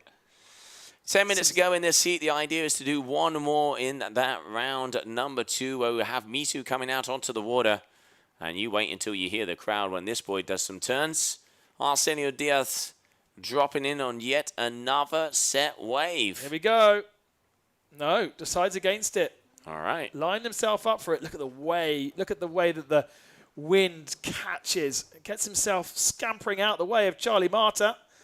Ooh, pretty close to each other there. Now let's see from this front shot how Charlie gets on. There you go. He is going a little slower than a lot of the athletes. He is getting right into that position, but just not quite having the speed to get that power off. Keeping it safe. He knows what position he's in. Ooh, and then jumps to a switch. Yeah, decides against it to turn himself around. As maybe he didn't see scoring potential. Arsenio now. Yeah, dropping in beautiful bottom turn off the top. Better waves behind Charlie's choice. Arsenio's picked this one. Again, having to look over the cheers from the crowd to encourage him. Difficult to spot where he needs to be, but he is leading at the moment. And not quite there for him, that wave. There it is. Hands are in the air, Cape Verdean flag in the sky. You can hear the local support. Such a cool culture here. They really do look after their own. Definitely one to put on your holiday list if you've not been. Cool place to come. Kite surfing or just culture. Catamarans, cold beers down on the shore. Kids Park. Kids Park? Kids Park. Okay. So I've been told that's an important part of holiday making, mate. It is, yes, if you have them. 8 minutes to go. And at the moment it is Kunkunya who has the upper hand. A 4.0 there for Charlie and Arsenio Diaz. Wave number 5 awaiting a score as this one continues on. And we are waiting for confirmation if the next heat is going to be going out. As I have heard they were starting to have trouble being able to see on the camera side. So we will wait for confirmation of that. And yep, but there I can see that conversation happening. But let's continue on with the action.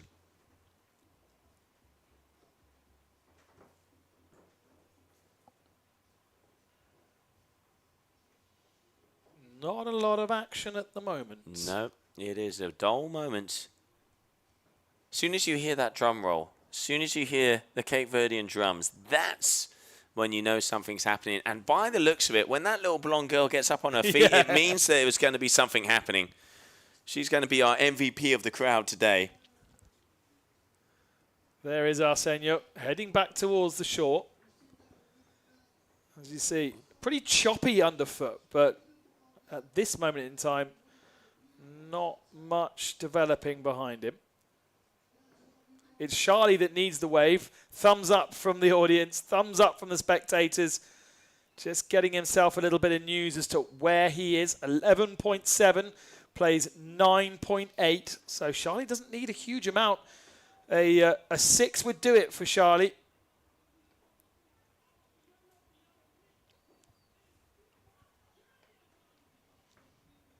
But there's no wave out there to make a 6 happen for the moment. 6 minutes remaining. They've each done 5 waves, so they're not going to max out. They're counting, unlike one of our ladies from earlier on today.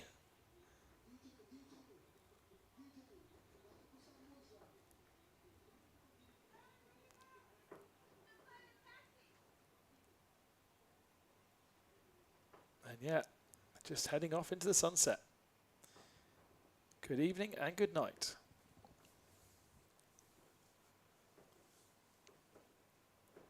You could almost put the Titanic music there, mate, and just going out into the golden glow as that sun is very much coming down. And look at those colours. That man has had a very long day. Confusingly, that is the drone following the camera? It's going to give him a haircut. Watch out. It is the drone following the camera. It almost looked like a steady cam following a steady cam. But yeah, you can see those flags flying high. Ew. Beautiful image here. Right, that's a small wave, but there's something rolling in. It does look like there's something in the back, but not too much. Oh, okay. Looks a lot bigger from close than from far. That's what she said. Hey. Arsenio then, dropping in. The problem with those smaller ones is they don't open up so much for you. You get kind of limited to what you can do. Indeed, just the one turn. But keeps the crowd awake, keeps them energized for when the next big set rolls in. And there I can see with the yellow hat, Didi Lopez, the sister and the mum of Hendrik and Ayrton Cossolino. Always there with the vibes, always there with the power. You can see she is going to lose her lungs. Vamos, Didi. Get that Cape Verdean flag up high. Oh, and there's the magic number. She got the distracted. cold one. Oh, I mean, who wouldn't? Who wouldn't? I can even hear Salim. 3 of those, please. Honestly, look at that shot. It might be a bit tricky for the camera, but it is beautiful. You can see your duotone athletes riding out into the sunset. Highlights, man. That is your last shot of the of your highlights. And here we can see Mitu Monteiro getting ready to go in the water. That is a face of concentration if I have ever seen it. Mito Monteiro also going to be going out on his pro model board, the Mito Pro. Beautiful carbon surfboards. Mito has been pretty much the main athlete at F1 for the last 15 years. Rafael Saez coming down here a lot to Cape Verde where they do a lot of testing. And he has been with F1 from the very beginning of his career. Also does a lot of clinics downwinders, and then has the kite school both in the town of Santa Maria and together with Joe, the Mito and Joe Center over there at Kite Beach. Another beautiful location. If you come down to Sal, make sure to check it out. Best pizza in town. Best pizza in town. 3 minutes to go, and it does look like we're going to have that final heat in the end, as we will be closing out this second day of competition with heat number 6 of this round number 2, which is going to be out there in between Mito Monteiro and Leonardo Casati, who I must admit I haven't seen yet.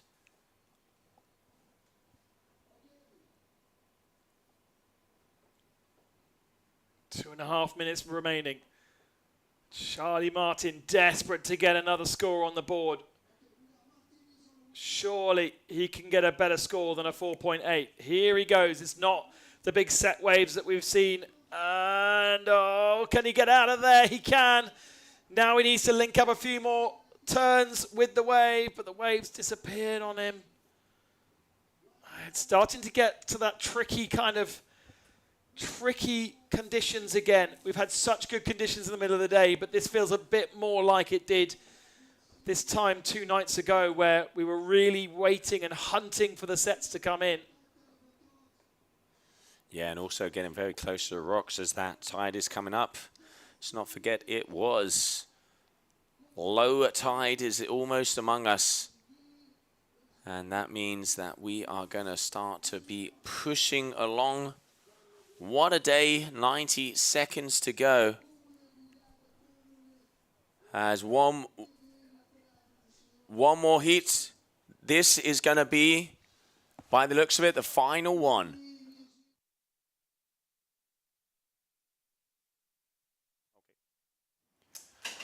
We might, though, get ourselves a Cape Verdean into the next round here, because with just a minute remaining, Charlie Martin needs himself a 6. He is on a wave here, but the waves are just not coming for him.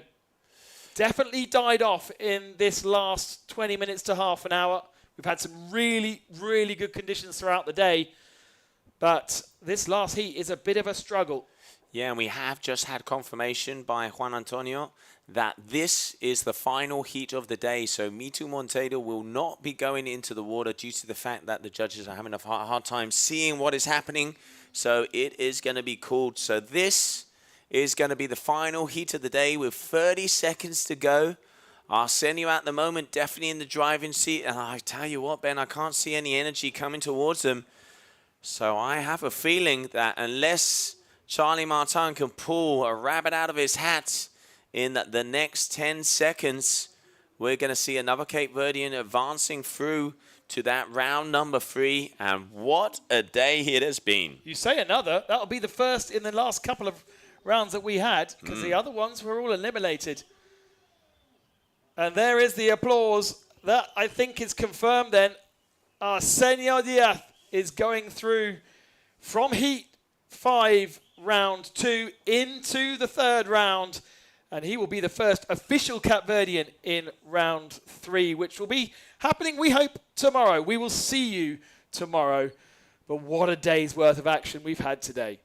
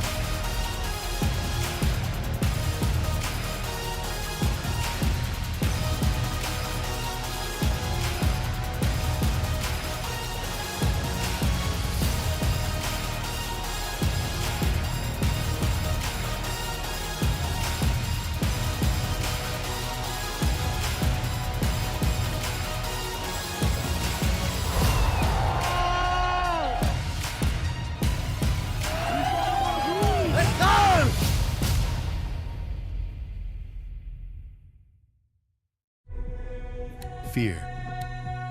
It whispers when you hesitate. It lingers in the unknown. It tells you to turn back. But fear is not the enemy. Fear is the threshold between the ordinary and the unstoppable. You don't conquer fear by avoiding it. You conquer it by riding straight through. Because beyond fear is freedom. Trade fearlessly at capital.com. Are we never satisfied? Are we obsessive? Is it never enough? Do we dream further? Maybe. But every gust, every wave, every effort, that's what drives us. It's our journey. We won't stop.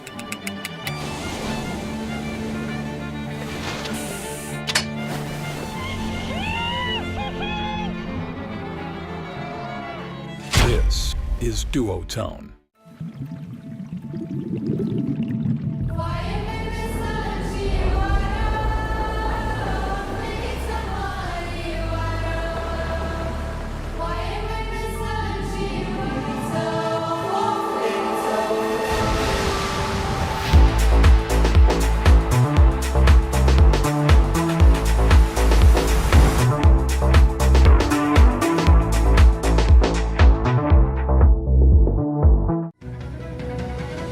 Vou contar-vos uma história. Era uma vez um arquipélago no meio do Atlântico, onde a natureza se demorou em atos de generosidade. Cabo Verde, terra onde nos temos de demorar, onde cada viagem é mais importante que o destino final, onde as experiências nos surpreendem a cada momento. Um país que fica para sempre no nosso coração. Cabo Verde, do coração. Investir em energia solar. GoGreen Gossal Vilas. A energia solar com baterias permite-lhe uma poupança de 80% na sua fatura energética. Tempo de retorno do seu investimento é de 3 a 4 anos. Quer esteja a tentar poupar nos custos dos serviços públicos da sua empresa ou esteja interessado para instalações de painéis solares e baterias em todo o território de Cabo Verde. Visite o nosso showroom e armazém para orientação pessoal em Santa Maria, Sal, Cabo Verde. GoGreen Gossal Vilas. Bolsa Atleta. Através do Bolsa Atleta, consegui que a sapatilha bicos, que agora todo atleta a nível mundial tenta usar em competições internacionais, quase ao pé de igualdade daqueles atletas de alto rendimento. Depois que consegui bolsa, para simplesmente de preocupar com a questão financeira e começa a dedicar muito mais a treinos e minha preocupação fica competição, treinos e desenvolvimento pessoal. Então aquele bolsa ali tem uma importância imensa para mim. Eu passo a dificuldade para morrer, me de ruber arriba, nunca tenho trabalho fixo, minha trabalho um dia sim, um dia não. Às vezes aqui pode ser para o chão, quando vem. Depois que naquele bolsa e a coisa está me evolui, é pouco mais de brilho, energia no treino, é ter mais foco. Ele é importante quem tem que as muitas condições financeiras que gostar mesmo de correr. E é um exemplo disso. E tem que mostrar aos jovens que conseguir realizar esses sonhos realidade. Candidatos em idj.cv até 20 de janeiro.